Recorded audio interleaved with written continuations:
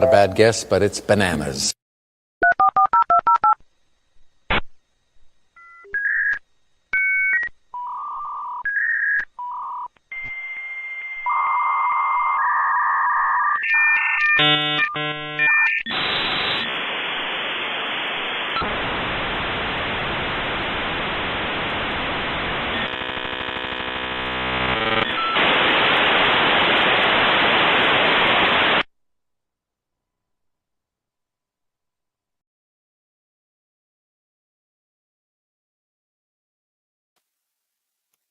Good afternoon, because it's actually afternoon now, and I've slept, I think, 2 hours or so. I'm a little tired, but welcome to episode 49, the Sunday Smorgasbord, which has a new delicious menu item added to it, thanks courtesy of Mr. James Robert Clark III. For those who are new to my channel and aren't familiar with my history of people threatening my job, it has tended not to go well for them. Just as a pro tip, it's ended badly for at least one person, I can tell you that much. Their military career ended, not because of anything I did, but because people were pissed off about what people did to me. And while I don't condone it, the sweet karma was very nice to witness. I'll just say that. We'll just say that. But for today, we have a few people and a few different topics to discuss. We'll start out with Mr. James Robert Clark III, because today he seems to be spurging out a little bit because we don't understand and pronounce words right. So we'll start out with him. I'll give you guys basically the same introduction to this gentleman as he's abbreviated and called JRC3 for simplicity's purposes. We will talk about some of his history, but mostly we're going to be talking about his recent, and I think approaching clinical levels of issue with a nurse that he has an obsession with. But we will be talking about this person and how he does not seem to understand how he has no chance of this actually being a relationship, and considering he has a previous issue with stalking someone for 7 years. And I will not lie, the funniest part of that whole situation was 7 years of messages to this bitch, and never once did she reply. And he calls her his former friend because, oh, she betrayed him by going on daywave radio and shit talking him and all this other stuff, and for obvious reasons. Also, she was underage, I think, at the time he started talking to her. She wasn't 18 yet, or at least when he started following her closely. So there's a little bit of an issue with that potentially. Anyway, so let's start with why I decided to comment on this. I think he's almost 40, 38, 40. So yeah, let's go ahead and pull up this intro. So here, while I'm pulling this up, I'll explain to you why I'm talking about the nurse. So I think it was like 6 months or 8 months ago. JRC goes to the hospital to have some testing done. He's having chest pain. So he's in the cardiac unit at the emergency room or whatever. They do testing. While there, he meets a nurse that is part of his treatment team. And apparently, because James doesn't understand what bedside manner means as far as hospitals and doctors go, they're normally nice to you because that's part of the job. Just like me being a therapist, I'm generally nice to people, even if I don't like them. Normally, I like most of my clients, but even if I don't, I'm still nice to them because it's what you're supposed to do.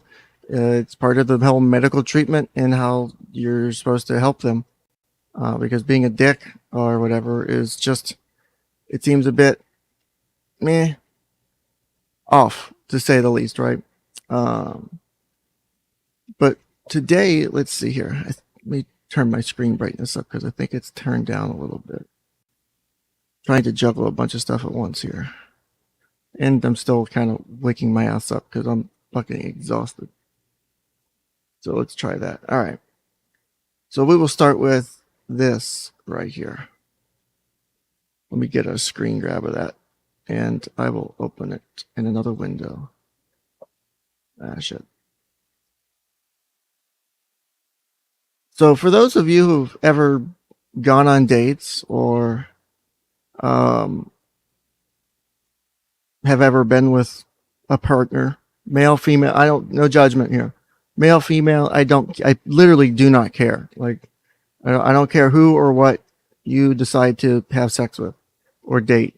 Like, that's not my place to judge. So, when I show you this here in a second, I think you'll see why I'm a little concerned. And I would hope that as an adult, that most people, when they decide to ask someone to an event, I think a red flag item for that event invitation would probably be one of these items, because it's now, again, not something I generally see people do as adults when they invite a male or female or someone in between to an event. Again, just not something you normally see. But so again, we go to the hospital, we see the nurse, you talk to her on and off for a few hours. As James says, he hits it off with this nurse. They really mesh and they get along really, really well. And you know, he thinks that she's interested in him. And he's definitely interested in her, right? So as a preview of just some of the stuff that we do, we talk about with this nurse here. Let me just get some more examples, because I don't want you guys to think I'm bullshitting you. And again, some of these screenshots I'm taking live. So like, we're doing it live. So I want you to tell me, and I'll probably put a poll up, whether this is being sweet and showing genuine love interest, or whether this seems a bit concerning, and whether or not you would run screaming because you're scared for your safety and you don't think you could be trusted around this person, because God knows what they might do to you, what they might put you in the bottom of a hole with a bucket and, you know, lotion and skin. It's stuff like, you never know, right? You gotta, it's 2022, current year. You gotta be cautious of shit like that, right? So let me get a couple more examples of this. So I think that's a different screenshot than the one I've already grabbed. So let me pull up some of these and show you guys what this person in question is doing. And you guys tell me if you think that this is someone who is trying to really hook up and really get a good relationship going with someone, and that it's a healthy interest, and maybe just a little socially awkward, and maybe we don't, because we've never dated, and we're literally a 40-year-old virgin, to his own admission, which is whatever. Some people just don't ever get to have sex at any point in their life. But at his own admission, he's a 40-year-old virgin, basically. And okay, I think we got a lot of these popping up now. We're also vegan too, which I personally think veganism is dumb, but that's my personal opinion. That could never survive on a non-meat diet. So I think I got a few of these pulled up now. Let me get some of these. Holy shit, there's more than I expected to take. Okay, that's good. So let's start here. So this is a perfect example of one of the, where'd it go? Nope, wrong one. Here we go. So let's look at this one right here.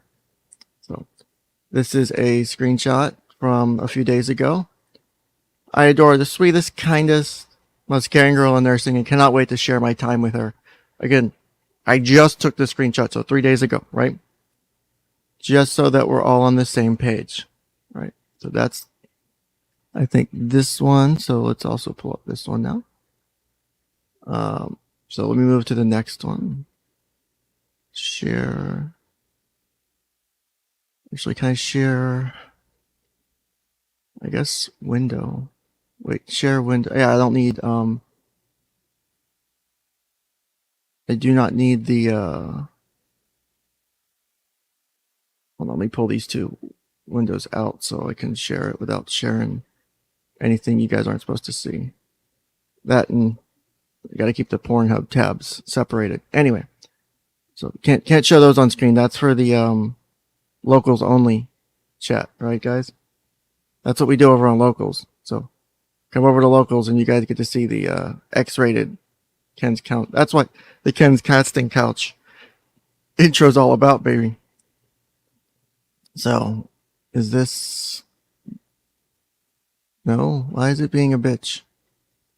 Anyway, let's just do this.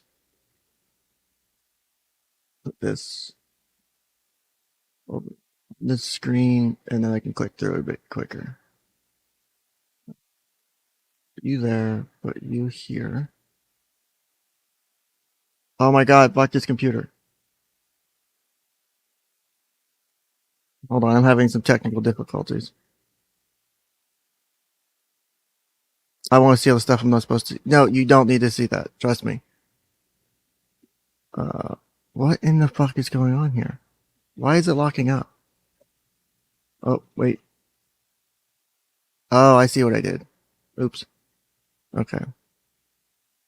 Let's try this. Okay. So share this window. And we will start with, all right, so we did that one.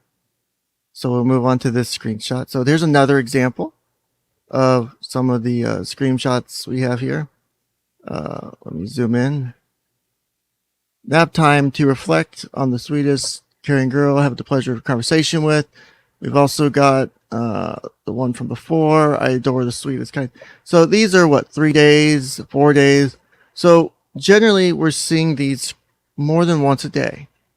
We're seeing these kind of messages, these professions of love and interest, and how much we care, and how awesome this cardiac nurse is, and how fucking sweet and kind and beautiful and intelligent she is, right? There's nothing sus about that, guys, right? Anything sus yet? I don't see anything sus yet. You tell me, guys. Anything sus yet? I don't think there's anything sus. All right, this is normal. This is normal, all right? Just to prove to you how normal it is, let's move on to the invitation. Okay, I find that creepy now. Whoa, you're just being a bigot, Seal Hunter. Say. So let's go ahead and look at this invitation to this fair. Yeah, it's a fair, right? So JRC, and my heart emojis. I feel like I'm talking to Ron Toye again. Heart emojis. Am I brave? Nah. I simply know that I shouldn't pass up a chance to spend time with the sweetest, cutest, nicest, and most caring girl in nursing and healthcare ever. Tons of hearts. I don't know all the emoji names because I'm not gay. Anyway, so let's make this happen. It's a nice public venue, and I'll reimburse you for the $20 plus. I'll get you some delicious fair food, and maybe a bunny or a guinea pig. LOL. Obviously, you can bring your dad or anyone else if you want, and I'll bring the stuff I already got you. Let me say that sentence one more time.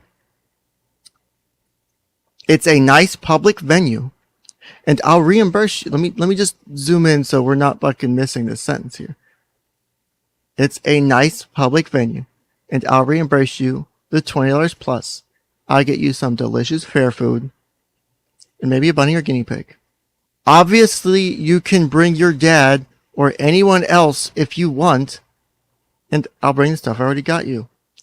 I don't remember the last time I asked my dad or my mom to come on a date with me, except when I was in middle school, because I was in middle school. So I'm just going to say, maybe it's a bit too, I mean, put ones in the chat if this seems like a sweet, caring gentleman who's really totes not giving off rapey vibes. This man is about 38 to 40 years old, if I'm remembering correctly. So press 1 in the chat if he's not giving off rapey vibes, if he's not giving off stalkery vibes. Press 2 in the chat if this is like totes stalker, creepy, rapey vibes. And, you know, let's not jump to conclusions. Let's see the rest of his fair invitation. So if you choose not to show up, it'll be no huge thing, because I was planning on going anyway. I enjoy seeing the animals and checking out the agricultural industry. Just keep following me for the exact time. And then he's talking about Hatman, if any of you watch Hatman, or Daywave, or Adonis Paul. They found this interesting man a while back and have been following him, to say the least, for a while now. And this man decided to threaten me for the second time, to threaten me in my license. The first time I let slide because it was whatever. I was talking about 𝗏𝗏 Barry. You guys know her from the re-education camp on HIPAA stream we did a couple months ago. That was Mary, the quote-unquote murderer, lyrical gangsta one. Yeah, that one. I had been giving, because believe it or not, a lot of these people, even though other people may quote-unquote appear to harass these people, I try not to. I try to be genuine and nice and offer real advice to some of these people and say, hey, you're doing kind of dumb shit. Here's how I can help, or here's how people can get you help, just like with Leticia, 11 Notes for TLC, and 𝗏𝗏, another. I spend quite a decent amount of time trying to help fucking people I don't know. Because one, it is actually sad sometimes looking at shit like this. Two, I'm generally a nice person, and I try to be genuine. And that's part of me being genuine, is just going, hey, don't be stupid. Don't do dumb shit that's going to get you in trouble. Like, stalk people, maybe. Allegedly. So, we've got the invitation to the fair and all that. So, this is where JRC decides to piss off Ken. Right? This is where the threat to my job comes at play. And so, okay. Game. I'm game. If you're game. Right? So he does a recent video talking about people, and talking about the nurse, and talking about how much he has his love affection for this chick. And honestly, I feel awful for this poor woman, because this is the second woman he's had an obsessive love interest with. Right? So if we zoom in, so as you can see, it was a video from yesterday. It was about 12 minutes long. So I decide to, in my benevolence here, leave a comment. And I think I'm being genuine here. I think multiple people said I was doing well. Let's see. 19 years in outpatient mental health shops is giving me some insight. Yeah, it's been interesting. He's done lots of videos about her. You should see the hundreds of videos about his ex-stalkery interest that he had for 7 years, and how he would, yeah, go watch. There's a Daywave playlist about JRC3. Adonis Paul has also done a small documentary on JRC3 so far. I'm sure more in the works, but there's one already. So it's Ken's counseling couch. Oh, look, the pictures. Look, if I scroll the screen up, look, I'm on the left here in the little box, and then I'm also on the right here in the comment section. Holy shit, it's actually me. As you could tell, it was 0 seconds ago. So I took the screenshot because I posted the bitch, because I knew someone might pussy out and delete my comment. And would you know, if I go to this video, and I go to where I left the comment, would you look at the fact that it's not fucking there if you go under incognito because someone bitched out because he cannot? Well, we'll get into that anyway. Before we talk about bitching out, let's go back. Let's go back. Anyway. All right. So I said James. So I've been looking at this from the perspective of a therapist, and there's a consistent theme I am seeing here that worries me about your behavior. You met this nurse once during an ER visit, and she was nice to you, / you had a good conversation with her for a few hours. And now for months, you've been showing a significant level of interest and focus on her, talking about her multiple times a day, as you could see from his community posts, he does that, and making more than one gesture for her to engage in some sort of in-person activity with you, be it a local fair with the one I just showed you guys. There was berry picking talked about during the summer, other stuff like that, right? If she was interested in you, wouldn't it make more sense to just get her phone number and contact her that way?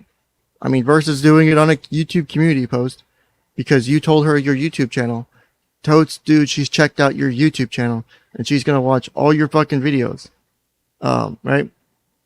So I figured, hey, wouldn't it make more sense to just get her phone number and contact her that way? She hasn't replied to you in months in any way at all. Is that not an indication she has no interest in you? Can you see how constantly talking about someone over and over again with them never making contact with you looks really worrisome to people? Almost like there's an unhealthy obsession with this young lady, and that it's possible your initial interest in her has evolved into something that would freak any woman out who cares about her safety, which could be one of the reasons she hasn't replied to you. Normally when I see clients with this level of intensity and focus about a person, thing, or activity, it's usually become a clinical issue. For an example, an addiction, delusion, self-destructive behavior, or maybe them even being on the edge of committing a crime, given how severe the focus on the person or the thing might be, because they're strongly feeding at their issues. I'd highly suggest a moment of self-reflection for you, and that you've been approaching this nurse, especially, let me restate that one. I'd highly suggest a moment of self-reflection for you, and the way you've been approaching this nurse, especially if you're wanting to earn her interest, that maybe the way you're going about this isn't the best way. And then disclaimer, this comment does not establish a client-therapist relationship, is not clinical advice or counseling, and does not reflect the views of any professional organization or company, right? So, I think that was pretty professionally done. I think I was respectful during said thing here. I don't think I was inappropriate or went too far, right? If you guys disagree, put it in the chat. So let me do this. So that was my comment to him. And so, do you think we get a reply? Does James reply to me? Well, obviously I spoiled that earlier. So yes, James does reply to me. And it is in the form of this. So this is my comment. Again, it was kind of long. Also, ignore the purple bars on the side. It's a thing I put on my phone so I can swipe and do extra commands and shit. It's purple so it sticks out because it's like the only color. Nothing is ever on my screen. So James Arbor Clark III says, if you harass me, I will have your license taken away. You have been warned. Uh-oh. Uh-oh. Oh. Uh-oh. No. My license. I'm not getting my license. License. And then I couldn't help myself on this one. And maybe this one was being a bit of a dick. But at this point, I kind of had not cared. Because I don't like it when people threaten my license. Considering I dealt with that shit last year. And I lost my job because of people fucking trying to lie about me. And so, needless to say, I don't take lies about my job and what I do very lightly. So,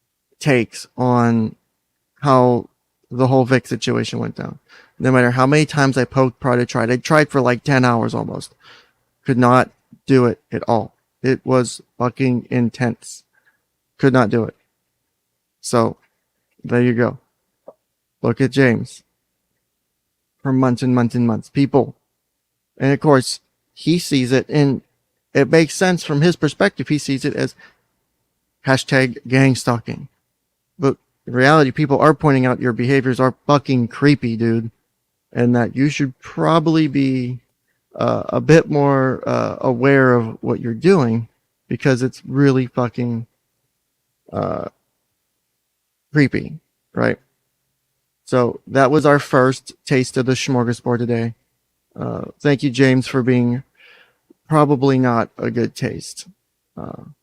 Also, real quick, I did say we were going to put a poll up because I want to be fair to James. We have about, a couple dozen people watching right now. So let's do a quick poll real quick. So, tell me how you feel about GRC3's invitation, date invitation, and constant community posts. I love it. I wish he would do that with me. Oh wait. I love that. I love it. 𝗓𝐕3, please message me. Dear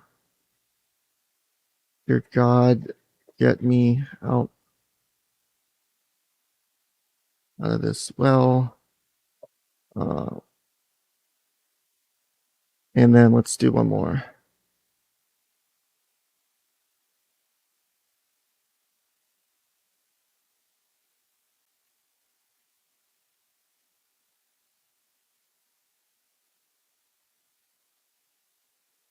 All right, so let's go ahead and ask the poll. Exactly, yeah, 2,000 viewers. So let's go ahead and say, tell me how you feel about 𝗓𝐕3's date invitation and constant community post. I love it. 𝗓𝐕3, please message me. Dear God, please get me out of this well. I'm 𝗏𝐽𝐶𝐬, the voices say I am. So let's give a fair and accurate assessment of James, if we can. I think it's only right to do so. I mean, I think we'll give you guys a minute to do that poll real quick. And we got how many? We got 9 votes now. While you guys do that, I'm going to get the next topic ready, because I totally come prepared for these streams and do my research ahead of time. And half the time, these are not put together last minute. And anyone who accuses me of such will be immediately banned from the chat. So, let's see.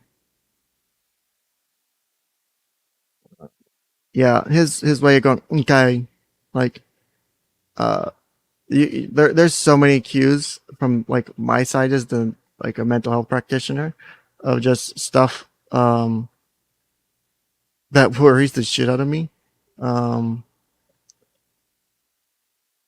Because I follow, God, I can't type today, but I follow his stuff a bit, and he is definitely showing signs of concern. Now, where is this lovely drawing, Leticia? So, first I'm going to show you the drawing, and then we will briefly review the drawing. So I need to get a good screenshot of this. High quality, because I could not get one on my phone that was really that well. And as you saw on the fucking thumbnail, I had to censor a good chunk of it, which I'm not going to for this part, because I only did that for the thumbnail because YouTube's shitty. So let's go ahead and grab this and get ready for it. So we will do this, and we'll watch 10 minutes of Leticia explaining her drawing, which, dear God, this is concerning as shit. And we will point out all the reasons why, and not only one, that this drawing is concerning, 2, how the state of Arkansas continues to fail people, because if you truly cannot inpatient someone involuntarily for their behaviors when they have a criminal charge, you put so many lives at risk. And I could rant on that shit for hours. Trust me, as someone who's had to go to a mental hospital twice in my life, or once for 2 days, I've had 2 suicide attempts. One was in the mental. I went to a mental hospital for. It is not fun being there, but I will say that as someone who's, not to sound conceited, a little bit higher functioning than most that would go there, obviously. I was in the military at the time. Got a master's degree and shit now, obviously, so it's not like I'm low functioning. But, as someone who's a bit higher functioning, being in a place like that, it's not fun. Yeah, the fact that you can ignore the ability to put someone in there and just wait until someone does something so fucked that it's really, oh my God, I can't even begin to fucking, let me just say that. Okay, perfect. we've got our first super chat of the day. While I was getting this pulled up, let me go ahead and show. If you like what you see here, if you like Ken's Counseling Couch, if you like the content, if you want to support me, I've been working a lot less because of family stuff going on, and there's been some family emergency stuff going on that we're working on getting a family member out of a bad situation, which has taken a lot of my focus. So I'm trying to help with that situation by streaming. I'm trying to stream a bit more. Again, at limited income because of what I do and because of how I'm paid, and some other stuff going on. If you want to help, if you like what you see, you can always drop the super chats. Love any amount you can give. I always appreciate it, just like the locals. I know I don't give my locals guys enough love. I'm going to try and do that. I'm going to try and do you guys better. It's just been dealing with this family situation. It's becoming a bit more urgent, and we're trying to get a house ready for a bunch of people to move in, and it's taking a lot more effort, especially with my physical disabilities. So if you want to help out just in general, if you like what I do, if you want to support this, I love doing these streams. One, they're a big stress relief for me. They're actually a coping mechanism for me. Helps me get my anger and frustrations out. Two, it also helps me help you guys and help people who like what I do. I know I've had multiple people message me and say, and this is not to, I'm not trying to be anyone's therapist, but people saying, hey, listening to you or talking to you or just being in chat made me feel more comfortable getting help or going to see someone or going to find someone, or I'm finally ready to be pointed in the right direction for help. All that's been doable because of this channel. As much as I did not like getting fired last year, trust me, I did not like getting fired last year. It's done a lot of good things. It put me in a position in my current job to thankfully save at least 1 to 2 lives. I can guarantee were a good thing. I have the evidence to back that up. As much stress as it's gone through with all of this, I'm happy that I'm here now. It's more than tripled my channel size. We're over quadrupled now, because I was around 400 at the time. Speaking of, we are currently at, where's my stupid subscriber numbers? I go to my studio. So real quick, so if I get to 2,000 subscribers by the end of August, I'll do a 12-hour stream. And if I get to 2,400 by the end of August, I'll do a 24-hour stream.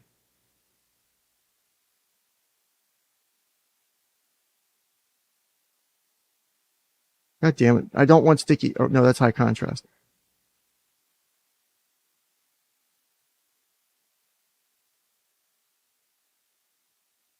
Get 10 to 400 subscribers. 31 just for a 24-hour stream. Let me just make that. So let me put that up so I don't forget. So if you guys get me to 2,000 subs by the end of the month, I'll do a 12-hour stream. And before anyone jokes and says most of my streams are 12 hours, that's not always the case. For 2,400 subs by the end of August, which is a big bar, I will, as much as my wife will fucking kill me, I will do a 24-hour stream for that, because it would be definitely earned. Let's see. But so that's a thing on the table right now if you guys want to try it. So let's move on to the next item here. Let's see, how do I do this? All right, next section. We will move into where'd it go? All right.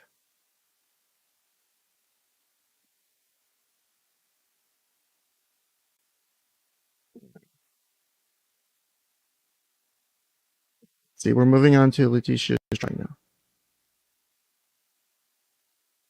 Let's see if this works, because I'm trying to do something that I've seen another YouTuber do, and I like the timestamps. I would like to start being able to make them happen while I'm live, because it's kind of easier to keep track than to try and go back and do it. Oh, come on. Seriously, guys, this is how much love YouTube gives me. I'm going to show you a behind the scenes real quick. So this is my tab right here.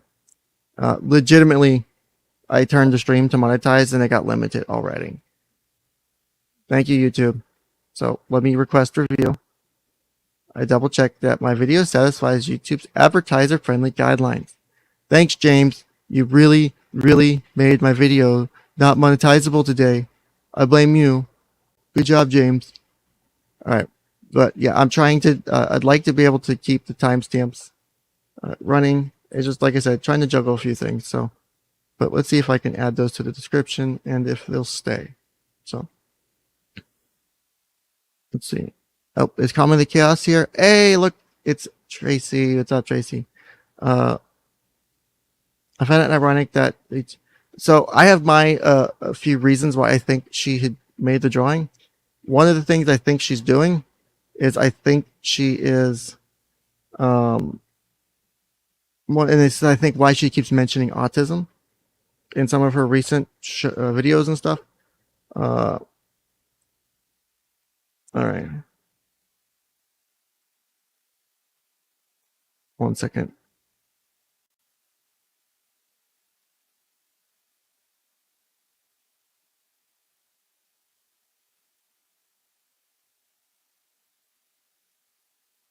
Hold on. Let's put this on the bottom of the screen here. As much as I hate doing this, I'm putting this up because I do know some people have issues with this, and it's one of the few times I will do it. Is trigger warning for people. There is about to be discussion of sexual abuse content because of Leticia's fucky drawing. All right, so let's pull this up and put this over here, and you zoom out a bit. All right, so I'm going to give my analysis of this real quick, and then we'll watch Leticia explain it. But as I was saying, as far as her doing what she's been doing, for example, claiming she has autism, I think she thinks she can use autism as a get out of jail free card. I think she thinks that if she claims she's autistic, if she claims that she has autism, if she has the autisms, that they can't put her in jail. Spoiler alert, that's not how it works. Plenty of people with autism in jail. Just saying. Oh, real quick before I forget, Tradeo for $2 says, "Oh, hi, Mark." Yeah, thank you, Tradeo, for the $2 super chat, and insert shill spit here. I did that already. Anyway, yes, the Chris Chan defense. No, the Chris Chan defense for me is I accidentally tripped and fell into my mom's. Yeah, and also hi, Mike. So, but Tradeo, please don't speak about my vibrator like that. Wow, that's mean. Anyway, I'm not even going to go there. So, warning. This is about to be nasty. So, I believe she's drawing this as a way to, because as I said in someone else's chat the day this came out, is if she truly is seeing this as she says she is, and this is how she sees the world, she does not need to be a free person. This is dangerous levels of delusions, and if this is what she's actually seeing, hallucinations, that would be really scary. So, again, warning, here we go. Pepsi Man for $2 says, Ian Brandon Anderson deserves a chair. I actually don't know who you're talking about. If you want to put in chat, though, who that is and why they deserve the chair, I'll be happy to explain. So, let's talk about Leticia's drawing, which I'm going to put up like this, right? So, in this drawing, actually, hold on. Let me do it this way. Can I F11 that? Yes, I can. And then can I, where's my PP? All right.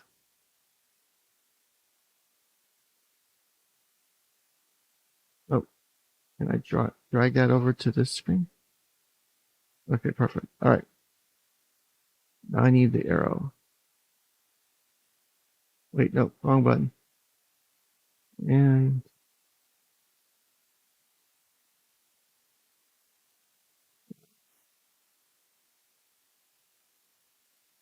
I think it's working now. I just want to change the color real quick to something a bit easier to see. Alphas. Let's go with this color. And make that line a bit bigger. Okay. Ken is the straight span YouTube. You can serve our attorney at P.O. Box 43 Spice. Yeah, definitely. All right.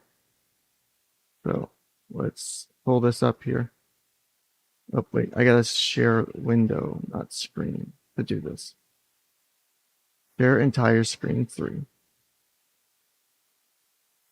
Right. So this should let me draw on top of it now.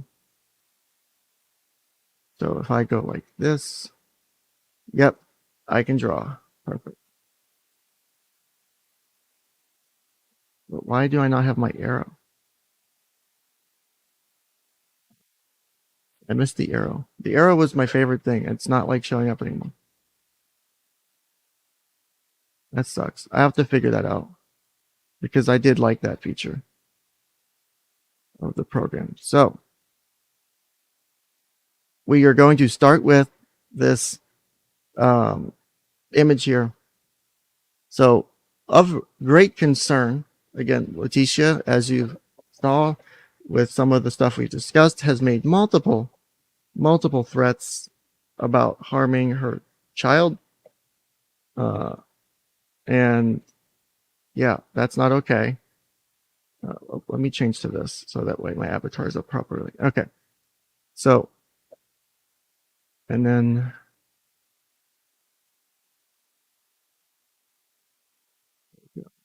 that's weird that the pen's not showing. Anyway, so one of the things that's really concerning to me is she's talking about killing her baby. And in this part right here, you can see where she legit has a baby that is on the ground here, right? Being drugged. It's wrapped around its neck, according to her, and it's being drugged by the umbilical cord, right? Bit concerning, to say the least, right?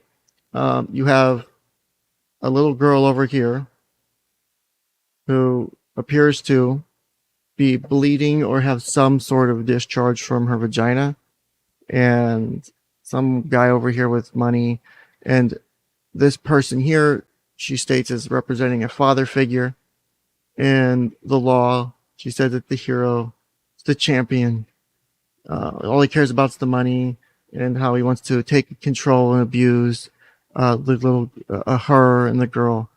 It's a pretty fucked up drawing, right? It's a bit insightful, right? This lady needs a lot of things, Mike. Padded room would probably be a nice start, in my opinion, right? Again, not that I like putting people in padded rooms. It's the last place I want to see people go, but dear God, she has some problems, right? So that is her explanation of what is, that's the image. I don't want to leave it up on screen too long.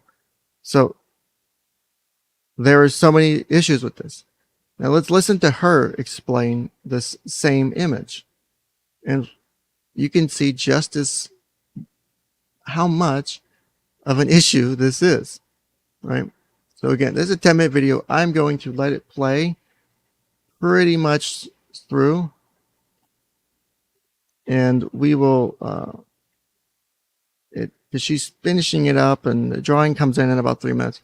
So this was done. This video was from, what day was this? What does it? August 12th. So this was 2 days ago. So we'll watch it from the beginning. It's only 10 minutes, and you guys will get to see some. Yeah, it's bad. Like, Leticia talks a lot about things, but I don't think. Also, there was a recent video where she talks about how she was supposed to meet with Dr. Carroll, and Dr. Carroll, she was supposed to do a phone conversation, or something, or either a phone conversation or meet him at his house. I think it was supposed to be phone. He asked to meet in the park, and I think he was going to probably discharge her from his care, and he wanted to do it in a public place and not like at his home because of all the issues he's had. But it's definitely an issue. It's definitely an issue that she is not being forthcoming with her therapist. Her issues are they run very deep, and God, there's just so many issues that I can tell you and explain with this situation. We could go on for hours, but I don't want that to. So let Leticia explain her drawing to you, and I'll tell you why, or I'll tell you my thoughts on whether or not I think this is a legitimate perception, or whether it's her trying to get an out with the court, because I have a feeling it might be more that one versus the other. So let's go ahead and put Leticia up, and she will explain to you how she was doing as of 2 days ago, and show you this drawing, and explain to you what the drawing means. And I have some doubts about some of the explanations, but it's her drawing, so let's see what she has to say. Today is still August 12th, 1 second. 2022. Leticia calling. That's really low. Why is that so low?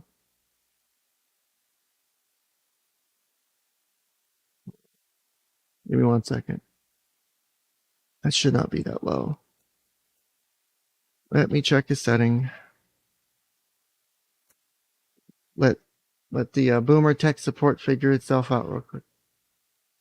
Playback. Hold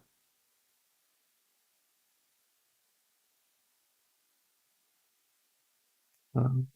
Go.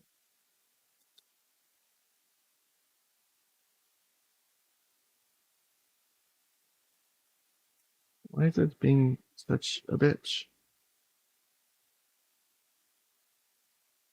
I guess it's just quiet. Yeah, hold on. While we have technical difficulties, I will go ahead and do this.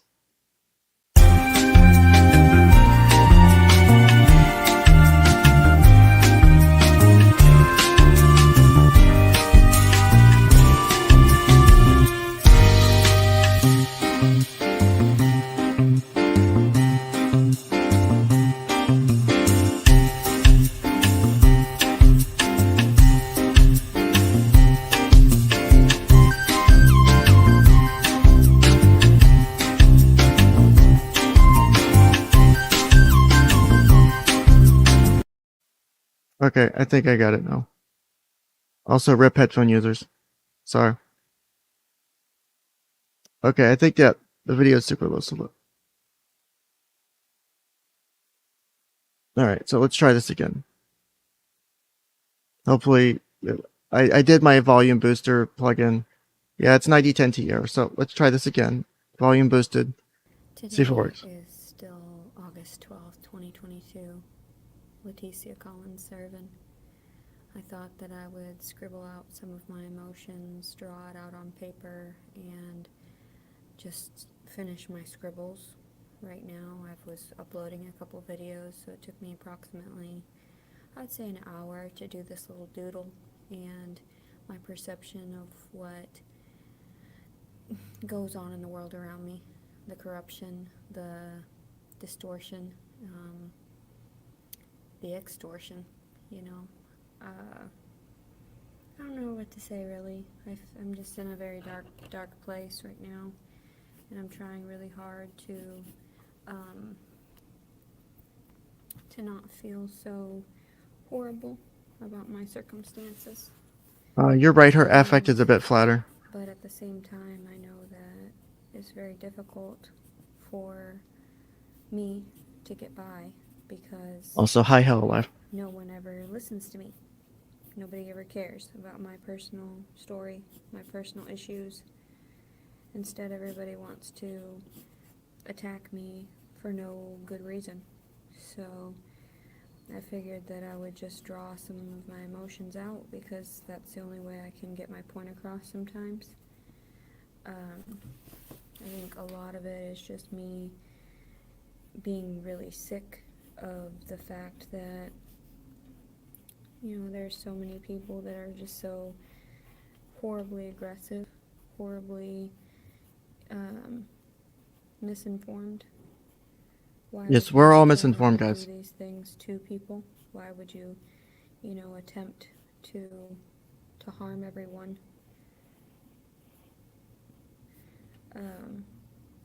But sometimes you'll never get the response that you are yearning for. And although I would have liked an apology prior to the pregnancy being over, I also realized that it doesn't really matter. It doesn't matter. Nothing matters, really. Nothing matters. Everything is just crazy and corrupt, and people get away with all kinds of nonsense. So, my little doodles, I know a lot of people wonder why I act the way I do, why I respond the way that I do, but I see all the things, the disaster around me, and I just want to try to convey it as best I can. And I guess I'll do the signing in front of you so you can see for just a moment what I see around me, She says she sees us around her.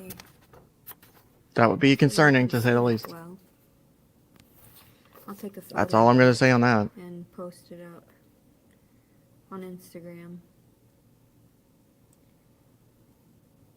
Yep. You see?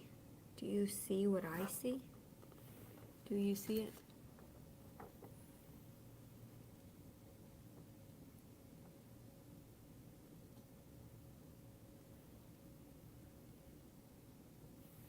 If you're truly seeing that, that's not okay. A little bit, so you can understand where I'm coming from.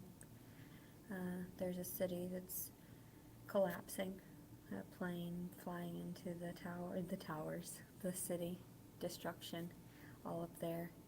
There's a woman, she's naked, her baby is dead, and it's hanging, the umbilical cord is like a noose around its neck, and she's just dragging it along. And there's a corpse right here who's hoarding his gold, and a little girl who's been violently raped and murdered. And then this little girl, that's her dad. That's her dad, her hero, her champion. And that's all the money in his hands, so he can buy her fancy ice cream. He's naked. The little girl, she was just going about her day. She had no idea it was coming. But yeah, there's all that. Then there's like the water where all the dead fish are coming up from the sea, the cattle that's dead, the horizon because the sun may never, it's setting right there. And it's just kind of like, it's what it's like. The end of life. Yep. There's also burning forest back here in this side. And I figured, why not? Why not? Why not have my insignia on this? Why not share it with the world? Why not take it with me so that people realize how I truly feel about what's going on around me? Tuck it in my laptop case so people understand, this is how it is. There's one tiny little house, too, on her way that she's trying to get to. She's trying to get to that house, but she can't seem to get to it. She won't ever get to it. She's gonna bleed out beforehand. So Pay attention to body language. That's such a huge key in. That's why I like doing therapy in person. Just pain and suffering, progressive pain and suffering. And, you know, this man, he's wearing a cape, and it's got, like, the depiction of the U.S. flag all over it, as well as a crown, and his handful of money, because he owns everything. That's just my perception of the world around. So she likes to, and I'll pause real quick, she likes to use the fallback of, that's my perception, it's my reality, and that is one of the ways she tries to justify her behaviors and her actions, right? Here's the thing. I get I would say is if she showed up to my door and I could get, and I had enough history and had enough information to know how severe she is. Oh, look, hey, Hatman's here. What's up, buddy? Let me give you the accolades you deserve, sir. Let me real quick. Yeah, there's plenty of blue people in the chat. I don't care. My channel. Hi, Hatman. She is, ooh, boy. But her using this, my reality, my perception, and God, I would kill to have an interview with her. As much as I don't think I'm equipped to handle the severity of her mental illness, I would not feel comfortable being her therapist. Not just for safety and concerns of false accusations, or shit like that. Because that's its own fucking issue. Because that would be one reason. I've actually refused to work with a client that was a teenager because of something they did that concerned the shit out of me. And I refused to meet with them in an area that didn't have cameras after that because of something they did. And yeah, because one, being a male therapist, you got to see why I add things more often than you do other people. And so even though I never had any one question, like, even though people would say, people didn't like that, people didn't like it, my job, don't like it, my job, that I stir things up a bit to try to do things right. So it's caused some backlash. So yeah, people have made accusations to the COO that I'm inappropriate. And guess what? They've all come back with nothing. Because she has to investigate. And they came back and, we don't think you're doing anything inappropriate. I don't have any concern about that. Every time. Like, because I'm not doing anything wrong. So yeah, that would be something where I don't want to deal with that, because one, she's the person who will go to your licensing board. She's absolutely the person. Two, this is severe mental illness that way beyond my skill set. And I would not feel comfortable. I would never feel comfortable. I would love the opportunity if I knew me talking with this person wouldn't cause harm. Like if I could interview her and I'd say, hey, Leticia, will you come on my show and interview with me? Non-clinical, just a discussion. Talk to me and give me your side. Let me put some questions on in your area, and let's see how you respond to them. And if she responds to them well, great. If not, okay. But definitely not clinical. If it was to go clinical, I don't think I would be able to do anything for her. Because one, the way I'm very generally forward and challenge my clients all the time. She does not like being challenged. She does not like being questioned. She is an absolutist on all of the things. If it is not her way, it's the highway. She's even starting to put Dr. Carroll to the highway because he's starting to digress a little bit with her takes. And Mike here presents a really good question. Do you think she's able to be fixed, or is she kind of a lost cause?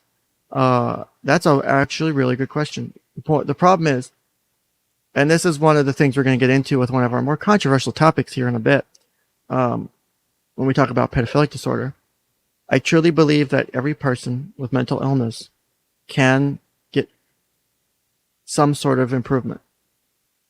The biggest issue when you're talking about treating someone with a mental illness, with a mental disorder, is It's not like I can, you know, bandage someone's leg and you'll put the splint and after 6 weeks and the shit heals, they'll walk better. Or they can start walking again after they broke their leg. You know, there is no way to do that. All of the treatment that you do with people, even taking pills, you know, which meds can be stupidly levels of helpful. Even taking pills requires that person's active participation because you have to take them on time, every day, twice a day, whatever your prescription is. You have to take them consistently over and over again. And if you don't, then the meds are definitely not going to help. And it's also important too because a lot of this stuff is behavior therapy, CBT, DBT, stuff like that. You got to be engaged in the process. The problem with Leticia, my observations at this point are, you know, again, one of the things as being an outside observer is I, as a therapist, would not have any of this information. I only have what comes into the counseling office with me. Unless I get this information because someone brings it to me with a concern or the client brings it to me, I can't go search YouTube. I can't find Leticia's channel thing. I can't just, even if she tells me, oh, I have a YouTube channel, go check it out. No. If I'm having her check it out, I want her to point me to specific videos because I do not want to start digging through a bunch of videos. And it also has the potential to be unfair to my other clients because now I'm spending time in my off time doing more work and research effectively by digging into her. Maybe different than, you know, looking up scholarly articles because this has the potential to, you know, get real intense real quick. And as you can see, people get really focused and invested on these kind of things. So is it fair to other clients? Is it the most ethical thing to do? I would think not. So I wouldn't have half of the info I have right now if she walked into my office because it's just, there's one, so much. Two, she would have to bring it to the table. I can't go look for it. I can't do it. So, also that's going to be, that's a good question. I'm going to bookmark that. Remind me about that when we get into the TikTok, Libs of TikTok therapist advocating for minor attractive person language stuff. We'll definitely talk about it because, I'm probably one of the more hot takes on it. So say the issue with people like Leticia is she has to want the help. Right now, she does not think she needs help. She thinks she's in the absolute right. This is her wanting to do what she wants. Just like when I first had, you know, real quick, I'll dive into this before we hit play. When I had my first suicide attempt and I spent 2 days in a mental hospital, I did not want to live. I was ready to check out. I was done. Did not want to live. Did not want to be around anymore. Fucking did not want to live. Did not find any reason to live. There was a lot of bad stuff going on in my life for me at that time. I had a lot of trouble with things going on, my identity, relationship stuff. Like it was just overall not good. And when I finally was able to not want to die, which was, you know, a big deal at the time because it took talking, and it actually was something that my treatment team thought I was faking because they thought I wanted to just get out of the building so I could, you know, go off and kill myself somewhere else. Because no one just changes on a whim like that they go from suicidal to wanting to live. I mean, in that case, for me, it was because I talked to one of the staff members there who was, I mean, effectively a nobody. Just one of the orderly people that helped out, that got you food and water and stuff. But just talking to him and him like, you know, you're a smart guy. Why are you here? You shouldn't be here. You should have shit to want to live for. And just talking with him got me to change my mind and go, hey, yeah, I think I can get better. And it was me wanting to get better and wanting to get help. That is how I was able to get help in the first place. And so without that, I don't get better, right? So Leticia has to want to get better. So,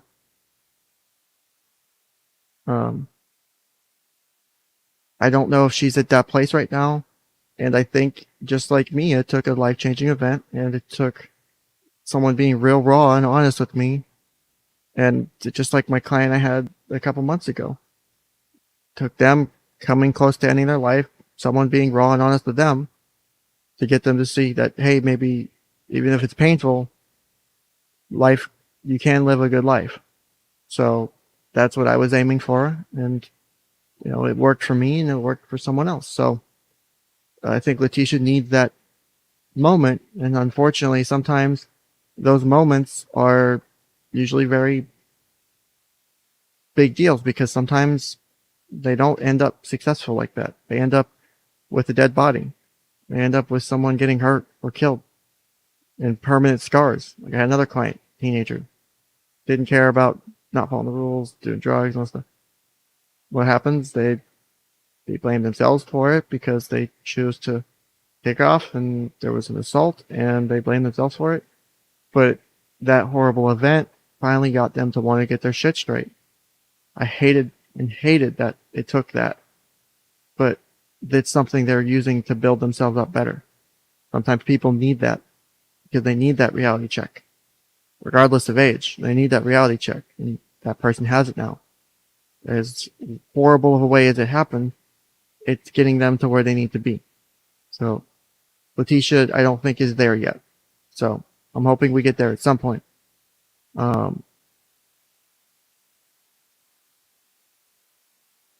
Mike, can you send me a link to about that stuff? Because if I can find it, I really want to research that and put that on today's stream. Because that shit's been pissing me off because I've been hearing it, but I haven't seen the sources on it. Because if surgeries are happening and they're under the SOC guideline ages, then I really want to put that on record and discuss it from the clinical perspective. As someone who works with trans kids, I've worked with trans kids. I've worked with trans kids more than once. So, but yeah, so let's go ahead and continue real quick. But Mike, yeah, if you can find that, that'd be fucking awesome. Let me bookmark that so I can also remember that in a bit. But let's let Tisha continue. Around me and my perception of how things have gone for me in my life. And I wish things were different, but they're not different. I'll just upload this video so you understand how I'm feeling today, how I'm handling things. I haven't showered yet. I haven't brushed my teeth in a day and a half. I'm going to go try to at least wash up. Hopefully nobody tries to snatch me up or do crazy shit to me. I just want to go and have some peace, be relaxed, and try not to think about what's to come, which is horrific birth, having to deal with that all alone, and all this nonsense of these crazy ignorant fools that keep trying to comment and manipulate my story in such a manner that it makes no sense, because the truth is the truth regardless, and that's why I call myself out on my flaws also, because I want to see it from a third perspective as well. Everything. I don't want to just see it from my side, my perspective. But yeah, I just did a scribble. Took me a moment. Yeah. Oh, also on his cape, that is sheriff's star. That's what that is. But yeah, that's, because he rules everything, right? Our dads, everybody who's privileged ahead of us, and of course, that's just my feelings. I'm not trying to say. Yeah, her mentioning just my feelings. I've seen and perceived everything, and that's how I get violated, and I just draw what I see. I just draw what happens. I just draw everything that hurts me. Today is August 12th, 2022. 𝗞𝗖𝗖 𝗦𝘂𝗫𝐿. I hope everybody's having a wonderful weekend, and I'm trying my best. I'm trying my best not to hurt, not to be in so much pain, and not to inflict pain by exposing the truth to people. I'm sorry, is this not rational to you? Is this not something that you see also? Is this not something I should be discussing? Does that hurt you? Is that why I get removed from being able to discuss the truth? That's disturbing. It's disturbing that I can't relay my freedom of speech like that, just freely. That makes everybody else look bad, doesn't it? It's not freedom of Yeah, speech I'm when pretty sure you it does. make false accusations, Leticia. So I'm gonna leave it at that. Hopefully this uploads quickly so I can get out of here soon. I hope everyone's having a wonderful start to their weekend. I'm very depressed. I want to go shower up. I want somewhere nice to stay. I want a lot of things, but I don't get a lot of things. I get a lot of this. So This is one of the things that Leticia does, and it's truly why I think not only does she have antisocial personality, I do think she would be a really difficult diagnosis to support, because you'd have to justify again, when you do a diagnosis, you have to justify like why they meet the criteria. Explain, like, when you're doing it, like why this person meets this, why this is there, and stuff like that. So if anyone ever questions it, you can go, oh, this is why. Because the way it works in the medical field is the way they taught me in EMS, and I've had people bitch at me because I'm very thorough when I write documentation, because I want everything to be there. If it's not on the paper, it never happened. If you didn't document it, it didn't happen. So that's why I say shit like that. The entitlement. Leticia feels as though she is, because she is a, quote, disabled citizen of the United States, that it is the government's job, it is other people's duty, effectively, to give her everything she needs. That even though this man, who she says is the father of the baby, who, quote unquote, raped her,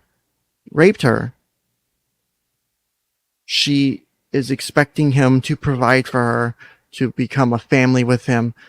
And that's why and the thing is people question me, and I've had a lot of people say, oh no, Ken, you're wrong, because she's clearly just lying. None of this is mental health issues. I'm like, no, there's a lot of mental health issues here. I'm not saying they're mental health issues to give her a pass. I'm saying they're mental health issues because it makes sense, because it fits. Because people have been saying, well, maybe, it's not that she has personality disorder, maybe she's just malingering. Okay, maybe that is the case, but can you justify that's the thing. I can justify my diagnosis, quote unquote, hypothetical diagnosis, right? I can back it up. I can pull up the DSM. I can give you all the things and explain exactly why my diagnosis is the way it is, why I've chosen the things I've chosen. It's not because I'm doing it for fun. It's because I'm doing it because it makes sense, because it's the right diagnosis, in my opinion. There are a lot of things at play. Identifying someone with, malingering is a bit harder. There are ways to do it. Hi, Squishy Hunter. Yeah, the lying is a symptom of something, just not what she thinks. Yeah, she's got, like I said, she's got issues. Last statement makes it sound like she's doing it for attention. I don't like saying that. Thing is, she reminds me of my aunt. My aunt was diagnosed with BPD, I believe, and refuses treatment. That's the thing, is people are very resistant to change. That's why I argue, if you truly believe in something, you should be able to argue the complete inverse of it. Like I said before, if you believe that racism is bad, and that's your true belief, you should be able to effectively present a very good argument for why racism should be a good thing, right? As stupid as it sounds, you learn more about your own argument in the process. I can argue against my own diagnosis here if I wanted to, and try and diagnose it as something else, and try and not diagnose it. But in the process of doing so, it shows how that argument is wrong and it's actually correct. So, let's finish up this last 10 seconds here. I hope everybody's doing well. I love you. Bye-bye. So for her, her intense desire to have everything provided for her, she refuses to work. When she was in the one mental hospital, when the social workers provided her a list of resources, of things to do, of places she could stay, she refused to call. She says they should call for me. Why should I call? They are the ones who should call, right? Because she plays this dual role of, one, I'm so disabled, I need all the things provided for me, but yet I'm so intelligent. And you got to remember, the way we see it is different than the person who has this delusion or this mental illness is seeing it. Her perceptions do matter. The way she sees things do matter. You know, the way she feels is a valid feeling, even if we disagree or we don't like it. If she truly believes this, then it's no different than how you or I truly believe X or Y in our daily lives, or truly believe that this is bad, or that these things hurt, or that we've had these bad things happen to us. You can't forget that when you think about it, because it's not fair to me. I think it's not fair to be able to make those assessments without factoring in some of the other stuff, right? There are complex things at work here. Yeah, she crumpled up a place and threw it. Yeah, left a drawing of the Nick. So yeah, she's left drawings before. Yeah, even if she's lying and faking it, that's an illness in itself. Absolutely, yes. All right. So that was Leticia's drawing. My general assessment of the drawing at this point is I basically have two takes on it. One, if she truly is seeing and feeling that, I have no doubt that the baby is at risk if she were to give birth outside a hospital. No doubt whatsoever. Absolutely at risk. Scared, honestly scared. All right.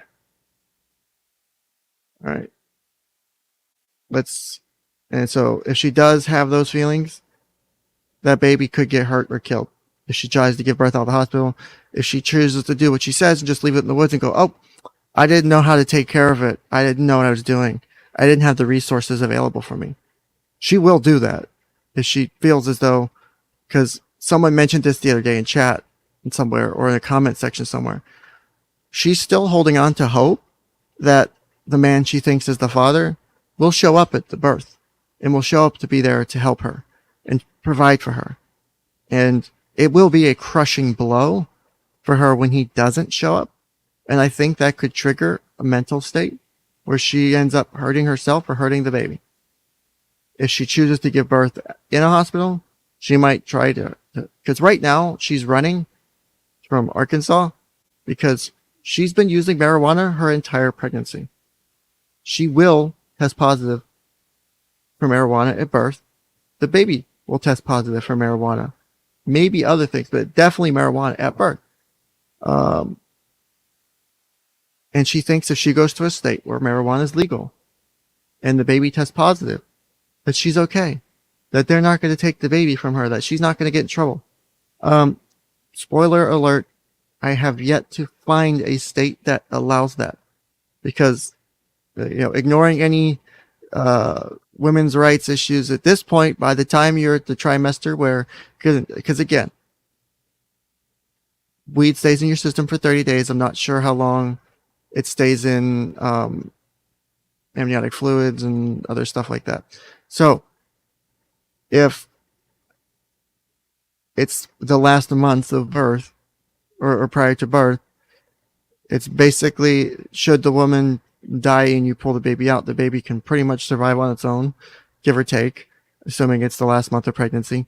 You've exposed the baby to marijuana, a substance, a separate human being. It is effectively a child the moment it comes out. You've exposed the baby to an illicit substance. Even though it's legal for you as an adult to use, it's not legal for a child to use. I cannot find, or I'm not aware of, a state that allows mothers to test positive with marijuana, even though their state allows it legally. right? Now, if there is, marijuana use during pregnancy, I'm pretty sure involves low birth weight. It's pretty common. See, I think let me pull up the side effects. I think it's low birth weight. There's risk for stillbirth. There's what else is here? Here we go. I've got it here. I'll pull it up real quick. We'll share this real quick. And I'm putting up a poll so you guys can decide what we do for our next topic. So let's pull this up real quick. So, health effects of marijuana during pregnancy. No amount of marijuana has been proven safe to use during pregnancy or while breastfeeding. In 2018, the American Academy of Pediatrics released its first official guidelines advising women who are pregnant or nursing to avoid marijuana use because it isn't safe for them or their children. Whether smoked, eaten in foods as edibles, vaped, marijuana is stronger than ever before, which makes use during pregnancy especially risky for developing baby's health. Marijuana contains nearly 500 chemicals, including the mind-altering compound tetrahydrocannabinol, THC. These chemicals can pass through a woman's placenta and to her baby during pregnancy. Studies show that marijuana use during pregnancy may be harmful to a baby's health and cause a variety of problems, including fetal growth restrictions when a baby doesn't gain the appropriate amount of weight before birth, a greater risk of stillbirth, preterm birth, being born before 37 weeks of gestation, low birth weight, and long-term brain development issues affecting memory, learning, and behavior. And then you also have marijuana in breast milk, which I think Leticia talks about how when she had her first child, she used to breastfeed a lot. So she chooses to, if she somehow keeps the baby and continues to smoke while she is breastfeeding, she will continue to expose the child to THC. Again, I'm hoping, I'm not usually one that likes to hope people don't get to keep their kids. I'm hoping she does not leave the hospital with that child because this is so much. Let's see. Oh, yeah. Oops. Sorry about that if you misunderstood. Let's see. It's stored in the fat cell. That's all I know. Okay. So yeah. Let's see. I'm just trying to read the comments real quick. I knew someone when I was in one of the volunteer fire departments I had that she used to come and help out with the women's auxiliary, and she smoked cigarettes a lot during her pregnancy, and it always bothered me personally. But yeah, you're talking about introducing, because I mean, you do have a bunch of things, like even women who have like bipolar disorder, who get pregnant, they have to deal with the meds, because some meds are risks for the baby. Yeah, she had a baby about 8 years ago. She has a girl that's I think 8 years old now, 8 or 9. With another gentleman she was married to for a while. They divorced. She had a no contact order with the dad and his new wife. She could have seen the other kids, or she could have seen the other kid, her first kid, had she just done what the court said she needed to do. She had done things like light her daughter's crib on fire because she was depressed, I think she says.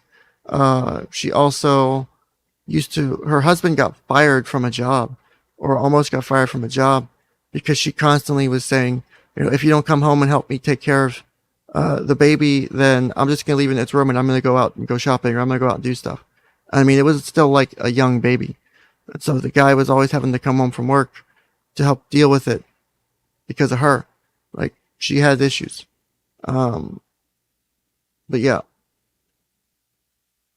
there's a lot of things there's a lot of history for Leticia. I think she's she's turning not 10, I think, this year. So she's 9. So yeah. But yeah, if she's using marijuana, I don't think that she leaves the hospital with the baby. I don't know. I have yet to deal with a situation like that personally. But let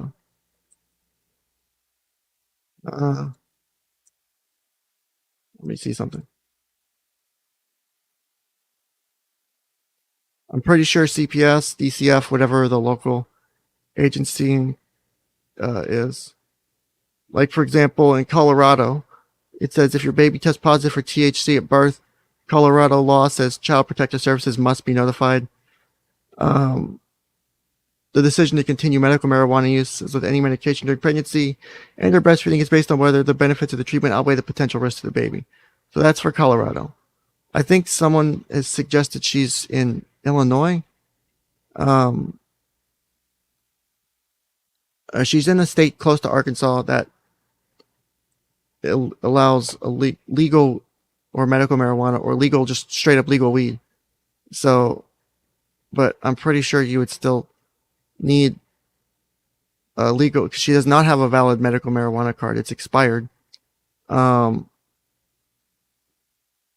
her current in Arkansas. So I think she's trying to get around it, assuming she can go to another state that allows it and just get away with it.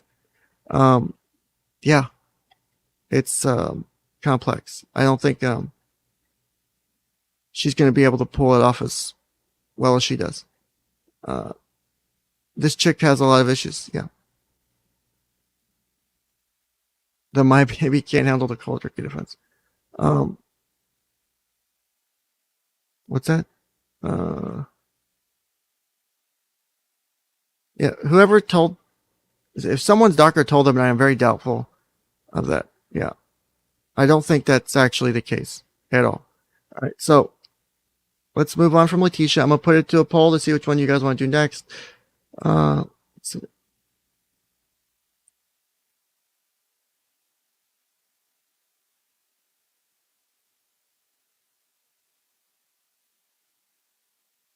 See, there's that one.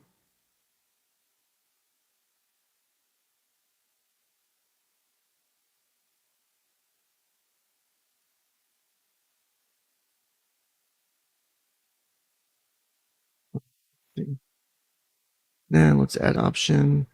And then let's see if I can do some.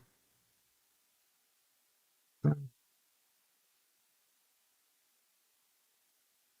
see, Boston.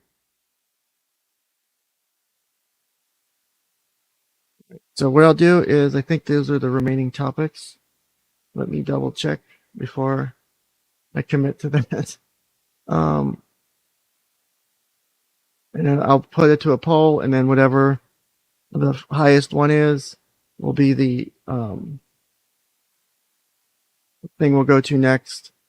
And then we'll go to the second highest one after that. And then we'll go from there. And then at some point, I'm going to clue you guys in and give you guys a taste of the episode 50.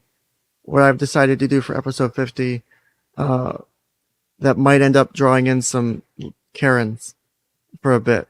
So we'll see what happens, because that might be fun. I've been wanting to do it for a while, and I'm at my fuck it all point, and I think it'll be fun to do, because I really have been pissed off by some things recently, and so we'll see. Because that's my general intention for right now, is to do that for my next stream for episode 50. So you guys will get the preview of that today at some point. So let's go ahead and put this to a poll. So Mike says, wouldn't fetal weed fall under child abuse like fetal alcohol and crack baby addiction? I would think. Again, depends on the state and their protocols for handling substance use during pregnancy. So, all right, we've got 2 votes on the poll so far. We'll wait till we get a little bit over half, 3/4 of the viewers. While you guys do that, I do need to get the vids and stuff ready. So where'd it go? To that. Let me pull these up. Copy link.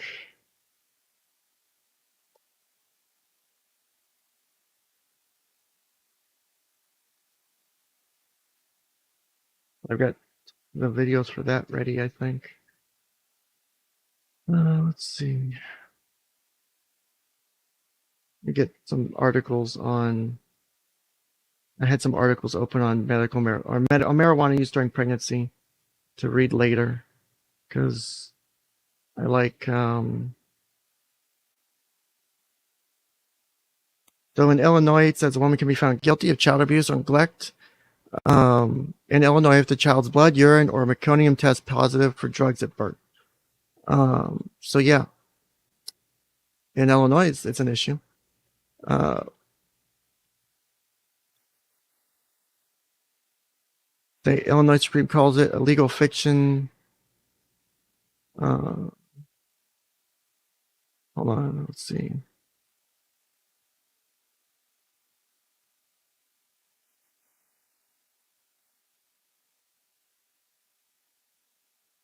So that's interesting. I will bookmark this for a later date because that seems interesting.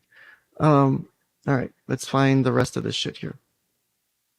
Trying to close a bunch of these tabs I do not need at the moment.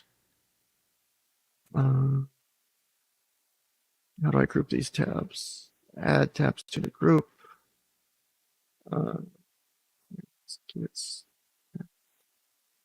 Then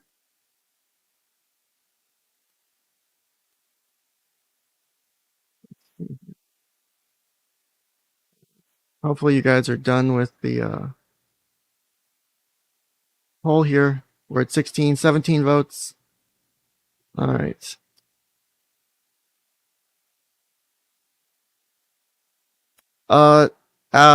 Tim, you are wrong on your hot take. Yes, I still have some hot takes, but we'll see.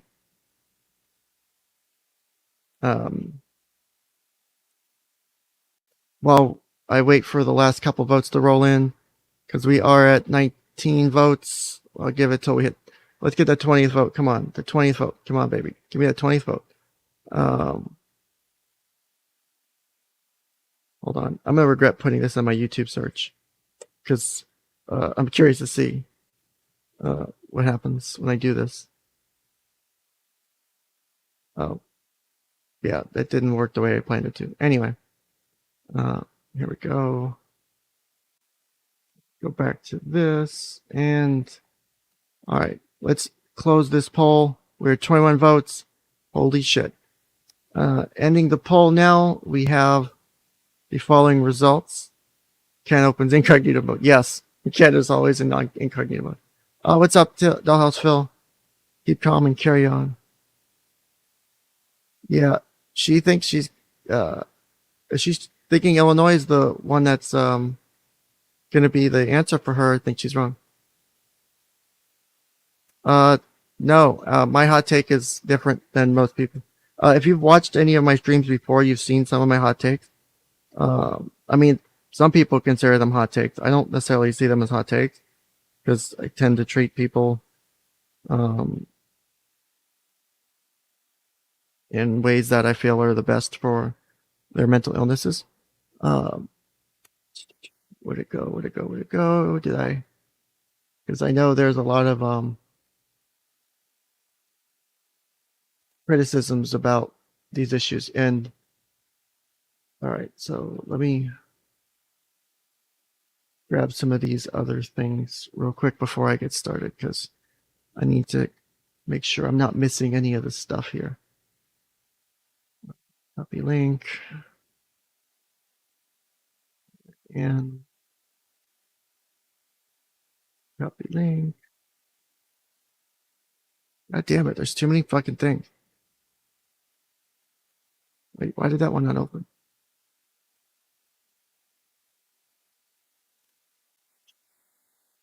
Copy link.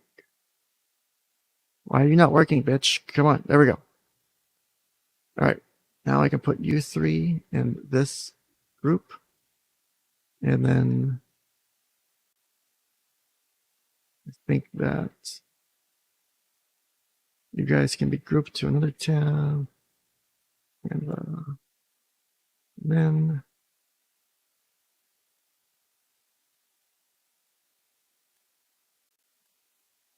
just trying to make sure everything's organized. All right. So I think I have everything sort of organized. Don't at me if I'm wrong on that. We'll see. Quick. All right. I think I've got everything.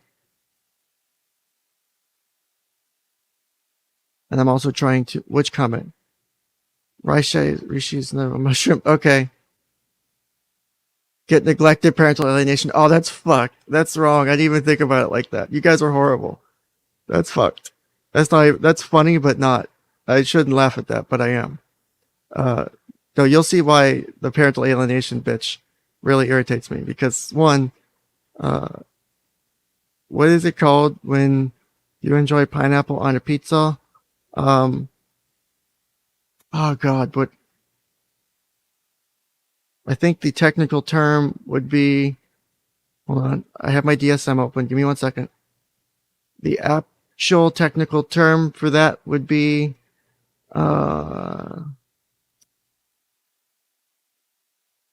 probably unspecified neurodevelopmental disorder. So there you go. That would be my best guess. All right. So the poll wins with the map video coming up next. So I've got 2 links to the video. I think these are the 2 that are the correct videos. One is a longer version or includes more context according to people criticizing it. So we'll see. Copy video address. All right. So, damn it.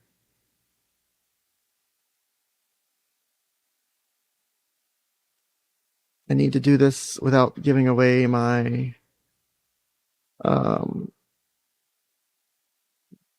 Twitter account. Let me pull this over here. Full screen it. All right. All right. So let's do this map videos real quick.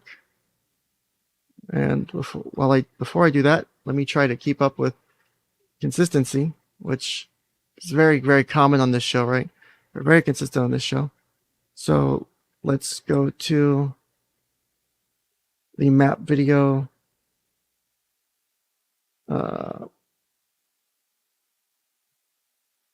Therapists. Maps video. Try to add that to the description here.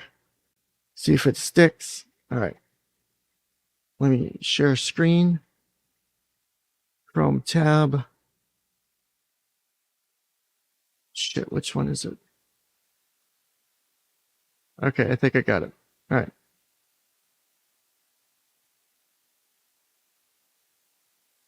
All right, I think we got it. We can take that off the screen now.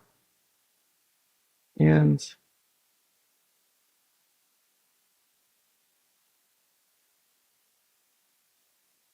let's do this now. Oh, let me put my stupid scroll at the bottom. Hold on. Because if I don't, someone's gonna let's see. While we're doing this, let's go ahead and what the fuck is it? God damn it, why did I not have any of my fucking templates in order? Why are you guys fucking with my templates? This is bullshit. Let's see here. Oh well, whatever. I don't care. All right, let's do this. All right. So, this is our therapist from, I think, Erie, Pennsylvania. It's the topic of discussion for the day. And her use of the term maps. For those who are not familiar with the term, I will describe it to you real quick. Okay, I will put it in a little banner so you guys have. So map is equal to minor attracted person.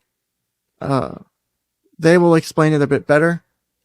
I will explain my thoughts and views on this here shortly. He's a hard-looking man.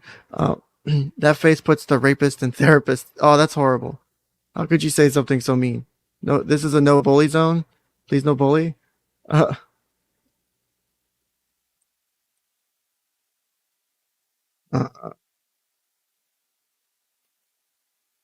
me find it. Here we go. Trying to find something real quick. Okay.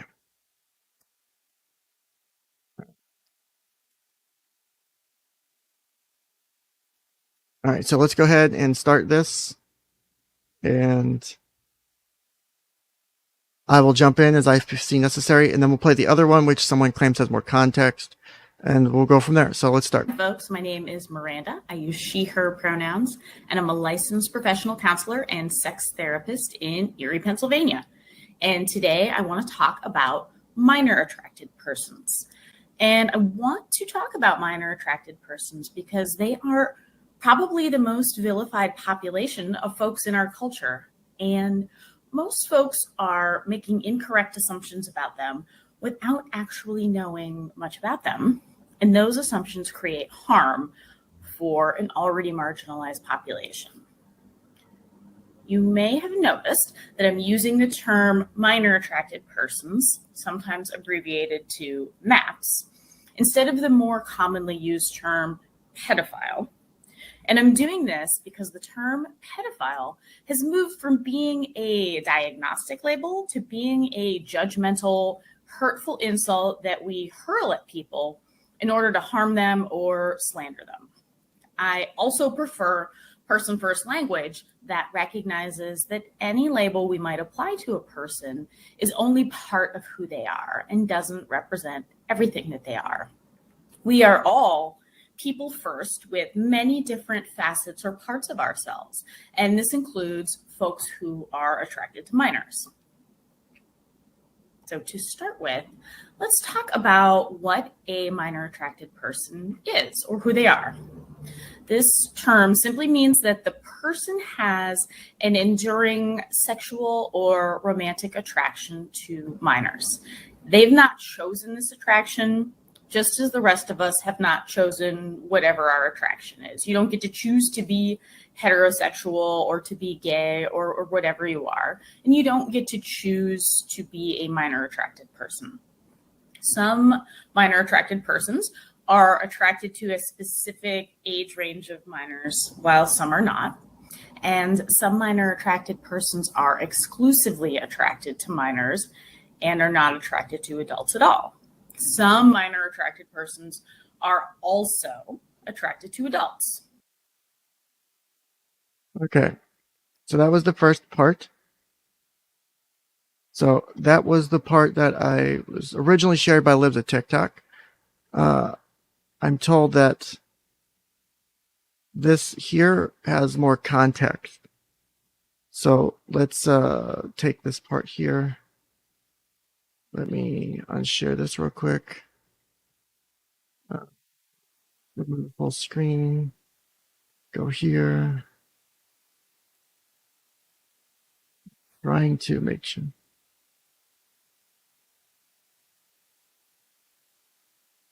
So I think this part here, I think, was missing, and I think it makes, I think it makes an important distinction that does matter for the purposes of the discussion and for the purposes of the topic at hand, because it's not, I think it's not fair to, hold on, God damn it, trying to juggle a few things.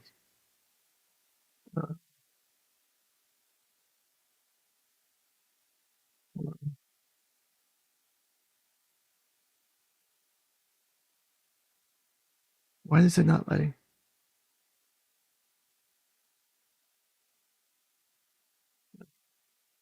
All right, I was trying to increase the volume before we started on this next one. All right, because it was a little low. All right. So here we go. Oh, shit. Oh, thank God.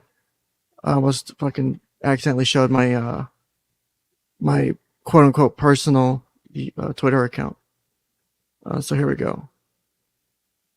All right, so here we go. This is the context video that people say is missing from the other video. I want to be clear that attraction does not equal action. Just because a person is attracted to minors does not mean that they have acted on that attraction or will ever act on that attraction. Just like all the rest of us, acting on an attraction is a choice that we make. Many minor attracted persons have never acted on their attraction and are committed to never acting on their attraction. Most individuals who sexually victimize children are not minor attracted persons. Some of them are. So I get shit on for this all the time. That is a true statement. And Tracy can probably back me up on this. Most sexual offenses against children are not done by someone who would be classified as a pedophile or with pedophilic disorder. That's the absolute truth. One of my stalker people that likes to show up in Nick's chat and in my chat occasionally, Michael Palmer, does not understand that concept.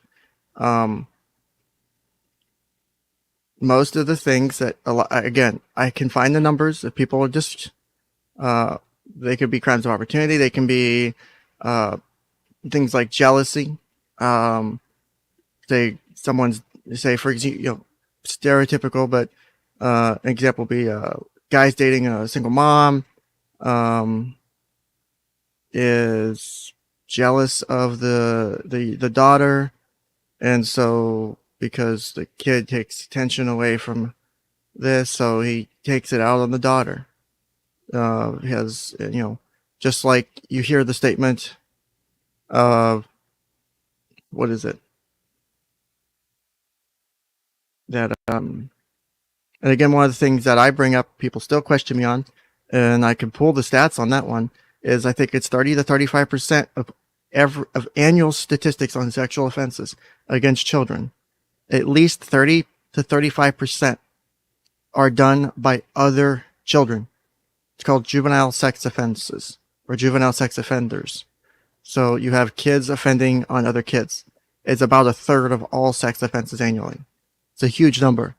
So here's the thing is, it's not pedophilia. That's the thing, is it's absolutely not pedophilia. Because pedophilia itself is the attraction to children. So here, I will pull here to show what I'm talking about. Let me pull up DSM here, because I've done this before. I've got some new people. I'm gonna pull it up so people don't think I'm just pulling stuff out of my ass here. All right, so sexual dysfunction. Nope, that dysfunction's not. Where's it at? Paraphilic disorders. Here we go. Pedophilic disorder.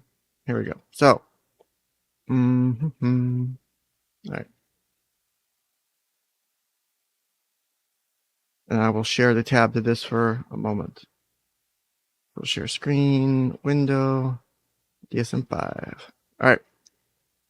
Again, for those who are new, this is, I've gone over this before, so if the oldies bear with me while I go through this. I want everyone to be on the same page.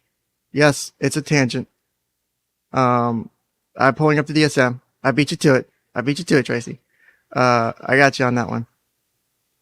So here we go. So the diagnostic criteria under the DSM-5 for pedophilic disorder is over a period of at least 6 months, recurrent, intense, sexually arousing fantasies, sexual urges, or behaviors involving sexual activity with a prepubescent child or children, generally ages 13 years or younger, right? So you're going to need all these criteria to be present to diagnose this, right? The individual has acted on these sexual urges, and then here's the key word. Hold on. What the fuck is it not letting me choose the color? Or, that's your keyword, or the sexual urges or fantasies cause marked distress or interpersonal difficulties, right? What that means, and so this is why I was wanting to highlight different colors, is so these two are distinct issues, right? Both of them are not required. So you have part A here of, so criterion B, you have this first part here, and then you have, let's choose blue for this part. You have this part here, right? It could be one or the other. It doesn't have to be both. In fact, it is interesting to read the wording, because for this diagnosis, for part B, for criterion B, the individual has acted on these urges. So if they have acted, you can do the diagnosis. Or the sexual urges or fantasies cause marked distress or interpersonal difficulty. So you would not necessarily have the diagnosis if you've never acted out on them, you have the fantasies or urges, but they don't cause any interpersonal difficulty or distress. Now, generally, people are going to have distress with that because of the social consequences that come with it. So hence, you're going to have people probably having, because the marked distress or interpersonal difficulty is generally a thing you see in every diagnosis. So, but for that part of it, if you're having the urges or fantasies and they're causing distress or interpersonal difficulty, then you have met the criterion B for the diagnosis. And then you have, continuing on, you have criterion C. The individual is at least 16 years of age and at least 5 years older than the child or children in criterion A, right? So if a 16-year-old is fantasizing about a 13-year-old, that's okay. If a 16-year-old is fantasizing about a 7-year-old, not so much, right? Then they would meet the criteria for pedophilic disorder. So a 16-year-old fantasizing about a 12-year-old. Yeah. Again, the age range and also developmental level too, right? And then it says right here, do not include an individual in late adolescence involved in an ongoing sexual relationship with a 12 or 13-year-old. This is to preclude people from getting diagnosed with it because you have a 16-year-old who's been dating a 13-year-old and they have a sexual relationship or something like that. Again, is it right? Yeah, but it's not pedophilic disorder. That's the key thing here. So, and then you also have the specifiers, which is an important part of diagnostics, right? So for pedophilic disorder, you have three specifiers, right? You have the specifier of exclusive type, which is attracted only to children, or non-exclusive type, which means you are attracted to adults and children. So that's what the therapist in this video is saying is they're not only attracted to children. You can be attracted to adults and children, right? Or just attracted to children. It depends. There's a lot of things that go into it, right? And then you have the specifier of sexually attracted to males, sexually attracted to females, or sexually attracted to both. So you can be attracted to one gender, the other gender, or both, or something in between, right? And then you have the specifier of if it's limited to incest, right? So if we go down to, where's it at here? For the incest, so it would be the issue was only persists if it's about, the attraction only is about to daughters or sons or nieces, to family members, right? So if it doesn't exist outside of that, then you could specify it as limited to incest, right?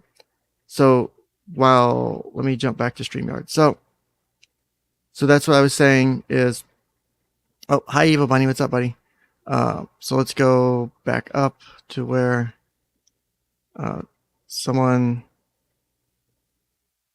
where the taking care of business go.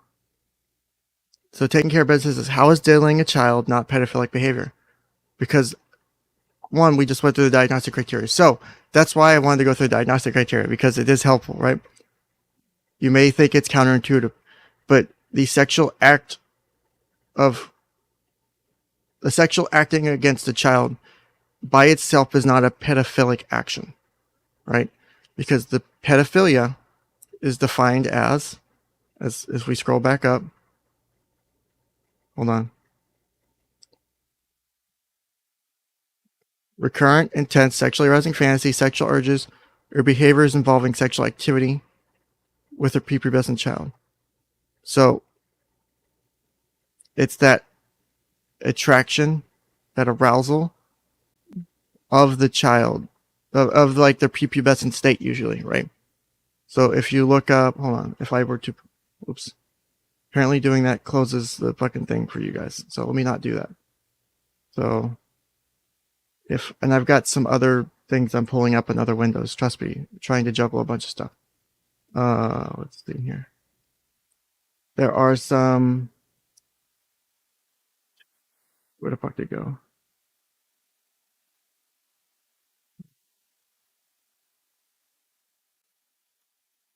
One second.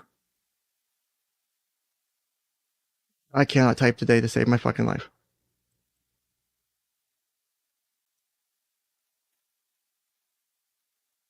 it's not necessarily pedophilia, because the person could be doing it for a myriad of reasons, in that they do not have an actual sexual attraction towards the youth, towards children at all. Like I said, it could be done as an act of jealousy. It could be done for a bunch of different reasons, right? None of them are necessarily that sexual attraction, that sexual interest in children. That's the key part that is important for that diagnosis. So power dynamics is one of them. Someone settles in a comment. Let's see. And I know that I'm trying to make sure,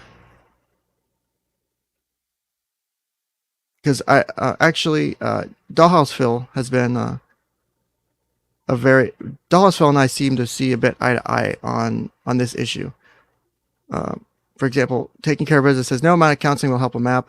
What they need is to be thrown in prison for life, and whatever happens afterwards, thereafter happens. So, to me, that's an issue. I don't think you can do that. I don't think it's fair. And now this video has gone from yellow to red in the dashboard. Yeah, no kidding, right? Let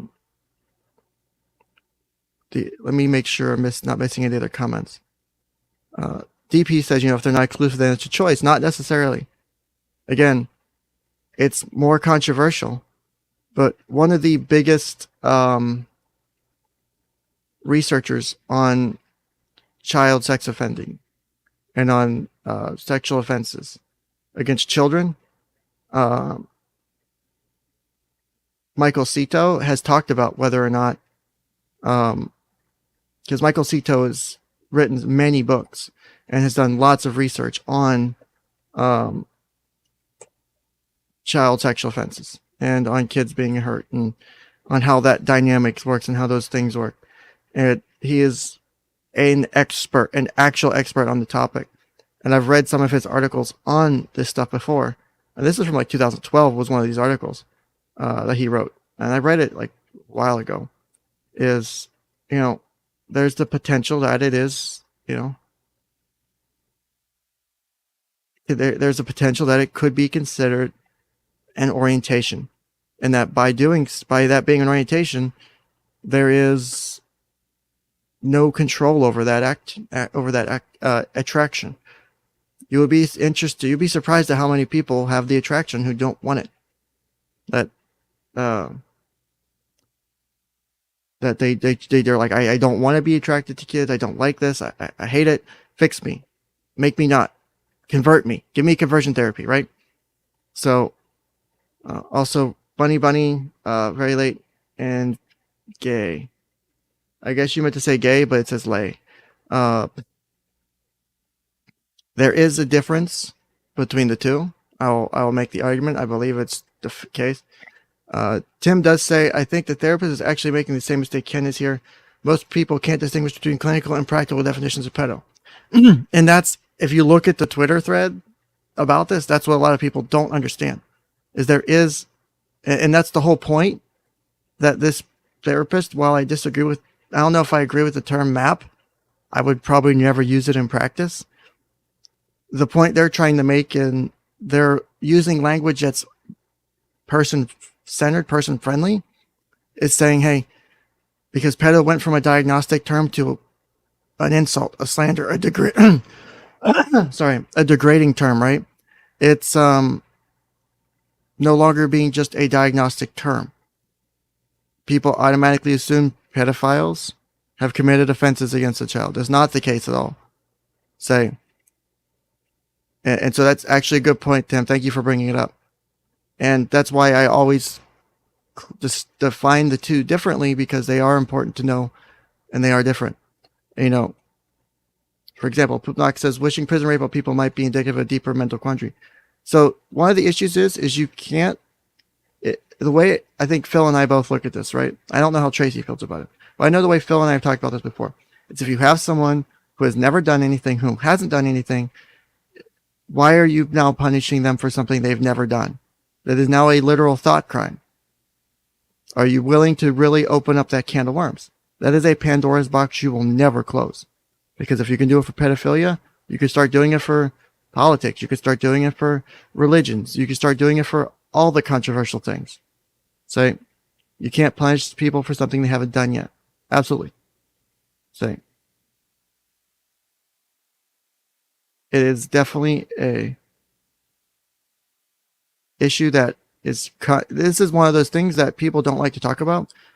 And honestly, I don't really like to talk about. I have received some constructive criticism that yes, I do talk about this, but my goal is, in general, when I talk about anything in relating to mental health, is I want to help improve the lives of the most amount of people as possible. I think if we could get past some of these issues as a society and then how we treat people, you could reduce the number of people who are hurt and offended against because we get them access to care. That's the way I look at it. So yeah, do I talk about it? Yeah. Do I agree with it? No. Do I think people should be doing this stuff to kids? No, absolutely not. It's not okay. It's not okay at all.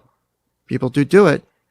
Some people have and they can do it and then want to change and then do change. Some people do. Some people don't. There's people who don't want to do it, who effectively can't get access to care because of the stigma, because some of the way mandatory reporting is set up. Some therapists have reported people who are just saying, I have the attraction and I want help. I haven't done anything. I don't want to do anything, but they'll still report them to CPS and upturn their lives. And so if you can't get access to help and there's stigmas there, what's the point of not doing it if trying to get help is worse than just doing something wrong and trying to keep it hidden, right? Granny Goose says pedophilia is not criminal. Acting on it with a child is.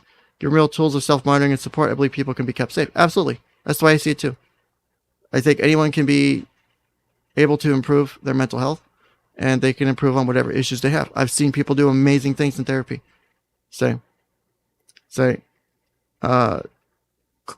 Clinical and practical attraction is not equal to action, kind of like thoughts are thoughts. They're not facts. Anyway, that's how I see it as a therapist. I agree with you, Tracy. That's how I see it too. Yeah, remember, not everyone who fits the criteria has or will act. That's true as well. Let's see. If you're attracted to adults too, then choose adults. It's not necessarily about choosing. Remember, if you have both attractions, that means you're going to have the attractions, you're going to have the thoughts and fantasies. And that's the thing, is it's not like you're just like, I don't choose to be gay or I don't choose to be straight. Like, it's not necessarily something you have control over. That's why one of the controversial topics about deciding whether or not it's an orientation is people are arguing that if you decide it's an orientation, now you have to include it as something that requires legal protection. People should be able to do it. No. Calling it an orientation is more of a clinical feature and saying, hey, this is something that people don't have control over. And that, so if, yeah, Creepy Crawly, you literally was scrolling down when I saw it. The issue is if it's considered an orientation, then they receive legal protections under Title IX. It could be an issue. I think it depends on how it's done. Taking Care of Business says many criminal behaviors can be corrected, but pedophilia is not one of them. Once they start thinking that way, it's just a matter of time. That's not necessarily the case. There are people who've gone decades with the thoughts and never done anything. One of the things Phil and I have talked about is coming up with better ways to treat that. So, if you give, let's see here. So, let's see. I'm just trying to. Pepsi Man says, don't give them the opportunity. DP says, do you believe that unwanted attraction has roots in emotional trauma at the age that they are attracted to? I think it can. I think that if you have been abused, there is a correlation. It's not a causation, but there is correlation showing that people who have abused children, who have sexually abused children, there's a high likelihood that they have been abused as a child themselves. That does not mean if you have been abused that you are going to offend. There's tons and tons and tons and tons and tons of people who've been sexually abused as a child who never hurt or offend or have any kind of attraction or interest like that. Or not even, again, because again, you can offend against a child, not have the interest or attraction. You could still do it. So here's the thing is, Anthropolis says, I don't disagree, Pepsi. I think there should be mandatory monitoring. So at what point does seeking treatment become a punishment, though? Right? So Phil says, I find that map pedophile are the same thing. We must not rename things to make the syndrome seem less than what it is. I think that's a good take. Say, also worth noting that the clinical definitions are for the purposes of treatment. Legal definitions are punitive, restorative, exemplary purposes. Good.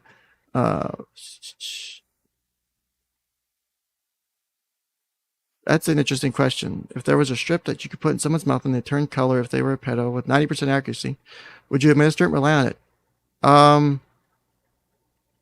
What about the other 10%? What do you do for those 10%? Is it fair to them? They might get accidentally labeled pedo. Are you okay with that?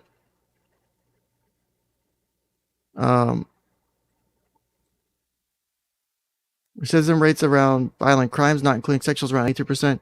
Sexual predator recidivism rates around 97%.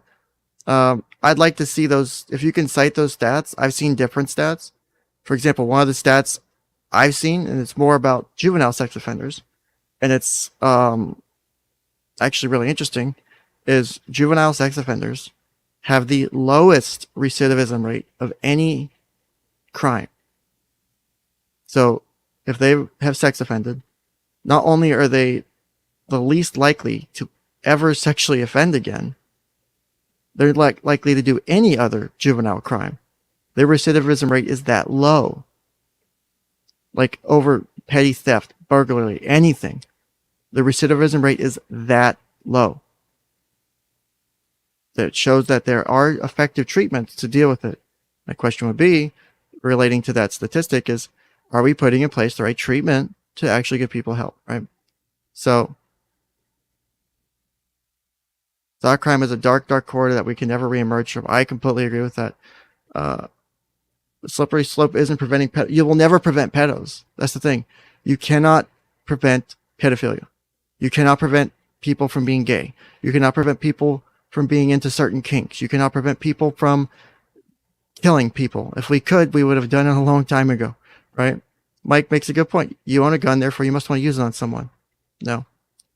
It was the homosexuals. I disagree with that. Homosexuality has nothing to do with whether or not someone engages in sexual offending against a child or sexual attractions towards children.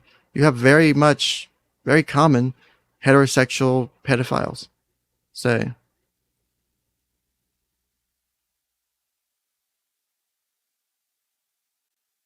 So, it says, I'm not saying they should be rounded up and thrown in prison just for having a thought.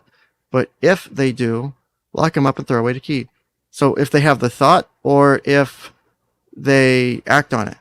Because if they have the thought, are you willing to see what happens with that? That's also a really good point. All men are equipped to be rapists, right? I mean, all women are equipped to be rapists too.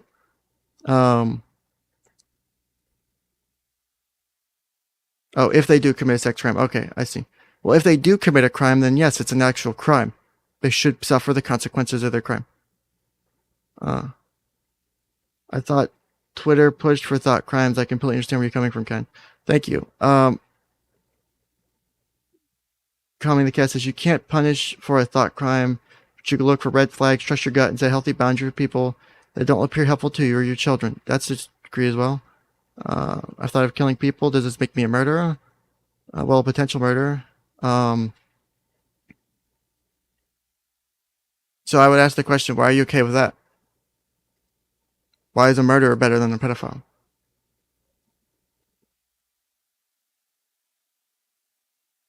The Evil Bunny says the hate crime stuff is regularly punished for as an add-on and is based on intent by definition of thought crime. And I personally disagree with the idea of hate crimes because it is a thought crime. It is something that is kind of inferred unless you have evidence showing that it was specific. Like, unless you have fucking good evidence, and not all the time do you have it, would that be the foundation for it? I know I'm a few minutes behind. I'm trying to catch up on the chat. Granny Goose says taking care of business. When you look at recidivism rates among all sexual offenses, including between adults, that's true. The recidivism rates among child sex offenders are much lower. Ken didn't choose to be. He was just there. Facts. You can always suppress thoughts. Can you, though? Really? Realistically, can you? You do choose to be latent gay. I'll agree with that one. I don't choose to be straight. Ken Jennings, 2022. Facts. Don't clip that. Common the Chaos says, I am not okay with living with most people on planet Earth, and I'm also careful and use facts and intuition to discern who I let into my life. That's a good statement, I think. Tales of Gore says, if you don't let leftists extrapolate this is an orientation argument to, I should be allowed to do this because it's an orientation, you haven't been paying attention. I understand where you're coming from, but I think we have a double-edged sword here where by not acknowledging that this is something that people don't necessarily choose, then people assume it's a choice. Henceforth, a lot of social stigma is because people assume it's a choice, and therefore the treatments and identification of the issues and allowing people to come out and say, hey, I need help. Can I get the help without ruining my life? Doesn't exist. You can't do that really right now. So if we could change that and it was a bit better, maybe we have a bit of a different interpretation and understanding of it. That's the way I would look at it. So,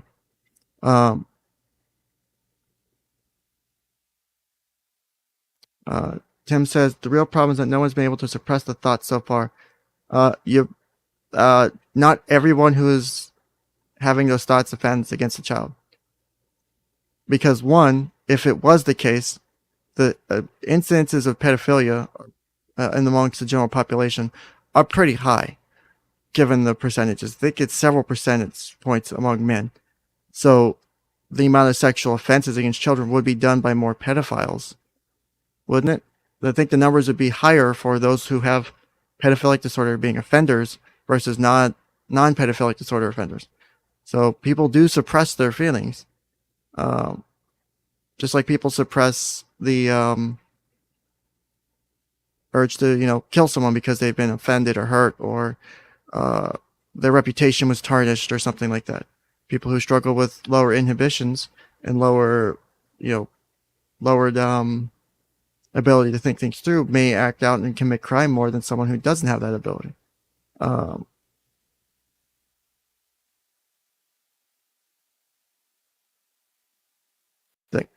I see what you're talking about. I know that there's the politics side of it.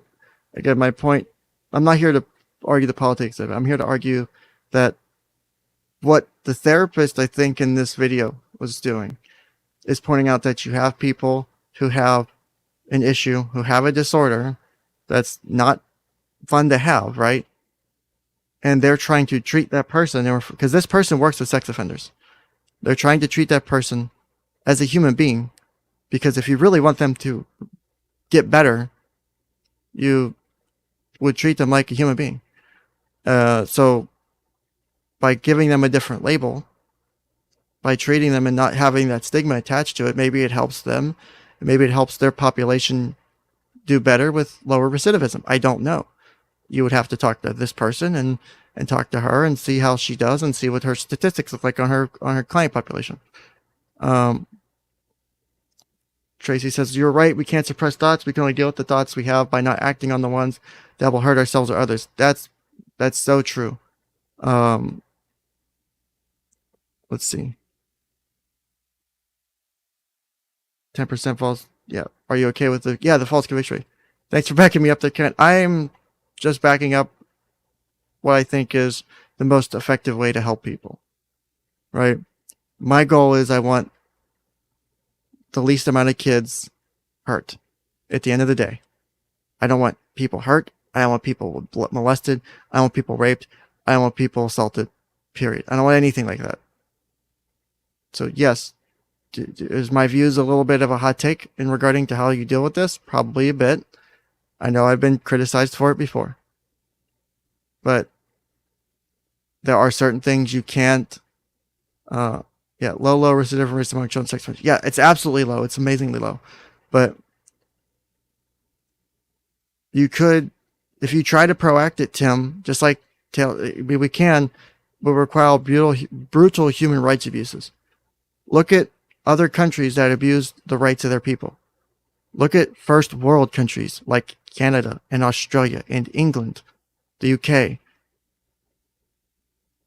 that abuse the rights of their people, that don't, even look at the US in some cases, that do not protect the rights, human rights, constitutionally protected rights in the US that aren't protected. Look what happens when those things go down.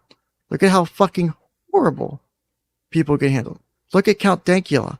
He made a joke about his dog doing a Nazi salute and dealt with the court system for years. Ended up paying £800 fine that cost him hundreds of thousands of dollars to get there. Being a pedo, so Petruman says, being gay doesn't inherently make you dangerous to minors. Being a pedo does. Stop playing dumb. I will disagree with that. Does me carrying a firearm with me everywhere I go make me inherently dangerous to the people around me? If I have a rape fantasy or a rape kink, does that make me inherently dangerous when I go to a club, when I go shopping, or I go out late at night? Because I have that kink, for example. Using as example, right? So I have that. Does that make me inherently dangerous? Because one's thoughts and one's actions are separate things. They are, if you use like cognitive behavioral therapy, actions influence behaviors, thoughts influence feelings, which influence actions. Right? Yes. But you have to go through the steps.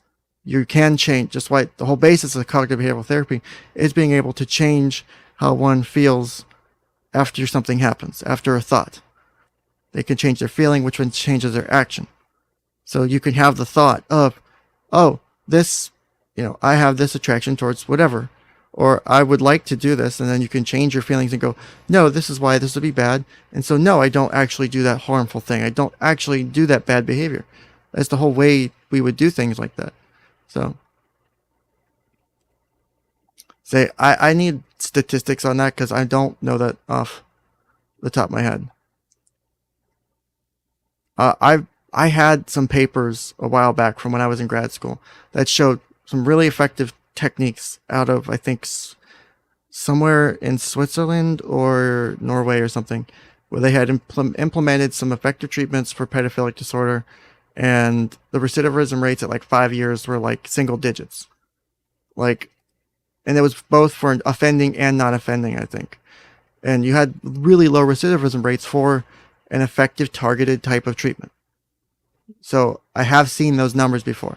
I'm trying to find them on the fly while also responding to chat. Yeah, clipped, I know. I figured you would do that.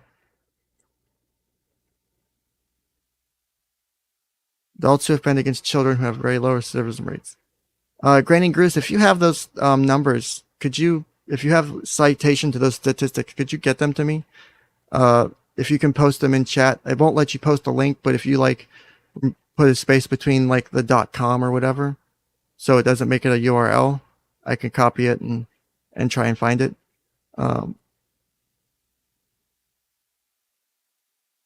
Can't constantly conscious of ever comment. Because I'm not simping. One, I would expect us to see. Well, yeah, she says you know it. But I would expect us to be on similar wavelengths, being in the field. We're both trying to work with people as they come in the door. I don't have the ability to say, oh, your issue, let's make it not as big of a deal and just work with we'll make it a not big deal and work with that because it's easier to work with. No, I've had people walk in the door who are way the fuck out there. You could have a Leticia walk in the door, for example, right? I have to deal with that. I either A, say, no, I'm not the right person for you, go to someone else, here's a referral, or B, if I take that person on, I have to take them as they are. I don't get to pick and choose as far as what their specific problems are. Some days something might be more difficult than others. Taking someone on with pedophilic disorder, one, is a hard thing to deal with, right? I think that would be what we all agree on, but I don't think. Tim says this should be socially stigmatized. That's the argument I'm making. Why? By socially stigmatizing it, you are more likely to increase the odds that people who have this disorder go out and rape and molest kids, because seeking treatment is not socially good, right? So by not being a positive thing to do, just like nowadays we have access to increased mental health care, people go to someone and say, I'm feeling suicidal. I'm feeling like I want to hurt myself. People go, let me help you get help. And so have we done better about dealing with people who have depression and suicide and anxiety? Have we done better about dealing with issues like that? Yes. Have we done better with lowering the numbers? Probably. I need to look up some stats on that. I would assume we have. The numbers are probably better. We also probably track stats a bit better now too, which also helps. But by increasing the access to care, you reduce the overall issue over time.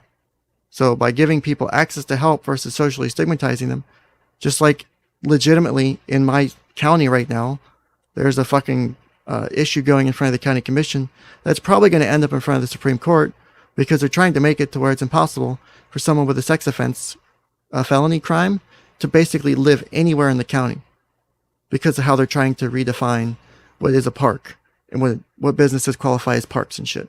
It's stupid. It's incredibly dumb.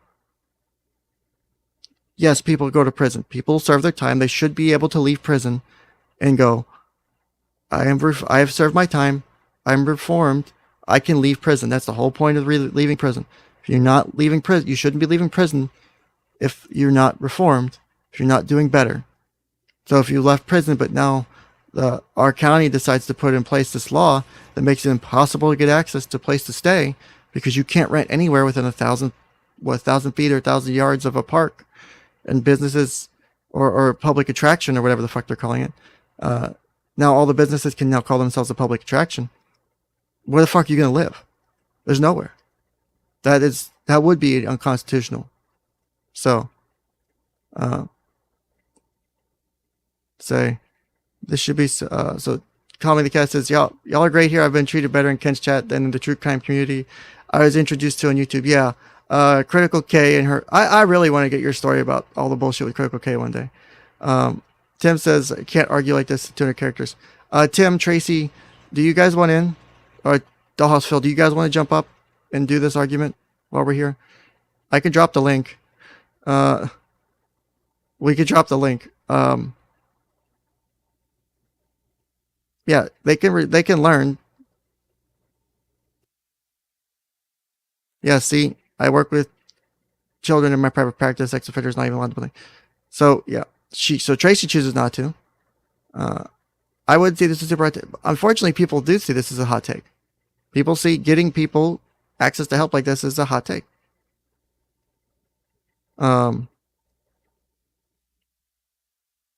Yeah, I agree. Look at that. I agree with that, Mike. With Corona, the human rights violations, the requirements to not get political, there were a ton of them. So when do you go from trampling pedos to trampling alt-righters, to trampling Republicans, to trampling conservatives? Because that is the slippery slope you will open up.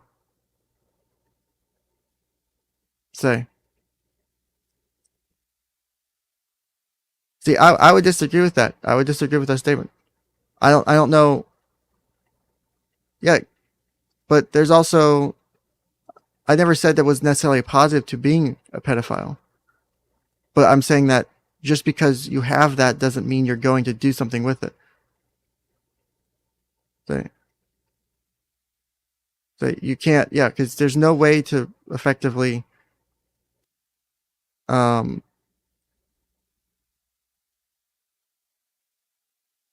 yeah, see, the myth of criminal acts of pedophilia needs to be broken down as everyone has an idea of the kind of person that commits this act.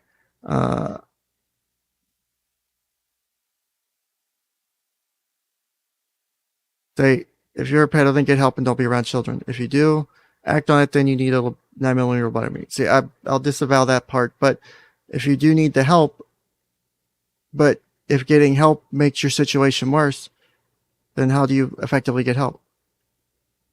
If you can find it, granted, you don't have to, but if you can find it, that'd be awesome. Yeah, therapist in private practice is awesome in certain ways. Therapist in like where I am now, a little different. It's definitely a different environment. I like it. It's not private practice at all. Has definitely challenged me and made me a better therapist, I think, than if I had stayed in private practice. So I think all in all, even though I lost my job, there was a win professionally and personally, because I have improved myself as a therapist by being where I'm at. But the issue is can you say, like I said, right now, if I walk up to some of my friends and say, I'm having issues with depression, I'm feeling like I want to hurt myself, any single one of my friends or family members would say, let me help you find help. Let's go to a hospital. Let's go to your therapist. Not a single problem. Every single one of them would do it with no problem. If I walk up to them and say the same exact thing and say, I'm struggling with this attraction to kids, how many of them are going to realistically want to help? How many of them are going to say, get the fuck out of here, you sicko? Instead of, I'm not saying destigmatize it so that it's okay to do anything with it. I'm saying destigmatize it so that you can say, hey, you struggle with this? Cool. Let's go get you some help. Let's make it to where you can continue to live your life and not ruin your life, your family, your work, right? So that's what I would say is how I would,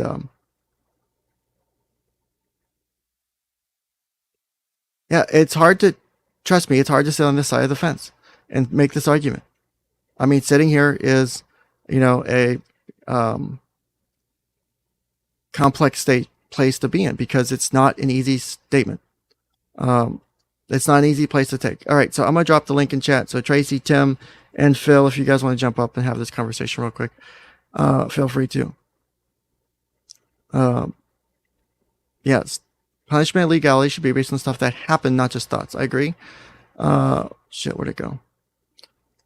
Granny Goose says, perhaps the largest single study of sex offender recidivism conducted to date was carried out by Langdon, Schmidt, and DeRose, 2003. Sex offender recidivism, Langdon. Holy shit, people popped in real quick. Langdon, Schmidt.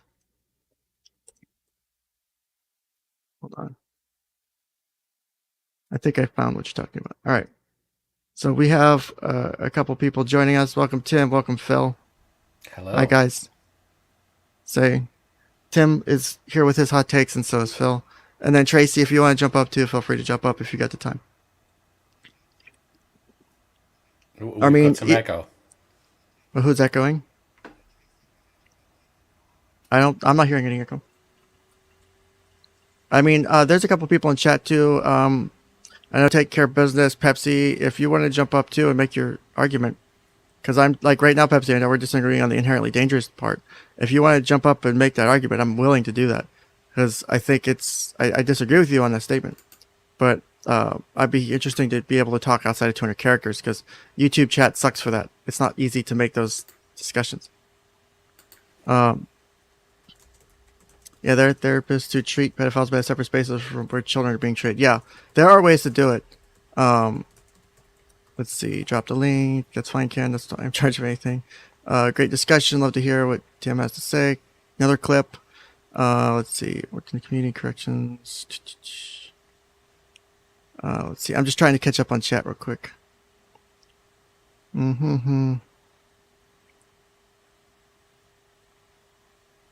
So Mike says, trying to be objective, what appears to be the issue is that if someone has not offended but wants help, should not be treated the same as someone who has offended. I would say that if someone wants the help, period, whether they have offended or not, you should still get them access to the help. It's about how, because one, depending on how someone's offended, how much they've offended, when they offended initially, say offending as a juvenile versus as adult, early adult, middle-aged adult, how often, frequency, things like that will infect. If they have not offended, though, would they have a better take on how this would actually go down? So therefore, they're almost gold dust in the industry, so to speak. I mean, it would be easier because you have, for like when we talk about the doll topic, I think if you have someone who hasn't offended, you have someone who is much easier to keep them from doing something they haven't already done, right? I've never done any illegal drugs. I've never smoked weed. I've never done anything like cocaine. I've never done any illegal drugs. The only things I've ever done, no, I can't because of my job and because of the VA. So I can never do that. I can never even try weed until the federal government legalizes it and the VA is okay with it. I can never try weed because it sticks in my system, and the licensing board for my state, I don't think allows you to even have medical marijuana. Is the thing. It's got like a practice. 6-month time actually in your system, hasn't it, where you can be tested for it? I think for if you do parapolic or something, but Well, I had Like, a friend who emigrated to Australia, and they were going to test him, so he had to be clean for at least 6 months. Otherwise, they were going to pick it up.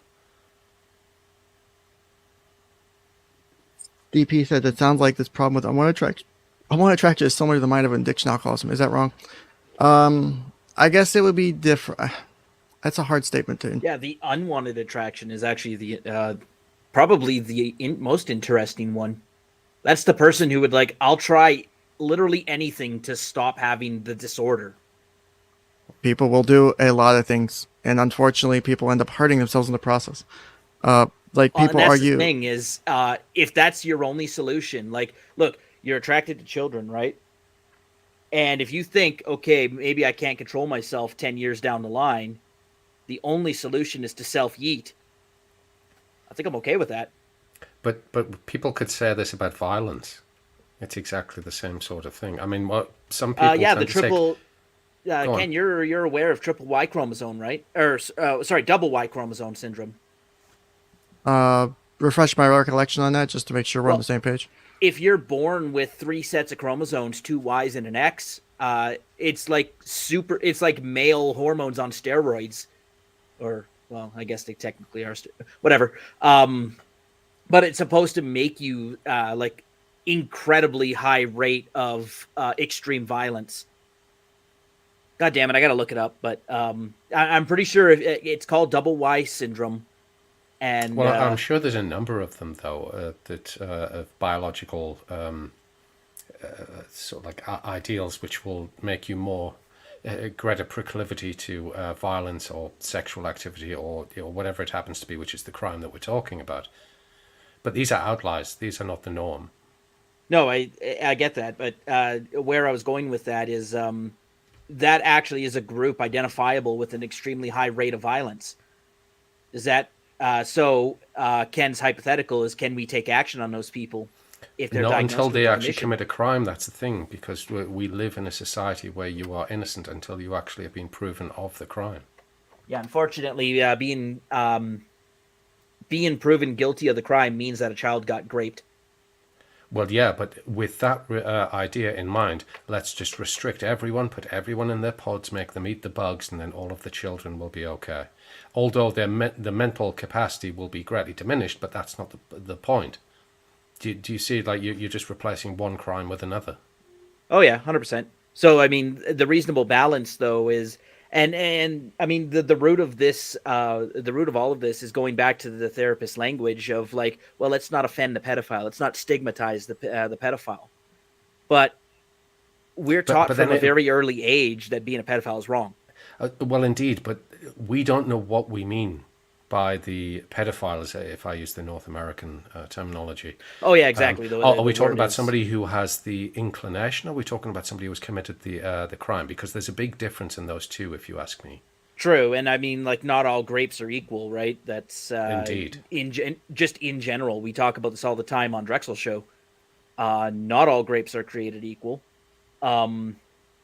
And perhaps an evolution of language is required to distinguish between those who have offended and those who haven't offended. I would like to see a distinction made, even if it's just in the English language, so we know what we're talking about, because it's creating a wave of people who want to virtue signal and kill people on the idea that they might be attracted to some child, but never have actually acted upon that.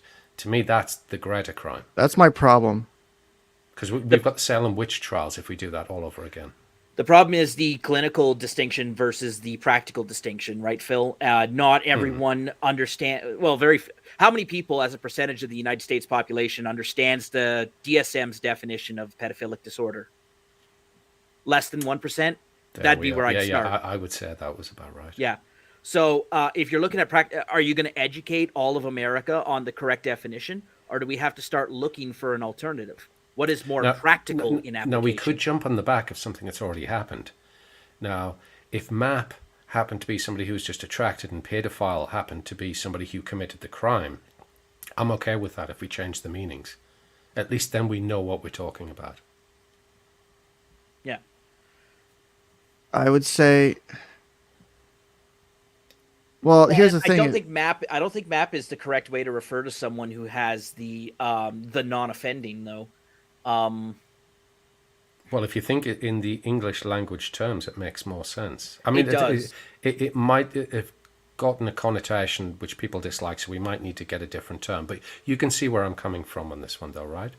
Yeah, and like I said, I'd like to see the evolution of the English language to reflect that reality. But hey, why don't we start with an easier topic to talk about, and that's just adult grape, right? Yeah. Can we start evolve there. that language first, and then maybe we can move into the more uncomfortable version later?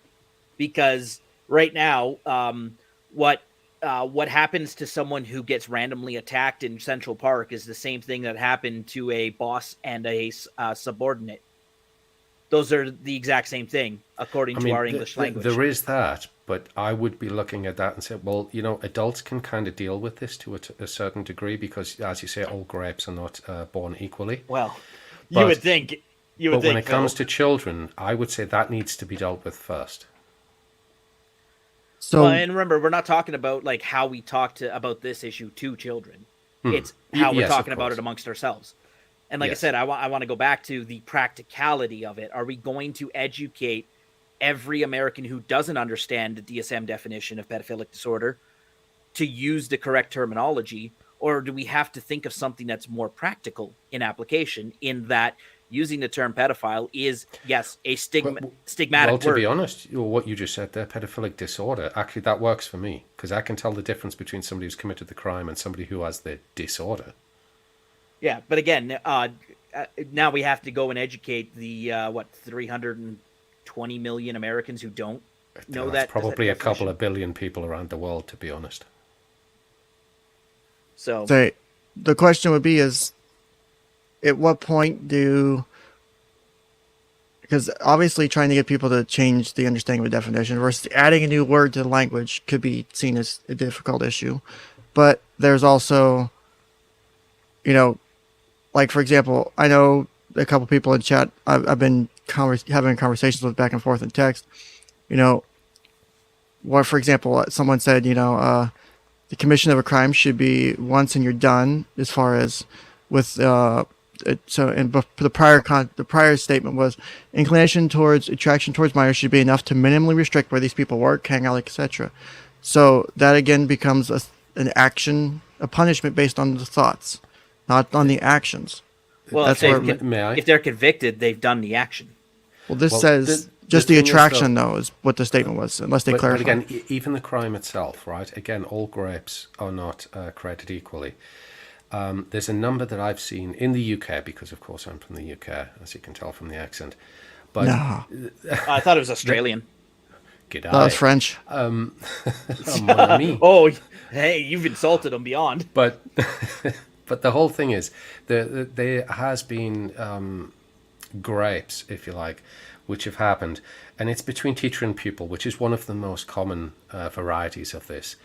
And it wasn't a case of he pushed her down or she pushed him down and like force graped. It wasn't. They actually had a fully consensual relationship, and they were within about 100 days of actually making this legal, kind of thing. But by and large, in the actual intention of the law, it's grape. So we have to take it as that. Now, as opposed to that, where like some guy almost 50 years old like me takes it out on some 7-year-old, then that's completely different. It's not the same thing. But the law looks at this as the same thing. And because of that, people look at this as the same thing. I remember seeing a movie one time, and it was like a legal drama. And at the last moment, the opposition took this point out saying, was the lawyer on the other side actually guilty of or what's that rape that you have when it's underage in America? Say that one more time. Just type what's, it. what's that kind of when you have sex with an underage girl, but it's consensual, but it's given a rape term? Statutory rape. Statutory. Rape. Are you guilty of that? Yes. And this completely changed the whole kind of color of the whole court case that was happening. However, until it was said that, well, yes, he's now married to the woman and he has like 3 kids and 2 grandchildren. And that changes the color once again, this whole idea. So the whole idea of, underage or grape or whatever language that you want to use on this, it needs like a whole different, like a hierarchy, if you like, of different crimes, because all crimes are not created equal, as we know. No, and honestly, Phil, this can get out of hand real quickly because not only are not all crimes created equal, no crime is created equal. Every crime is unique. So do we just have a hierarchy for every crime? Because there is the balance, right? The classification will not work for some things and will work for others. Grooming would be an excellent example where, okay, the girl believes it's consensual, but then if you look at the greater context and you find that this person has used 10 years of emotional and psychological manipulation to get to that point. Does it matter, though, because you're still committing the crime after that? You could bring that into brought to bear as such in terms of passing like a sentence on the person if you spend 10 years grooming, plus the fact that you committed the crime. But the grooming without the crime is not a crime. And I know that sounds awful in itself. I know but it is. I had to take a second. I'm like, no, he's actually correct there. It's just a really interesting statement to make. Yeah, because that's actually it's actually a really insightful statement to make. We have to wait for the harm to occur before we can act on it. And if we don't, we're going down the corridor of thought crime. Yes. And no one wants to go there because we're going to go full George Orwell's 1984 if that happens. And I know the UK is trying to do that hard right now, and I'm fighting them. Oh yeah, they definitely are. And I mean, it's already here for most intents and purposes, right? I think so. Maybe you don't get thrown in jail, but you say the wrong thing on Twitter and lose your job. You might as well be in jail. Yeah, it's the new sentencing, if you like. We just won't talk to you anymore. It's very female in its application, as opposed to male, where we will lock you up. So the whole idea, well, you can't buy anything, you can't go out, you can't travel, and no one will speak to you, is a very female way of punishing you. See, that's the thing, too, is... I don't know. Imagine a scenario where you're about to witness a grape, right? Let's just do adults for a second here. At what point has the threshold been crossed where you can actually arrest the person, but before the woman has actually been raped? Where's that threshold? I'm sure this is a question the Supreme Court has dealt with. Well, ordinarily, like, nobody would have a problem with this, but as red pill guys have known. Guys have stepped in to stop the grape from happening, or the assault, or whatever it happens to be, and all of a sudden the woman takes the rapist's perspective. Oh yeah, but I'm not talking from the practical standpoint. I'm talking from the legal standpoint, right? So what's the legal definition that a grape has occurred? Is there a moment where we can save the woman the trauma of the grape and still arrest the perpetrator? I don't think there is. That's because it becomes a thought crime, unless you were to catch them in the act prior to the, like, say they're trying to rape them, then it's attempted assault. It's attempted forcible rape or whatever. Yeah, but, it's not the same exact charge, but you prevent the rape, but still deal with the criminal factor. But you would have to be in the moment catching them. Anything prior is because I could, for example, being morbid, you have a bunch of kids and stuff who are bullied all the time. A lot of them think about wanting to shoot up their schools. Do they ever go through with it? No. Does just having the thoughts automatically make them, that's... Now, how far down the plan do they need to make before you can act on it, right?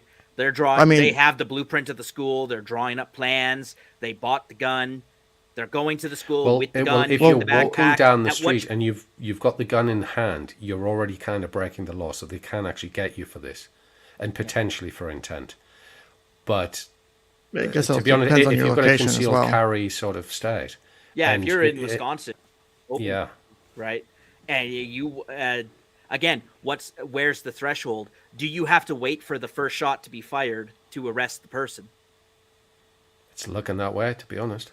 It's complex, I think. Yeah, but it is very complex. So apply the logic similarly to a person who has the feelings and hasn't acted on them yet.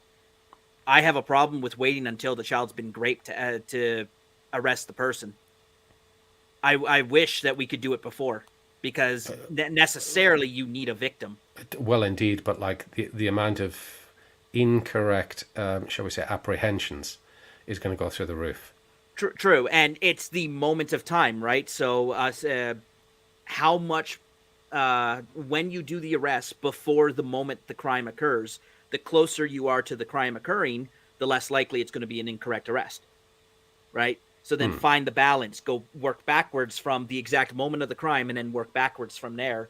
Okay, if you go 1 hour before the crime occurs, you'll still get like a 99% correct arrest rate. Now go 1 month before and it probably drops to like 80%, right? So find where on the scale you're comfortable with. Again, like I would say a gave month before, and you're going to get to like maybe 20% accuracy. Yeah, exactly. So, and real quick, I want to address something in the chat here real quick, because taking care of business is pointing out a couple things that I want to make sure that I'm clarifying so that there's no misinterpretation, right? And I don't mean to cut you guys off. Is they say, you know, trying to justify sexual feelings towards a child is just as bad, if not more concerning, than the map themselves having the feelings. The point is I don't think any of us here are saying that there's a justification, that there's a good justification. So let me step back. It's not that the feelings towards the child on their own are the harmful thing, right? Because it's not necessarily an act you have control over. It's something that you have the thoughts are in your head. You probably have been either born or an environmental influence during your formative years. Again, like say if you were molested, had an influence on your attraction. There's really no changing it at this point. That's not necessarily your fault. It's not necessarily something that you should be shamed for, because it's not like you chose to do that. It's not like I chose to have this, right? I have this and there's nothing I can do to make it go away and just have it disappear with the snap of my fingers. And that is something that... another there though, Ken, because no crime has been committed yet. So well, no, what I'm saying is, well, I agree with that. So what I'm saying with this person is, because, you know, they're saying that, I guess, maybe me trying to justify the fact that the person has the feelings is that you're going to have the feelings. That's going to happen because this person, whether it's hardwired, whether there's some environmental influences that got you there, at this point, you now have an attraction that's unlikely to just... Conversion therapies shown not to work for many good reasons. It just doesn't work. Trust me, people have tried, and unfortunately it's caused plenty of harm. So you can't just, you know, pray the gay away. You can't pray the pet away. It don't work. And so these people have feelings. They are people too. They are people with the unfortunate roll of the dice that they have this attraction. Do they necessarily want it? Probably not. Do they want to live a normal life? Probably, yeah. But it's also just like you and I have attractions to who we have attractions to. That's who they have the attractions to. That's not necessarily their fault in the sense that they can't necessarily help it. So it's where they have to unlearn that. They have to learn to control that attraction. So yes, it's a difficult thing. But until there is an action, it's still a thought. It's still what's inside of our head. This is your bias as a therapist, Ken, because you bias operate under a professional assumption that all people are equal. All people are created equal, and all life is equal. I don't assume that. Well, I've got the same problem, right? I have this morbid fascination and sexual attraction to women, and I know they're bad for me, and yet I try and stay away. And I haven't committed the crime yet, but the point is there. The attraction was there. I had nothing to do with it. I was born this way. Yeah. But Ken, when someone walks into your office presenting with any type of issue, you must treat them as a full person. And that person's life is equally as valuable as every other person's life that walks in your office. Is that not the case? No, it definitely isn't. What if that pedophile is the person who's going to cure cancer? Are you going to shun them? Yes, 100%. So you're not going to cure cancer chemical castration, or chemical castration, which chemical castration has been shown not to work because you still have digits. You still have digits. You can still molest. You're virtue signaling here. You're pulling to everyone that you're a good guy because you're going to kill that person who just thinks in a certain way. That makes you as bad as like Hitler and all of his people in the Oh, come on now, SS. Phil. Never mind. I'm not going to say that. You know where I was going, right?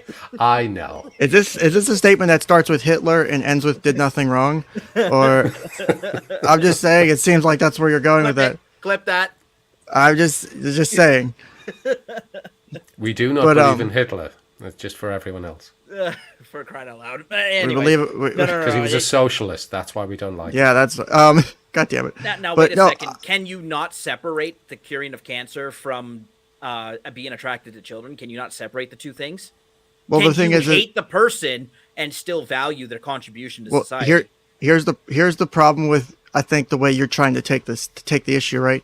Is your take on the issue is so strong and so and the way you've backed it up before, I don't know if it's changed since then, is you're so focused on the fact that this person has this attraction, even though they're a very intelligent person. They've obviously, maybe they're in the medical field, and they've got their MD, they've gone the whole way, they're doing amazing work, but they still struggle with this attraction. Yeah. But you're so focused on addressing the pedophilic disorder and wanting to isolate them and ostracize them from society. By doing so, what's the point of doing their work? Why should they? It's actually very simple, Ken. If you're attracted to minors, you're a defective human. Get back into the recycle bin. But using the same logic, if you're not white, you're therefore a defective human, and you have to go out. Clip that. But clip the shit out of that. But I mean, that's the absolutely same argument. It's no different than. I would agree. It's the same argument. However, then why would you stand behind it? No, one's much more acceptable to make than the other. Absolutely not. Because again, you're talking about likely, and I'm using the term, I'm going on likely for the sake of argument, talking about inherent traits that people have no control over. Yeah, people don't choose their sexual orientation. People don't choose their race. You get what you get. Yeah, right. And one of which makes you a defective human. The others don't. So you're saying black people are defective because it's the same people. All right, the same argument. Come on now. I'm just saying it's the same. I mean, Phil would agree with me. It's the same exact argument. I know. So you're making the argument. No, but don't say black. I have not decided. Just say Indigenous Canadians, because we need to get rid of. There we go. Yeah. Yes, we do. No, Facts. I'll be the first person to agree with that one. Phil, that's not going to work on me. I think. Toala says this is the price of freedom. Freedom means that sometimes someone has to be a martyr, because to try and prevent all these bad things will require massive police state and violation of rights. Freedom means bad things are going to happen. Freedom means. Actually, in your state, Ken, I've heard there actually is a community for people for offending, or is it non-offending? I can't remember if it's offending or not offending, but there actually is a closed, gated community somewhere in your state for pedophiles. I think it's not offending. Is that a good or bad thing?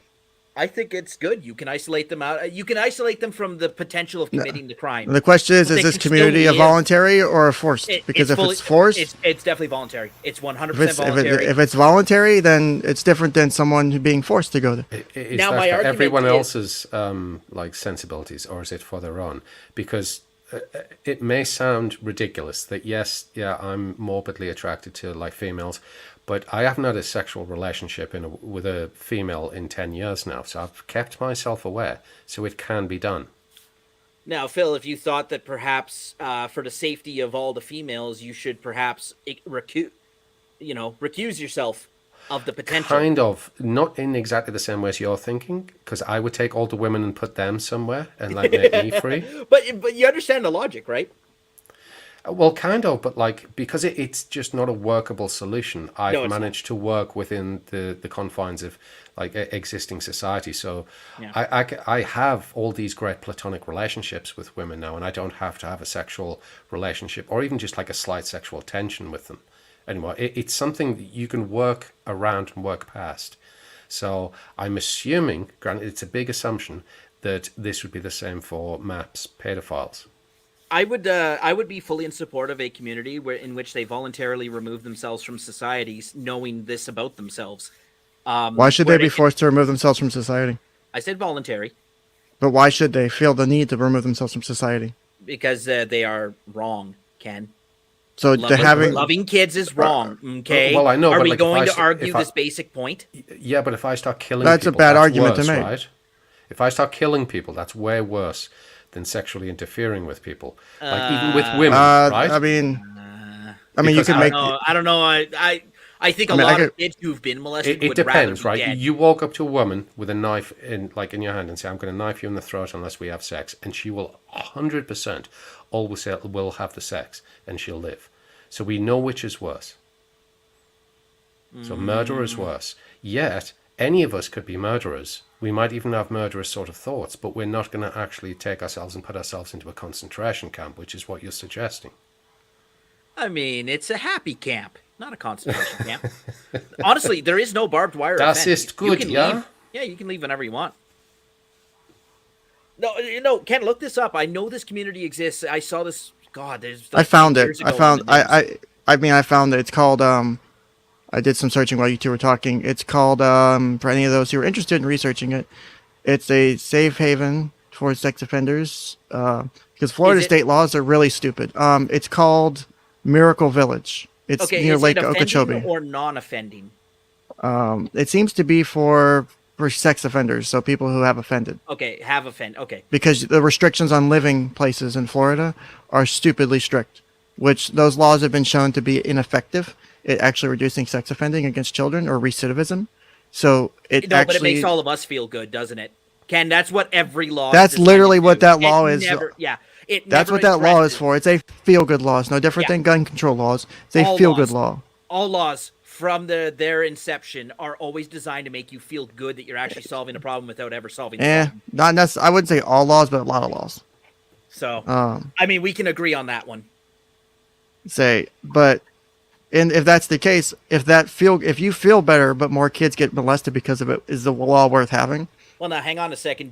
Because recidivism is so high in pedophiles, one could I can argue- prove you wrong on that. I found the stats on that. Let me prove you wrong, Tim. Ready? I got that study. Someone in chat linked. So were we talking with our feelings rather than objective reality? Well, here are the facts, because I was always led to assume that, or led to believe that. You slipped the up court- there and led to assume you actually spoke correctly there. Phil Yeah, caught you. let's assume. All right. So this is from that study that someone told me to go Based on to. new So this is sexual recidivism. At 5, 10, 15-year follow-up for boy victims. And so this is any type of recidivism, so any crime, and then actual sexual assault or sexual coercion. The statistics are surprisingly low. You have 9% at 5 years, 13 at 10, and 16 at 15 years.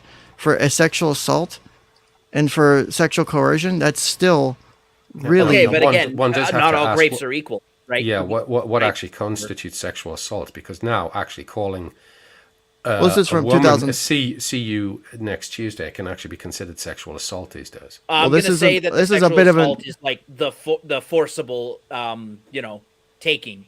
Whereas Oh, coercion- God damn it, Tim. You got burned. Oh, Order Tim. to use not a- Apply some water to that burn. God damn. Hey, You that- got burned. That is, Law and Order SVU is the best Law and Order. Okay. Not that That's- fucking garbage. that's a hot take. What's the international one? Oh, that's a fucking- good question. Fucking garbage.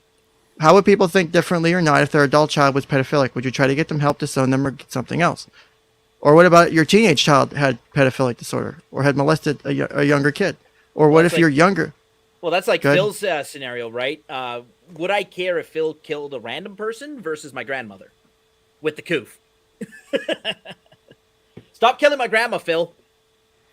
I'll try not to. Okay, Just but can't. no, I mean- it's a legitimate question, right? I mean, it's a good question. The same logic applies to any crime.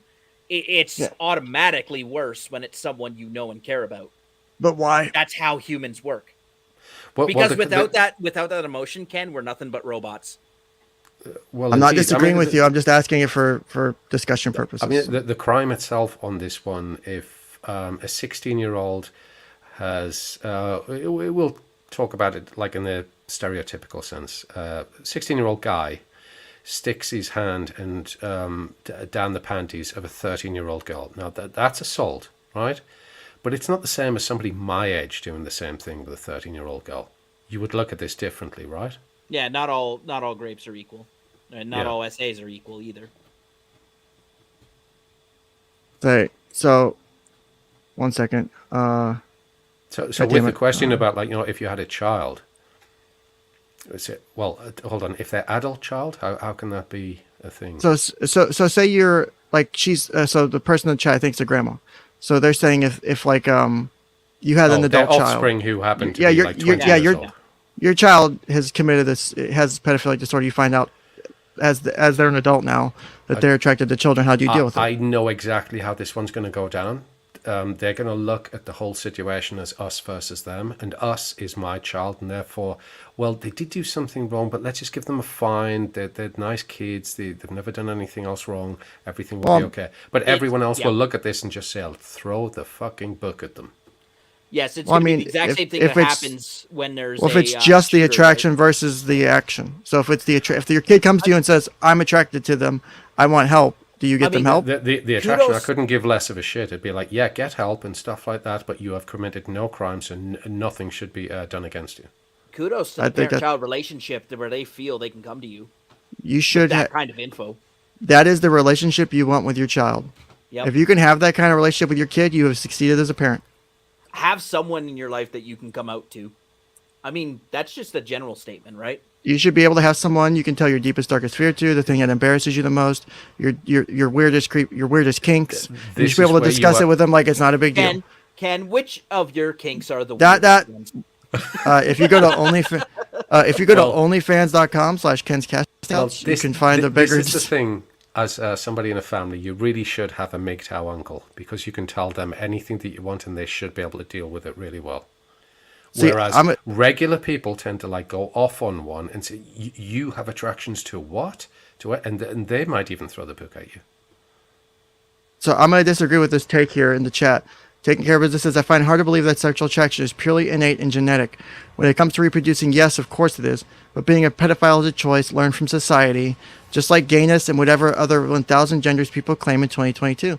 And then anything other than the urge to reproduce is learned behavior. I think Tracy will agree with me. That's absolutely not true. Because there is a component of the environment and your upbringing to it. No, a small one. I never disagree with that. For the most part, people can't control who they're attracted to. But there is, it's not zero. There is some component that your environment and upbringing contributes to the way you view sexuality and the appropriateness of sex. Well, indeed, but it's people. not a controlling sharehold, though. No, it's not. 100%. Because to be honest, if I could, I'd make myself gay and I'd be having all the sex in the world. But I'm not. I'm attracted to women, and it's as a red pill guy, it's not working for me. Well, apply simple logic to this. How many gay men never reproduce? You'd think the gay gene would have died out eons ago. Well, the thing is what's going on. I guess it depends on what the cause of homosexuality is. Instead, actually, homosexuality is increasing, despite the fact that logically it should decrease over time. Well, there's a bunch of reasons for that. One, it's more socially acceptable to be able to say I'm gay now versus no. In fact, it's celebrated. If it's socially acceptable or celebrated, but if it's genetic, that should have no bearing. What do you mean? Clarify that, please. Zero bearing. The acceptability of being gay should have zero bearing on its genetic expression. In terms of genetics and stuff like that. As far as capturing the statistics is people being able to say it comfortably and report when someone asks the question on the survey and says, what's your sexual orientation? With people being more open about it, being able to say comfortably and not feel isolated, ostracized by saying I'm gay, then yes, you're going to have an increase in the statistics because it's more... You're able to say it without getting a back. Like before, you could be one of the most important men in the war effort for World War II. Turing was punished for being gay. Turing. Yes, the man was fucking. His life was ruined because he was gay. Oscar Wilde had the same thing happen to him. That was bullshit. So So of course the statistics on homosexuality are going to increase when you can socially say it without having to be castrated. Or have an injection because of it. Like, what year would you say that the acceptability started coming around? Would you say it was in the aughts? I would have said the 1980s before. 80s is when it's. 80s was the big gay lesbian movement. Yeah, so 90s and aughts would be the people who are 20 years old, right? They're adults in the acceptability window for homosexuality. Except that the statistics are showing that homosexuality is still increasing even now, compared to the aughts and 90s. You would think that it should level out or flatten out. But instead, it still continues to get higher. Ken, there is some environmental component to it. It's a small one. Or there is that, or it might be a roll of the dice, to be honest. Like, it just in a normal, healthy, heterosexual couple, they have children, and, if it's a guy, you roll the dice, and if you hit under 25%, he might have that gay thing going on. No. And as we know, most guys who have been gay historically before the 1980s, they've still had like full families and stuff like that. The other thing too is gay conversion therapy should work 0% of the time if it is fully genetic. Conversion therapy doesn't have a doesn't have a 0% effective rate. It's low, it's embarrassing low, but it's not zero. There is another do you think, dynamic at play. So why do you think what do you think is the likelihood that those people are quote unquote successes of conversion therapy? Because I have theories on that.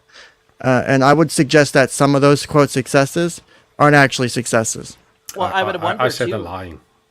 They're probably lying. Possibly. That's probably the more the less controversial take of that. My instinct would be that there is someone who regrets the expression of their sexuality, right? How do I can't think of a good example, but there is someone who could be just a tiny bit gay, right? Because if sexuality is a scale, then there are people who are really gay and people who are a little bit gay. Would you sexuality? I mean, sexuality can be. Yeah. Sexuality is a complex thing. I mean. Yeah. So, would you agree with the premise that there are some people who are more gay than others? I mean, considering that you have Phil here who's not that gay, and you have really Tim here who's really gay. You are really gay. I knew you were going there, and I cut you off. Damn it. Anyway, but the point, I think, because necessarily, if a scale exists and there's an infinite number of points on that scale, there is someone who is such a minute amount of gay that perhaps sexual conversion therapy actually has an impact on them. And then there is someone who is so gay that they are too gay to function, like Ken over here. Yeah, I know. Actually, so here's an interesting question. So Pepsi Man brought up in the chat, because I know Pepsi Man and I have not been seeing eye to eye, and that's a really good question. It's a really good point he was talking to Evil Bunny about. So Pepsi Man says, if you're hiring a babysitter and they're telling you that they're a pedo, do you care whether or not they've offended? I have a couple takes on this that are probably hot, and I want to hear what you guys' thoughts are first, and see maybe what chat says too, because I have some thoughts on it, because that's an interesting statement. That's a pretty easy one. I'm leaving you alone with a child. Yeah, no, I don't trust you. Out, okay. Gone. Go. So would you leave me alone with your children, and I would definitely leave heterosexual? I would definitely leave Phil alone with my child, because I know Phil being 𝗞𝗖𝐿, he will teach my child properly. I trust Phil 1,000 times more than any grade school teacher. But you see the point, though, right? Whether you're cis or you're gay. Oh, I definitely see the point. Would you ever leave your kids in the custody or near sorry, my fucking wrist has been hurting me. I've been having some like carpal tunnel issues, but it's not because of that. Shut up, Phil. I use another hand for that. No, that's the other hand. Well, actually, the other hand doesn't have those issues. Statistically, Ken, the highest offender, the person most likely to be an offender against your child is someone. Is a family member. Yeah. So babysitter is less likely to offend against your child. So if it's not a family member. Well, I had this conversation with my father at one point when I was trying to red pill him, which was a waste of time. But my dad, because he's sort of baby boomer, he's one of those that when he was a youngster, women were second-class citizens, right? So are always nice in every possible way to women. So I presented the scenario to him. Look, okay, you're me, right? Okay, so you're not like baby boomer, you're Gen X. So you're going out for a few drinks with the wife, you're leaving the two kids who are 7 and 8 years old with a 14-year-old girl who, she lives 4 doors down from you and stuff like that. But you come home 2 hours early and you see the 14-year-old girl sexually abusing the two children. What do? My dad shrugs his shoulders and goes, well, what can you do? It's a girl. And I'm like, that girl's got 14, 15 seconds to live if that's me. I'll be ripping her head off, her arms off. I'm going to pull her eyes out, all the rest of it. and you would just allow that to happen just simply because she's a woman. Now, this doesn't really touch onto the whole pedo thing, because I think my dad would go completely the other way. If he realized that they had sexual attraction to children, he would just like rip their head off before they even did anything. So there's a generational gap that goes on, and I don't know if it starts at Gen X with me through to like millennials and so forth, who might be perhaps willing to actually see beyond that if no crime has been committed. Because I don't like this whole idea that no crime has been committed, but you are an offender nonetheless. And therefore, I will take matters into my own hands. And this is where society has been and seems to be going back to, which is not a great place to be. Well, and I want to go back to the original kind of question that started all of this, because it's the therapist in that Libs TikTok video is talking about the stigmatization. I do think that stigmatization is healthy, because at the very core, loving children is wrong. But I would rather a society where the person self-selects and says, no, what I think is wrong, this is wrong, I'm going to do something about it, rather than a society that says, well, it's just the way I was born. I mean, I can't control it. I'll love whoever I want. Oh yeah, I'm not saying it's good, but like what I don't want to have is the Salem witch trials where somebody points the finger and says, "Witch, stone them to death," even though they haven't actually committed, like, cast any spells or anything like that, so to speak. Yeah, and I think the happy medium is a society that still stigmatizes this to the maximum extent, to the point where everyone who says, "Oh shoot, that might be me," I should go get it. Yeah, I should go get help. Or I should self-remove. Like, so again, you're the central figure in all of this is you, the offender. There was something that was brought up in my... Go on, Tim. Ken, sorry. So let me answer the babysitter question, and not that one. But let me answer the babysitter question. And that if I'm interviewing someone for the role of babysitter for a child, right, and they willingly disclose that they have pedophilic disorder or sexual attraction towards children, and then I would say, depending on where that conversation leads, because here's the thing: someone said, would you ever trust an alcoholic to run a liquor store, to run the liquor store? Yeah, because I think there's no difference then. Because here's the thing: would I rather have someone who's fucked up, gotten so bad with alcohol they fucked up, had to go to rehab, has now gotten clean and has been clean for so many years? I would trust that person rather than the hidden alcoholic that could do even worse things because they're not aware of just how bad their issues are. Well, I'm thinking you're making a logical fallacy there, Ken, because alcoholism is something you can fix.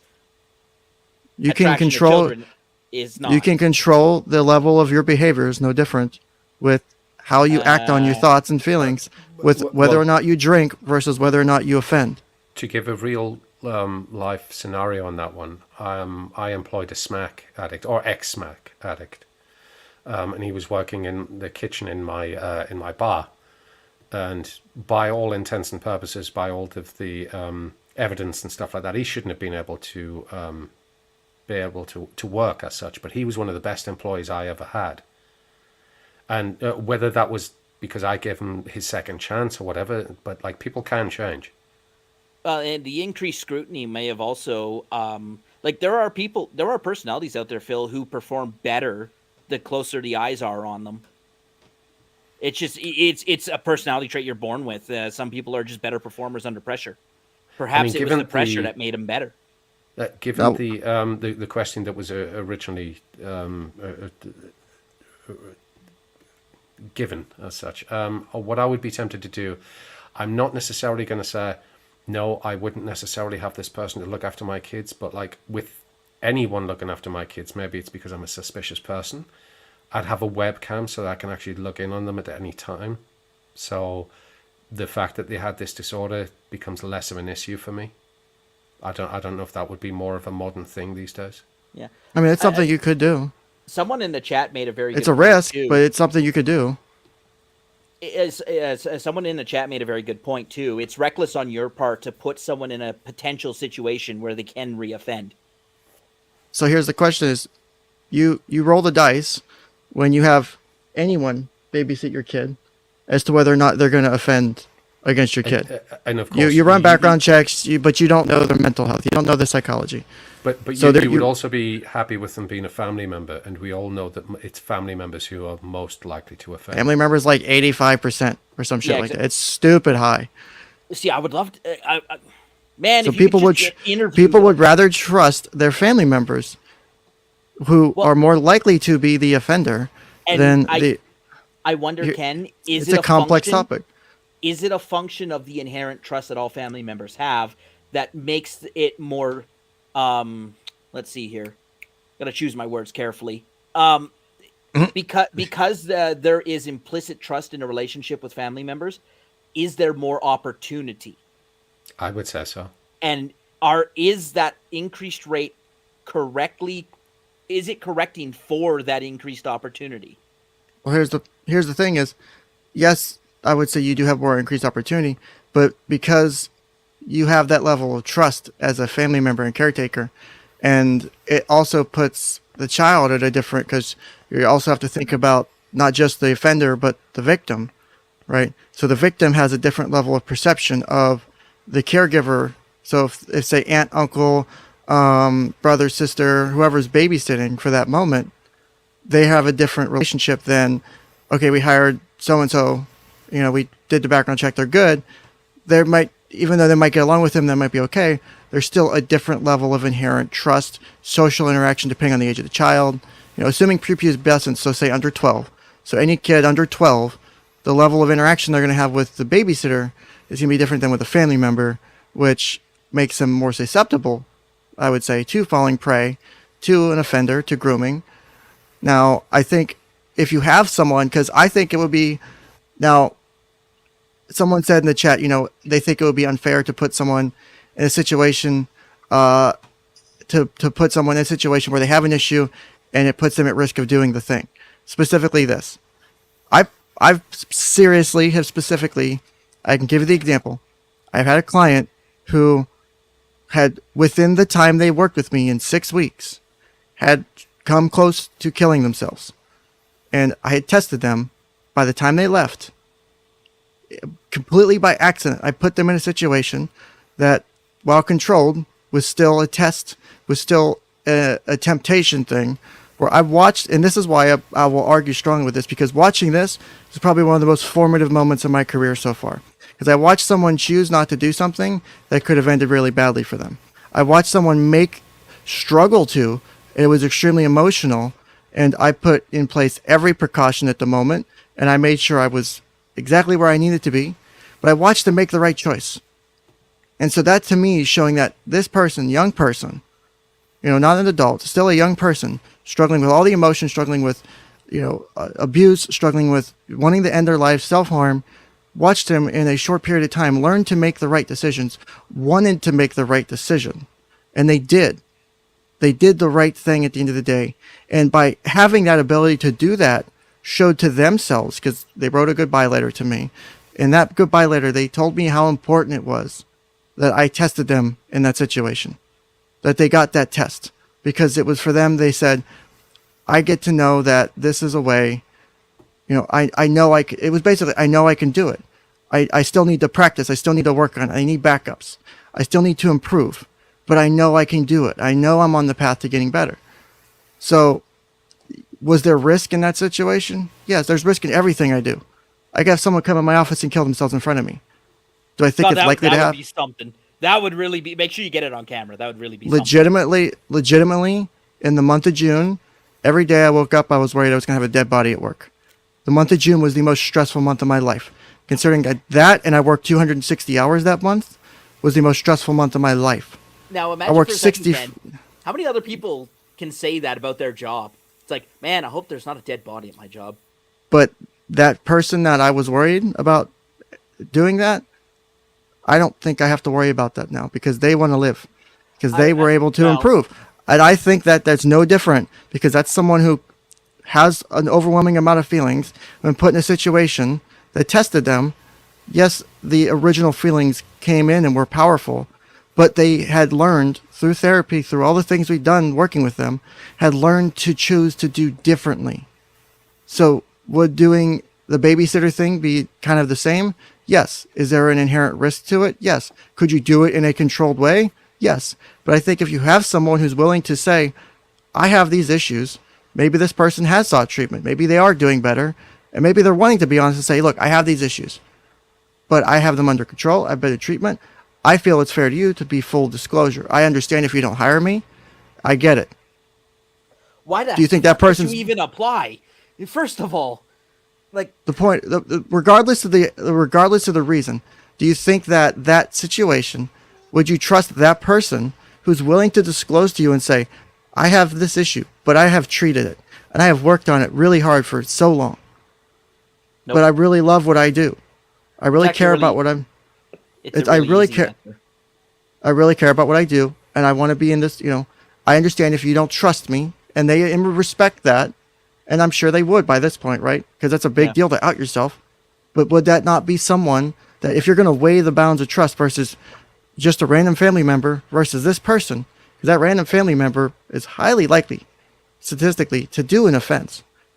And also remember, a lot of pedophiles aren't the ones sexually offending either. It's not people who have sexual attraction sexually offending. So again, I'm not saying I would do it or not.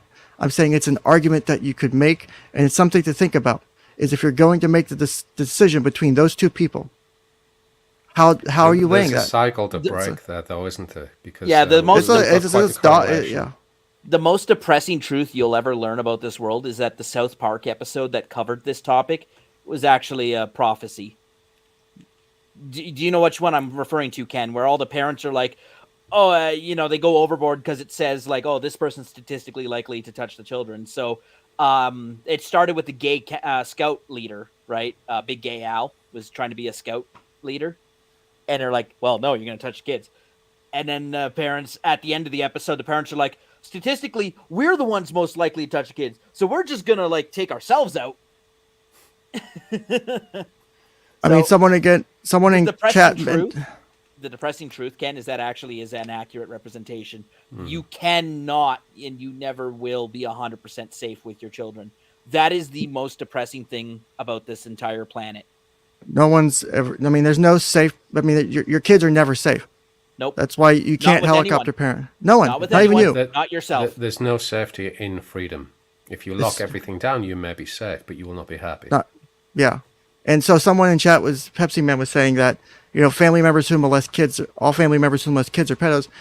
Well, you could have like an older sibling or another sibling babysit for you, or an aunt or uncle, and say uncle is babysitting your kids, and your brother hates you for some reason, is fucking pissed at you because of your situation, that you're doing well, you're successful, and so they take out their frustrations on your kids by molesting them.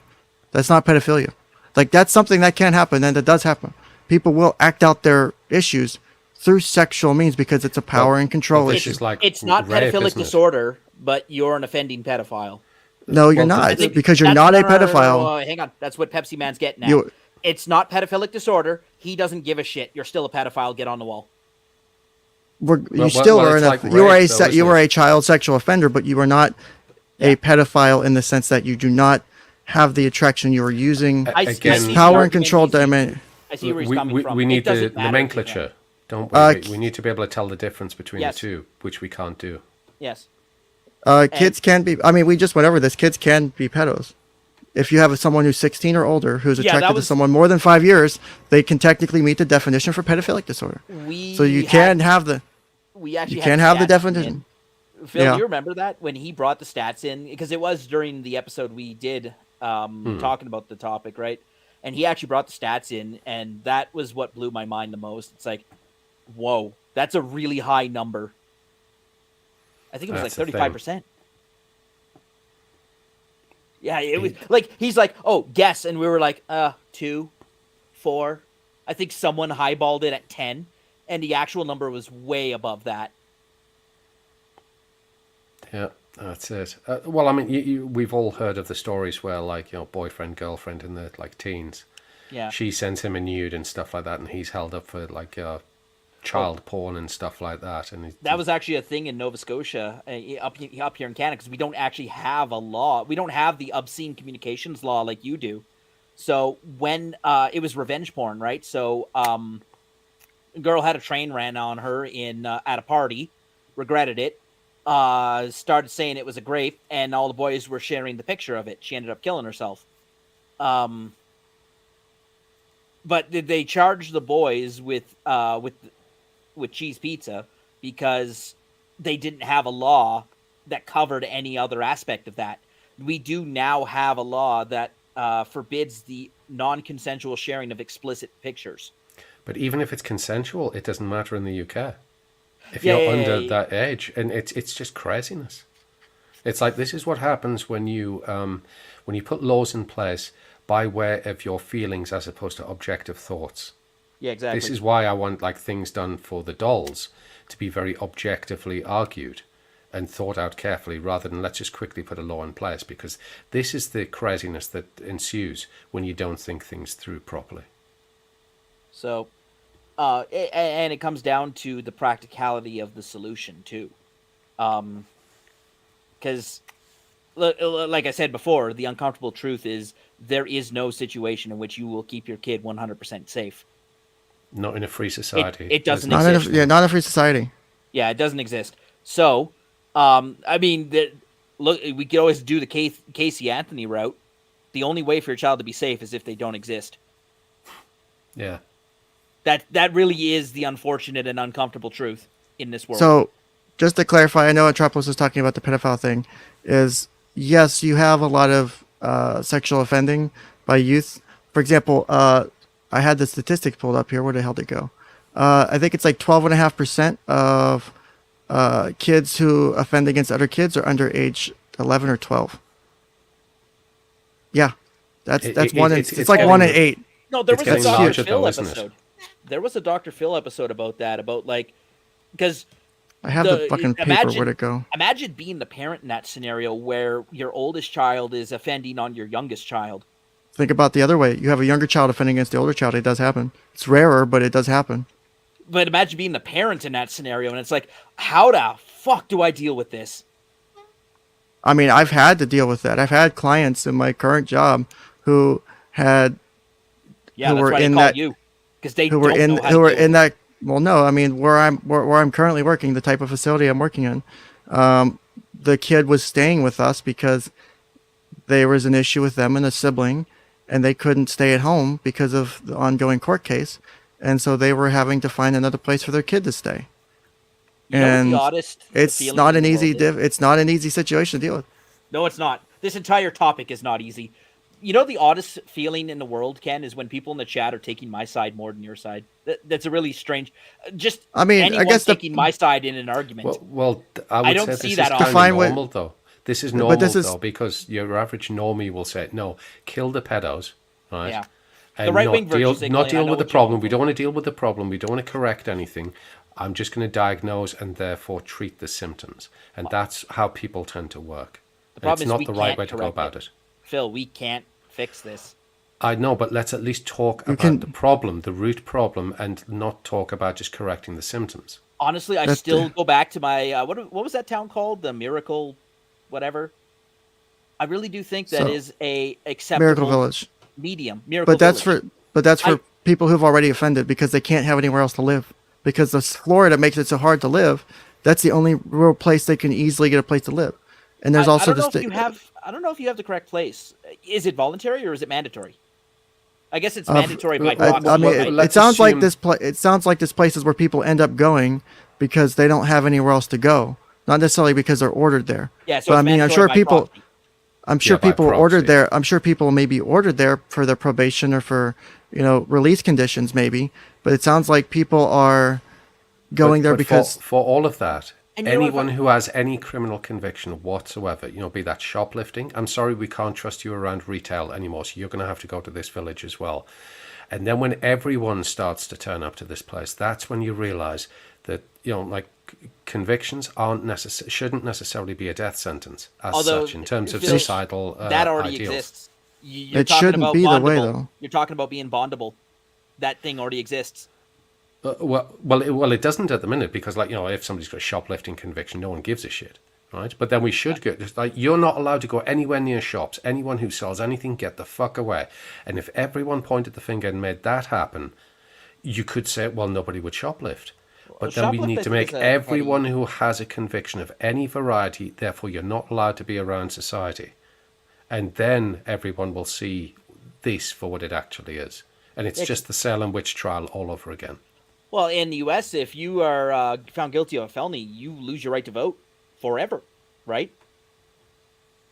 In the U.S., unless You your can't state vote allows if you you're to if you're a unless your felon. state lets you, there are some states that let you get your voting rights back in certain situations. Oh, yeah. So it's kind of like a quasi. It's state by state because it's a states' rights issue.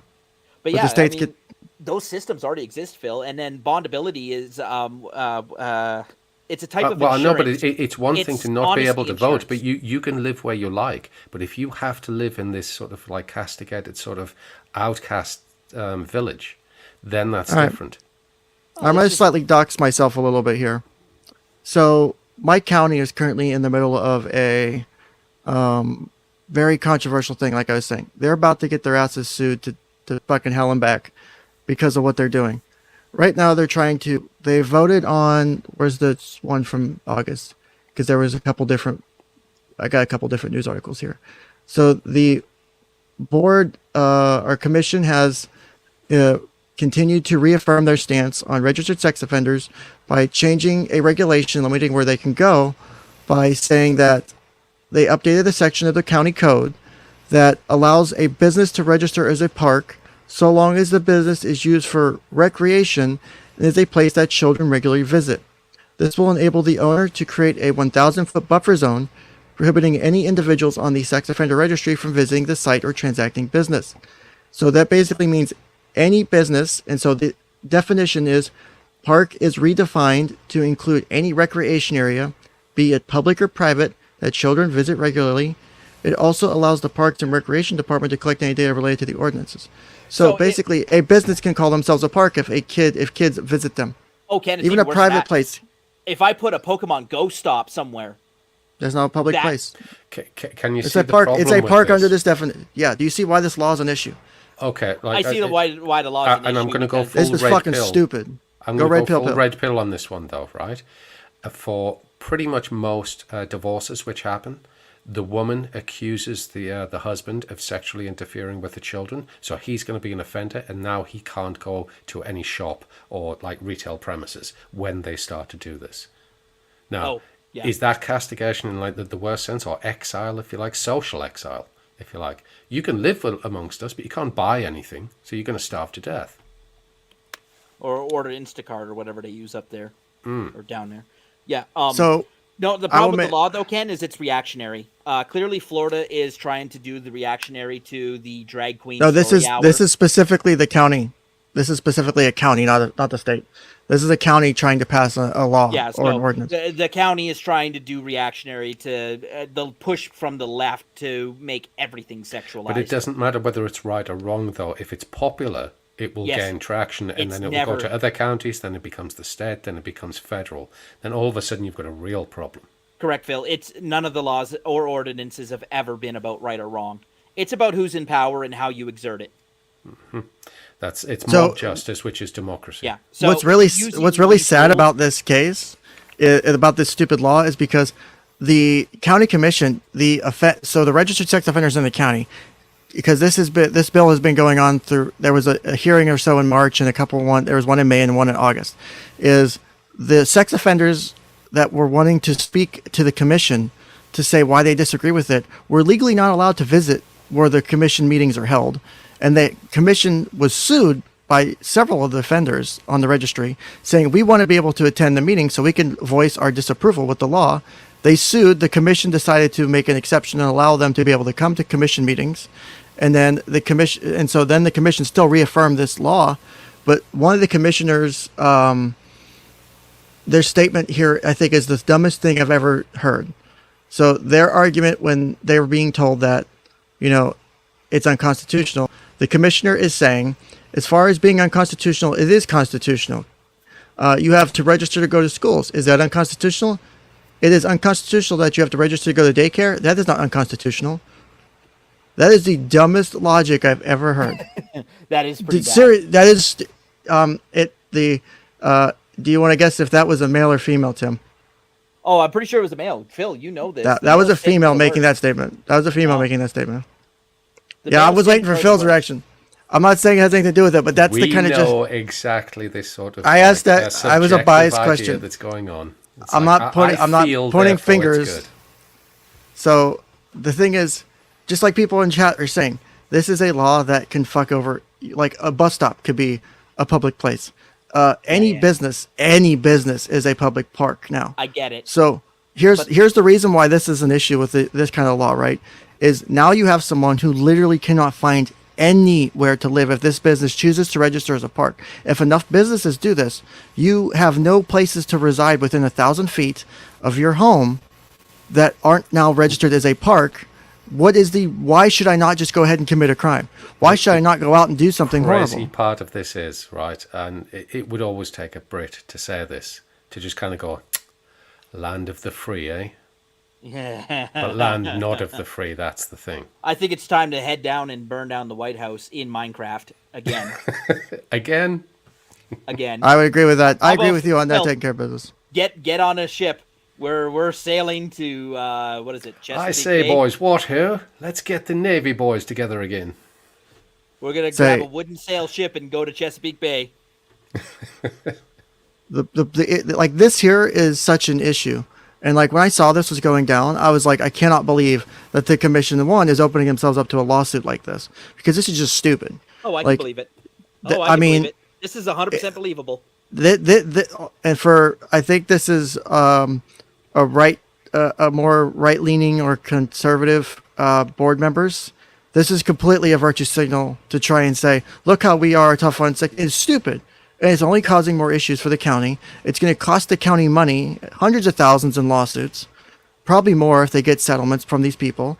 Because think about it. If I'm living in an apartment now that because I can tell you right now in the county I live in, there is one place right now where sex offenders can easily get a place to live. One place. And it's not nice.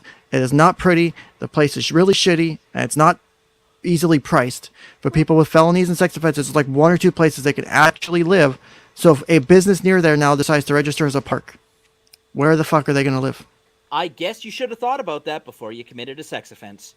Well, no, that's Well, it depends if Phil, you I had know. a their divorce. sex offense was 10 years ago. know, If you're divorced and you have not committed the offence, but you are convicted of it, because There are of also course, people who get- every wife says you interfered with the children just so I can get more money. Therefore, People also now you're on falsely the sex convicted offenders too. register. Yeah. Yes. People and, people were pissing in public and got on the sex offender registry. People having sex with their people are on the registry for stupid reasons. There are people Yeah. legitimately on the registry, but whether there's also the question of the constitutionality of the registry to begin with, which I don't think it could be considered if they- constitutional. If they overturned Roe v. Wade, maybe they can overturn that one too. I mean, it should be overturned because it should not be. This is such an impact on someone's life after the serving of their sentence. I would say, like, once you've served your sentence, hasn't your debt to society been served? Nope. Isn't that It should the whole be. point? Nope. Phil, It it's should never- be. First of all, prison sentence is never about making society whole. It's about punishment and revenge of the victim. Okay. Let's not be under any auspice that the I don't current really have way- a problem with that, but like if 10 years is not enough and you still think there should have been more, give them a 15-year sentence. But then once they come out, they're free people, right? I mean, this here is kind of related. Like people sleeping with underage kids, or there are people who've slept with teenage, younger boys, gotten pregnant, and then the kids have been forced to pay child support. It happens.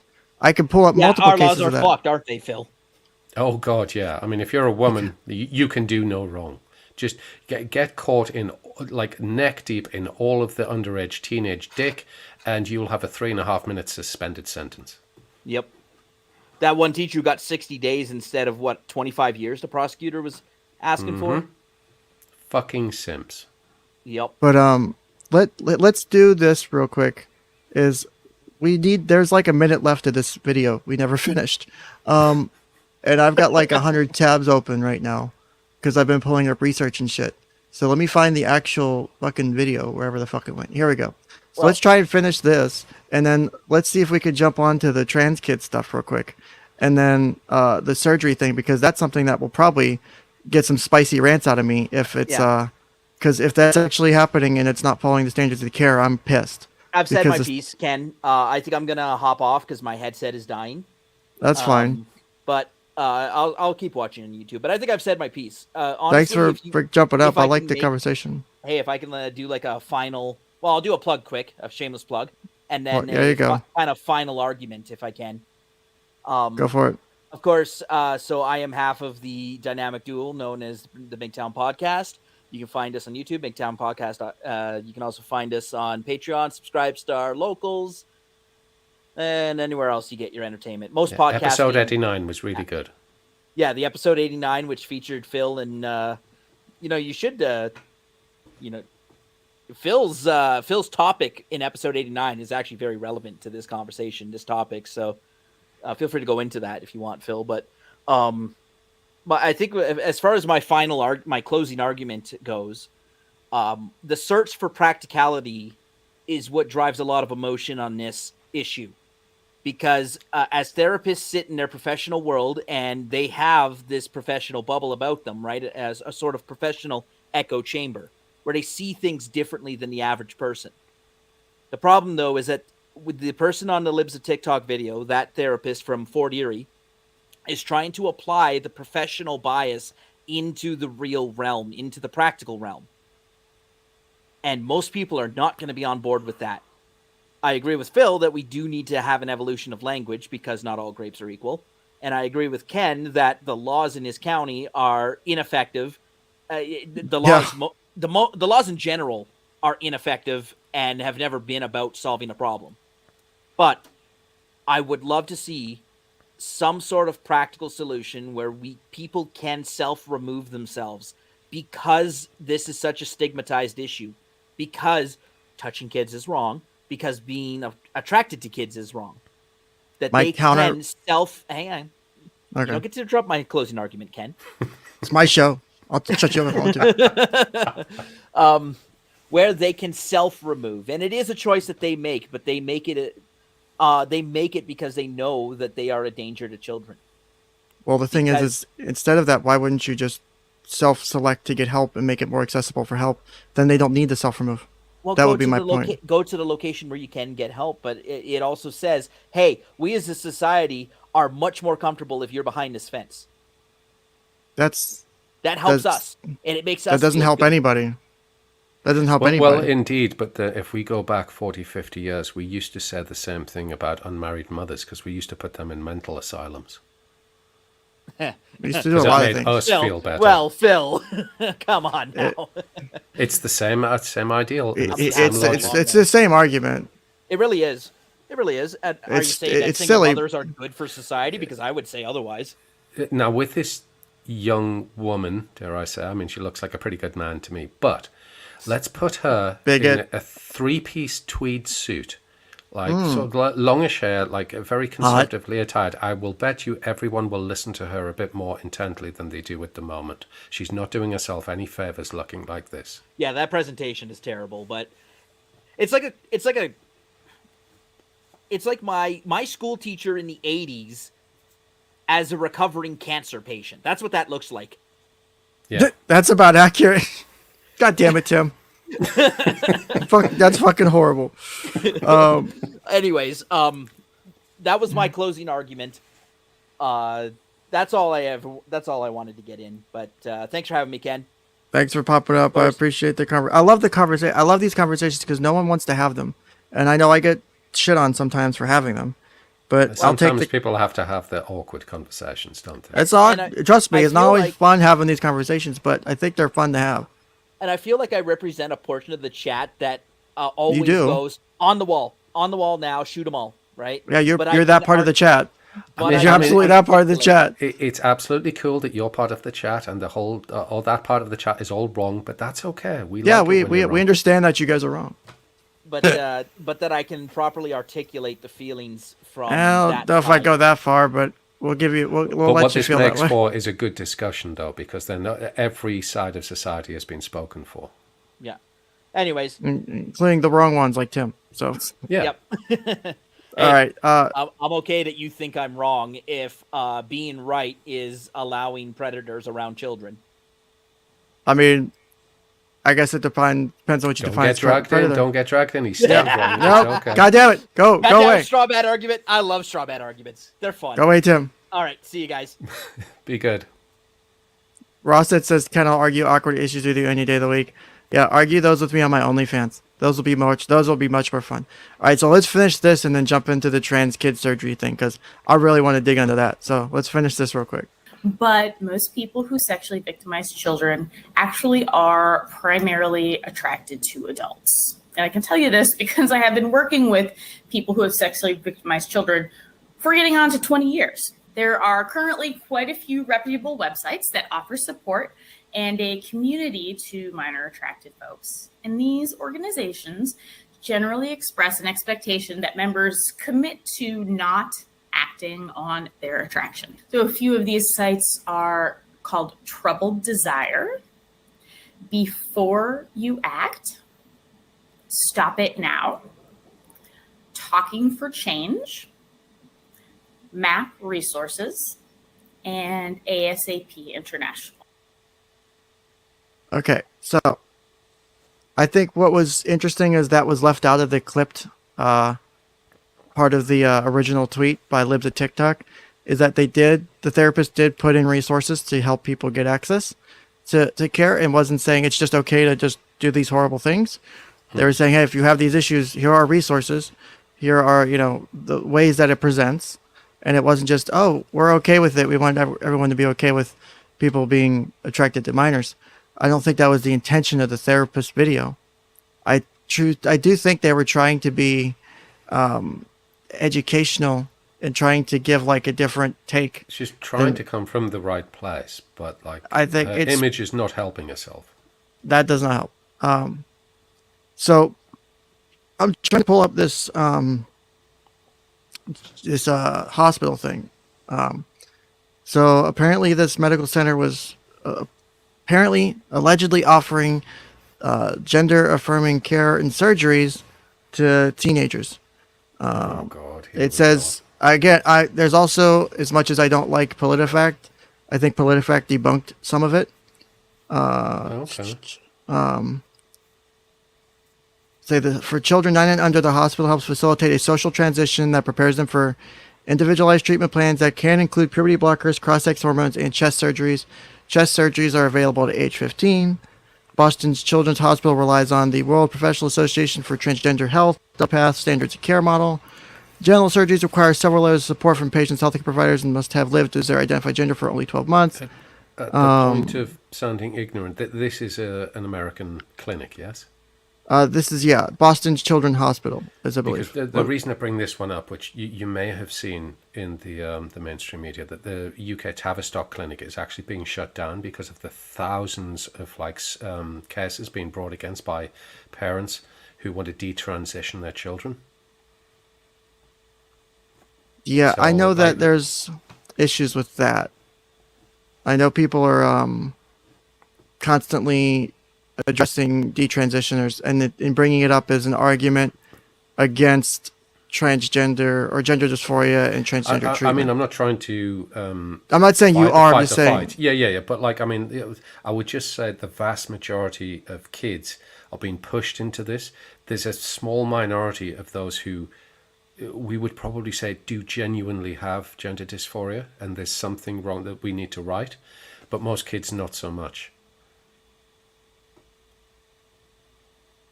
Is that where you were wanting to go, or am I taking this into a different place? No, I think that's what this is leading to, because I think one of the issues is people get very heated on these discussions about transgender kids and transgender treatment. I've worked with at least 2 that I know for certain that have dealt with gender dysphoria and were wanting to transition or had desires to transition. And I could tell to the best of my ability, they did appear to present with legitimate gender dysphoria. Wasn't my place to diagnose one of them because of where I work now. The other one did come in with a diagnosis of gender dysphoria, and I did confirm it. And their parents and them were trying to work on a goal of getting them to work on things like depression and anxiety issues prior to considering doing transition. Because one of the things I mention with anyone I work with who's trans is what happens if you transition and nothing feels better. Then what? Because now you've done all this stuff. And is this really the best way to go about it? Can we deal with some of these? Because dysphoria is usually one of the things that causes, it's the main factor in it. Like I'm not who I am. I don't identify with my body, and it hurts. Does this I told manifest itself though in different ways, such as depression, for example? Yes. I'm depressed because. Yeah, and so if you can deal with the issues without needing to say, go for a full surgery, and if it's a viable way to do it, I'll present so can we one, you need to learn coping mechanisms to deal with shit anyway. So we're going to learn this. Because they were too young to really do any surgeries. They could only do, they weren't yet ready for like puberty blockers. They needed to deal with other issues before they ended up leaving my care after a bit for other reasons. But, we were working on dealing with these other issues before we kind of were diving into it, because we talked about the gender stuff too, but we also had to work on coping mechanisms, because you're going to always struggle with dysphoria to some degree, no matter how far along you transition, no matter how good you feel, you're still going to have those feelings, because you will never be a biological woman. You will be a trans woman, or you will be a trans man. They're two different things. They have completely different meanings. And you have to accept that you'll be okay being a trans man or a trans woman. Put you in the minority of people who would treat people in such a manner. Because what we've seen in the mainstream media is like, oh, if we make you trans, you will be a woman, because there's no difference between a trans woman and a woman, whereas you're saying the complete opposite. So one of the things I think benefited me both personally and professionally was when I was in the Air Force, my therapist was actually a transgender woman, had served 20-something year career as a therapist. As a man, after they got out, they finally were able to transition, became a woman, came back in this private practice, or came back in working for the Air Force as a government contractor, or working as a government employee. And when I was dealing with my own identity issues, they were very forward about shit like that. You have to be, it was very insightful too. Like, knowing that you're never going to be exactly the same, what that means, and pointing out those things, because they were important things to think about and to consider. Had I not, it would have changed my entire perspective on things. So But it's important to say these things, and I don't think other people are saying that. This is why I brought the point up. You seem to be making an issue out of it, and no one else is. And I think it's very, very important. If you're going to go trans, you're not going to be a woman. You're going to be kind of a woman, kind of thing. And like nobody seems to tell these people this, especially any of the downsides of going trans. And there's lots of them. There is also real quick, Toa. There is other methods. For example, if you're talking male to female transition, for genital reassignment surgery, or for gender reassignment surgery, is that you do have the penile inversion technique. There's other techniques where you take, it's actually really interesting from the medical standpoint, where you take a section of the sigmoid colon and you use that to create the neovagina. And so you don't necessarily need the penile length to be able to have a vagina that's usable for sexual intercourse, right? Because some people only want a vagina that's visual. They don't want the depth. They don't care about being able to have intercourse.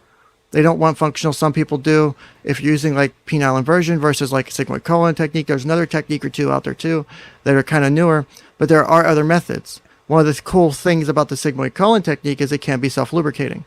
There have been reports, there have been reports of some people having issues as far as issues with odor, but it's been mixed. Some people do have issues with it, some don't.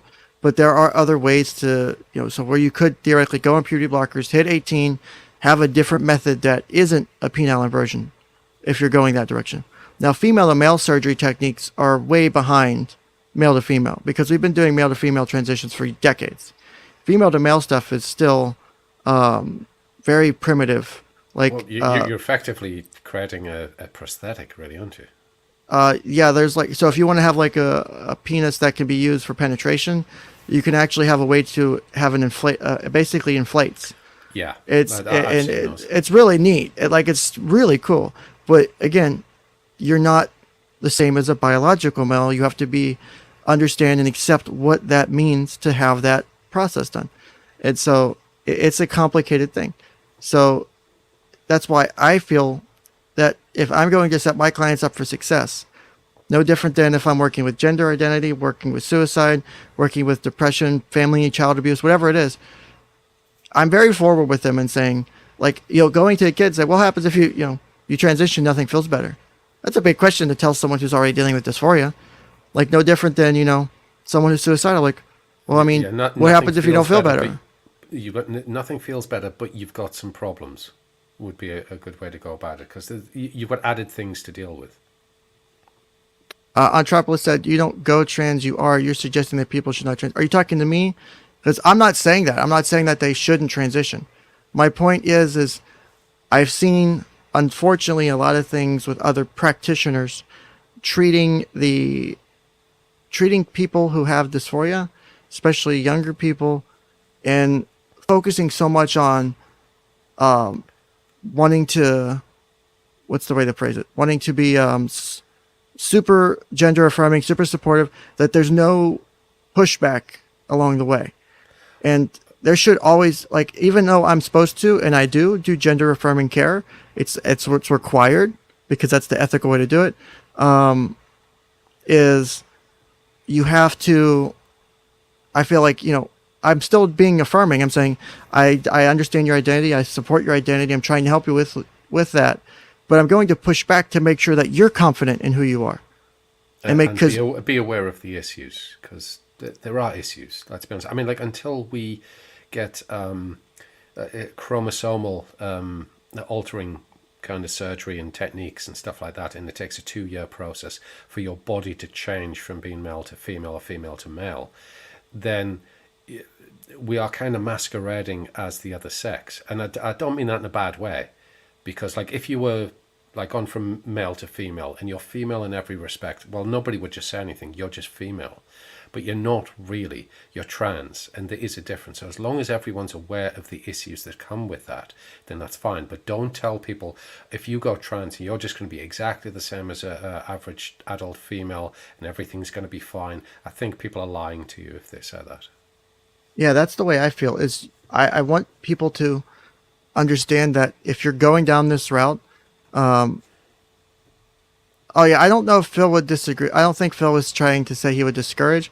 Just like me, I want people to know that, you're doing the right thing. And I always make people question themselves, because it's how you learn. If they're aware of the issues, then that's cool. Because, if you really feel that you're in the wrong body and you actually want to be the opposite sex, and I know I'm talking sort of binary here because I believe in binaries, then I think then that's cool. Then go with it. I had a dinner party about 6 months ago, and there was a trans woman there, and we got on great. It's not an issue, but she was aware of the problems that she was going to have, trying to be female in the modern world and stuff like that. And she was okay. It's yeah, bring it on. I'm okay with that. So I thought she took it on really well. But there are people who are being tricked into doing this without being told any of the consequences that actually come with, being trans or being a particular gender. I know that.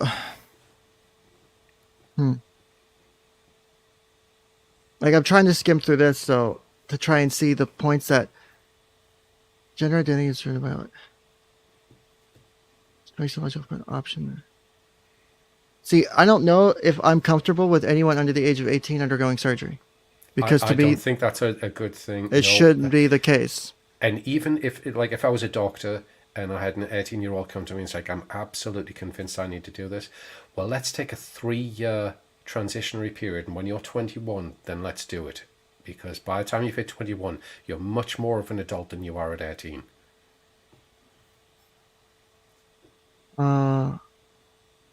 Yeah, because, wow, that's a high number for blocked or leaky. See, this is one of the things that would concern me, right? So, for those who aren't familiar, phalloplasty is where you have a penis created, right?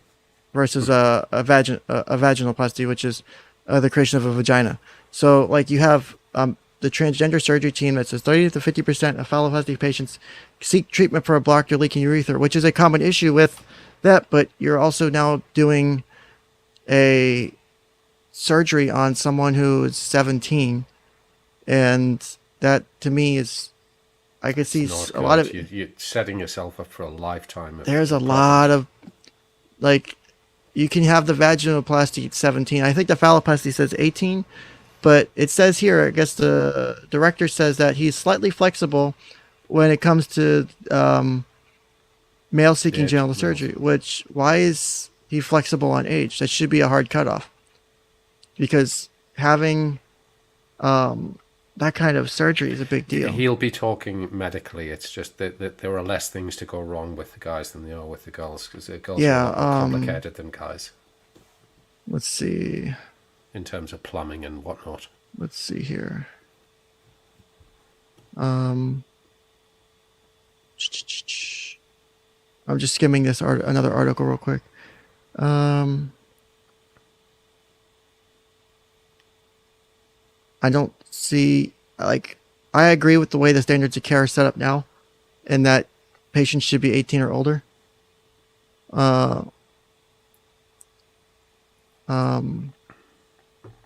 Why would they be doing anything under 18? Even chest surgery is still controversial under 18. Like, I get the phalloplasty and vaginoplasty is normally 18 and up, because for obvious reasons. But I know chest surgeries can be done at 16. I'm still skeptical on whether that's okay. And I mean, I work with people who do this, and it's not something I'm against them getting the right treatment, but God, it's such a complex. I mean, it seems extreme for us normies, if you like.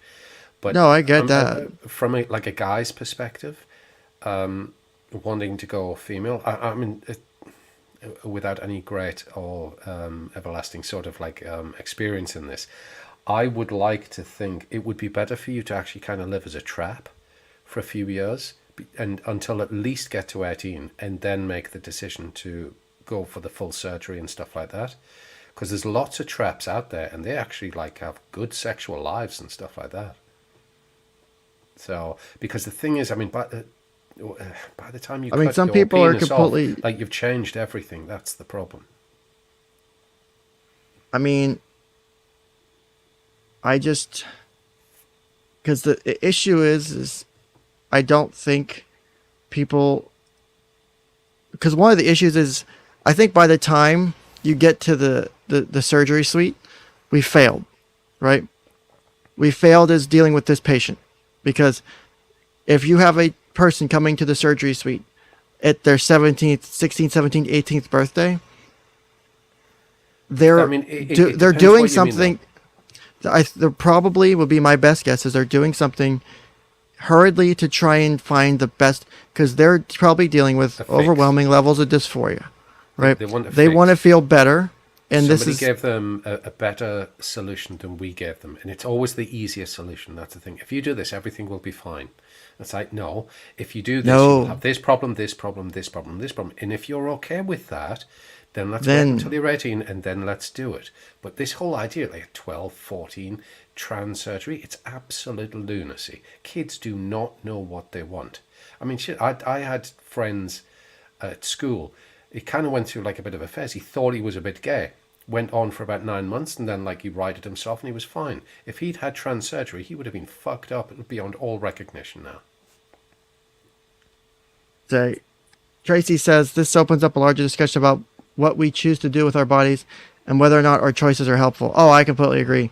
I think when you get to that discussion, if I'm having a client getting into a surgery suite at that young, I feel I've probably failed them, because they should want ask the question. If it's our bodies, our choice, right? Yeah. But if the 12-year-old comes in, I want to have my hands cut off. And why? Nothing wrong with your hands, but I want them cut off. Okay, let's go and do it. We would never even entertain that idea, would we? Yet we will do this with gender reassignment. Now, we've got to take a big, long, hard look at what we're actually doing. I know these people who are doing it, they want to do it for political reasons and it's all wrong. But let's take that all to one side and look at it just from a medical perspective. There will be some people who really do need this, but I still think they can wait until they're 18 and they make their own decision. What say you, Ken? I would hope that if I have a client dealing with this, that I want them to be able to manage, because one of the things I think would be helpful is less their dysphoria cannot be managed in any other way besides surgery, and that's still not a guarantee that by that point we're doing something to manage it, like through therapy, through behavior, through other things, other techniques, and giving them time to practice that and see if that works before we jump the gun to having mastectomies or to having testicles removed and stuff. Would you accept, though? I mean, not going to leap too hard into sort of the Hippocratic Oath and stuff, do no harm and stuff like that. Now, plastic surgery is something that is potentially harming someone, maybe for the greater good, but we're not actually correcting a problem with that. So if we look at this as plastic surgery, would we allow a 13-year-old to have plastic surgery on their face, breasts, whatever it happens to be? I mean, assuming it's not for like an injury. Assuming it's just pure cosmetic, right? Just for the sake of it, yeah. Not like a burns victim or anything like that. And yet, we don't even entertain the idea. Yet, like gender reassignment, oh yes, aren't we good? And it's all a massive virtue signaling exercise for these people who stand behind it. Aren't I good because I like gay people? That's all this is. Even though we're destroying someone's life potentially, we've got like an 80% chance of destroying this young person's life, 20% chance of actually like making it really good. I don't like those odds. I don't think we should be doing that. Wait until they're 18, ideally 21, and then they can do it themselves. And if they make a mistake, it's up to them. I mean, I would hate to be like in a parent's position where you've gone through this whole gender reassignment, and by the time the child hits like 17 years and 300 days old, you got, no, this was wrong. Because you've got to take that one on the chin and say, that was my mistake. That wasn't the child's mistake.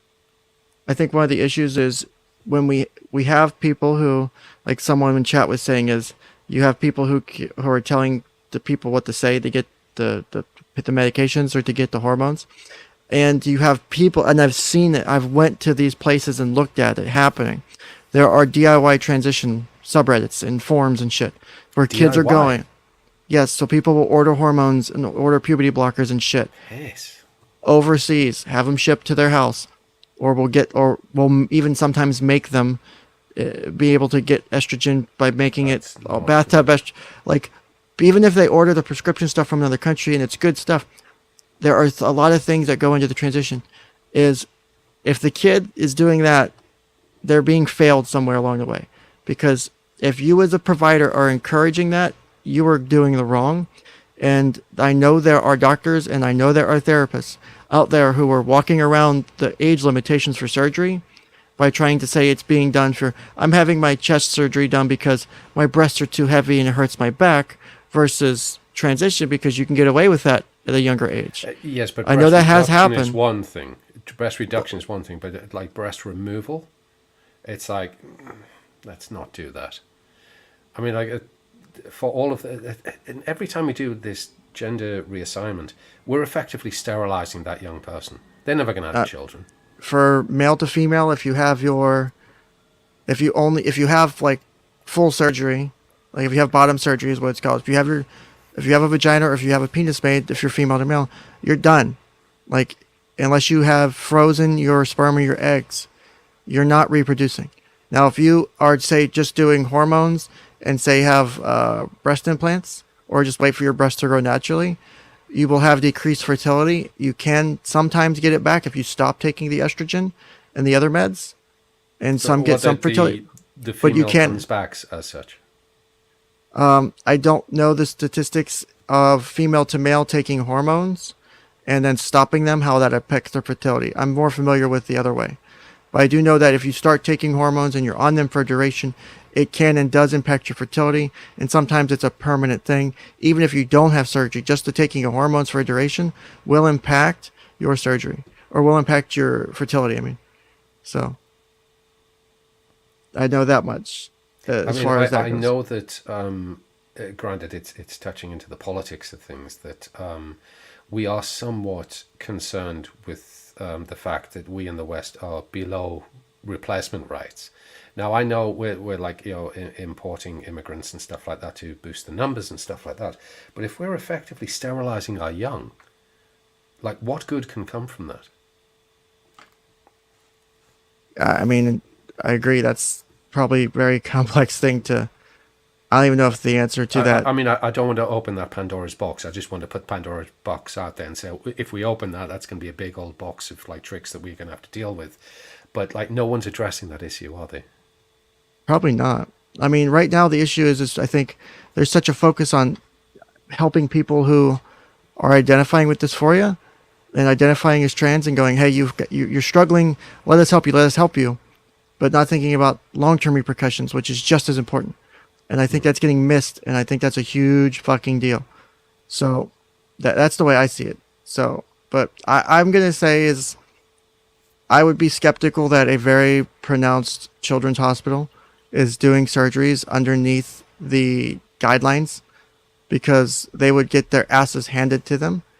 Now, don't get me wrong. I know other doctors and clinics have done things to try and walk around the rules, but for such a big clinic, I'm going to be a little skeptical as to whether or not they're going through with it. So that's just my view on it.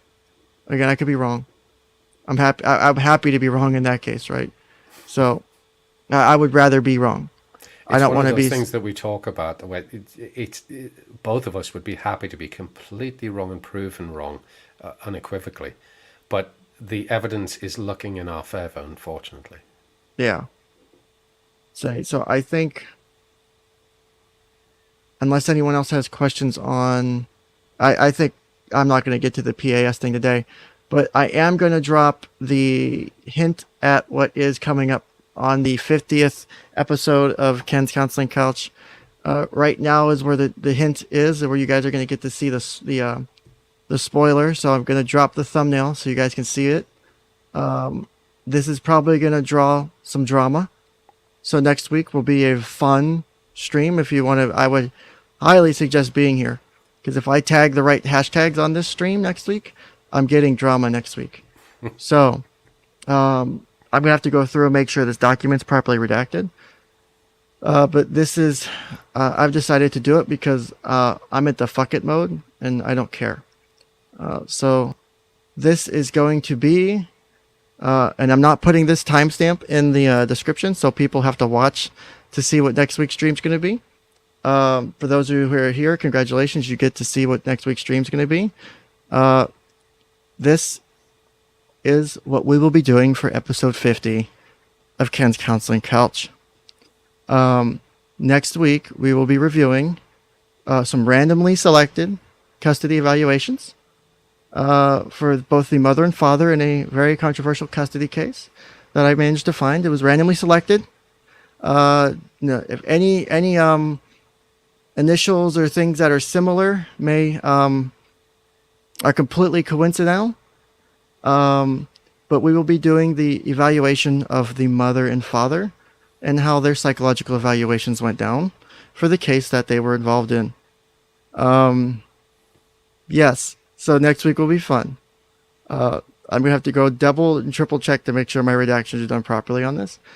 So you will not see any kids' names. You will only see initials. You will not see any parents' names. You will only see initials. There will be some dates, obviously. I'm going to show just years. I'm not going to show the months to try and help anonymize it a bit. But we're going to see what custody case documentation looks like next week. It's all about my parents. It's okay.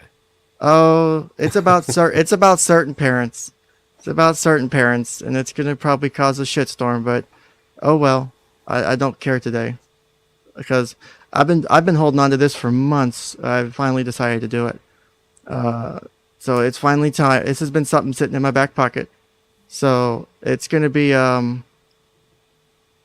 It's gonna be fun. I think it might be some drama. So I hope not. I just want to read the documents and just be done with it. So, but yeah. So next week, that's the planned topic. There may be changes, but that's the plan for 50th episode of Ken's Counseling Couch. We'll do some throwback to some things from last year a little bit with this. I hope it doesn't cause too much of an issue, but I think it'll be insightful nonetheless for people to watch. So that was the teaser for next week. I'll go ahead and check and make sure I didn't miss any chats and any super chats, any final comments, because I've probably got to close it up, and we're already over 4. Holy shit, we're already over 4 hours. And I gotta go get some lunch and dinner ready for the wifey and I soon. So while I'm waiting to see if there's any last comments in chat, thank you, Phil, for jumping on. It's always fun talking to you. No problem. Always a pleasure. So yeah, he's like, I can't wait. It's going to be great. Oh, you have no idea. You have no idea. I've read these documents a long time ago, and I was like, the day I get to share these is going to be great because they're fucking awesome. And so it's going to be the best day in like a while, because especially if people are upset about it. Yeah, I think today was a great conversation. I think it was helpful to have different views and different perspectives on it. Like I said, I understand we're going to disagree. I understand we're going to have different takes on it. It was good, actually, to have, like, you know, a person who was constantly incorrect about everything, which was Tim. Like Tim, yeah. Great. I mean, I think Tim understands he's always incorrect, and he still struggles with that. Nice to chat. Enjoy the rest of your Sunday. Thank you. I'm just trying to... my God, my computer's crawling right now. I've got so much shit open right now. It's not even funny. I've got like my 3D printer slicer open. I've got I've got like 233 tabs open and 18 God, windows. You're not printing another dildo, are you, Ken? No. I'm actually thinking about printing out is like a giveaway item, a 3D printed couch that says KCC or says Ken on it is like a giveaway item for fun, and just whoever wins the giveaway is like cool. That'd be fun. And then like maybe sign it or something. I don't know. I don't know if anyone will want something like that. Just like a little 3D printed couch that has like Ken, the letters like Ken in the back of the cushions or something. I was gonna do a design of something and see if anyone thought it would be cool, but maybe something like that just for shits and giggles. See if anyone wants it. But I don't know. I just thought it'd be fun to make. Even if no one wants it, I'll just fucking set it on my desk. So, god damn, today was an interesting stream. So, thank you again, Phil. Let me try and find... Where the hell's my stupid outro shit?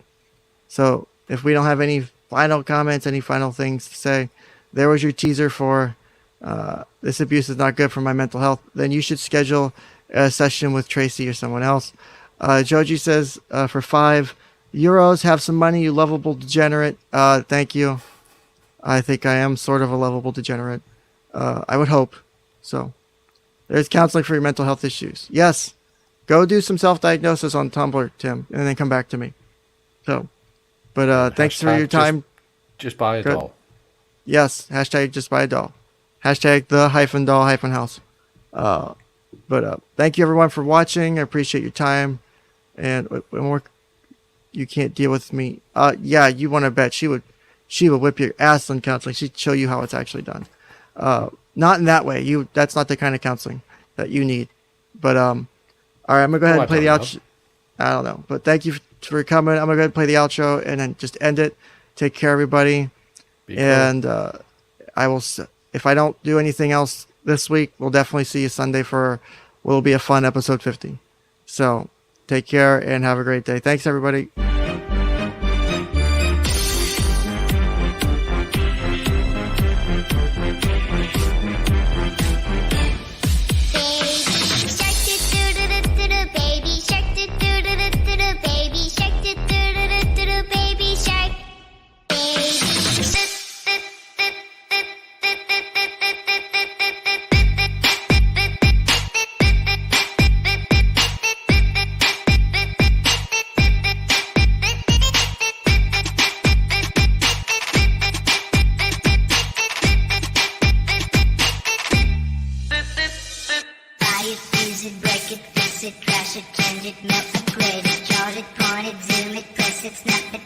quick, quick, erase your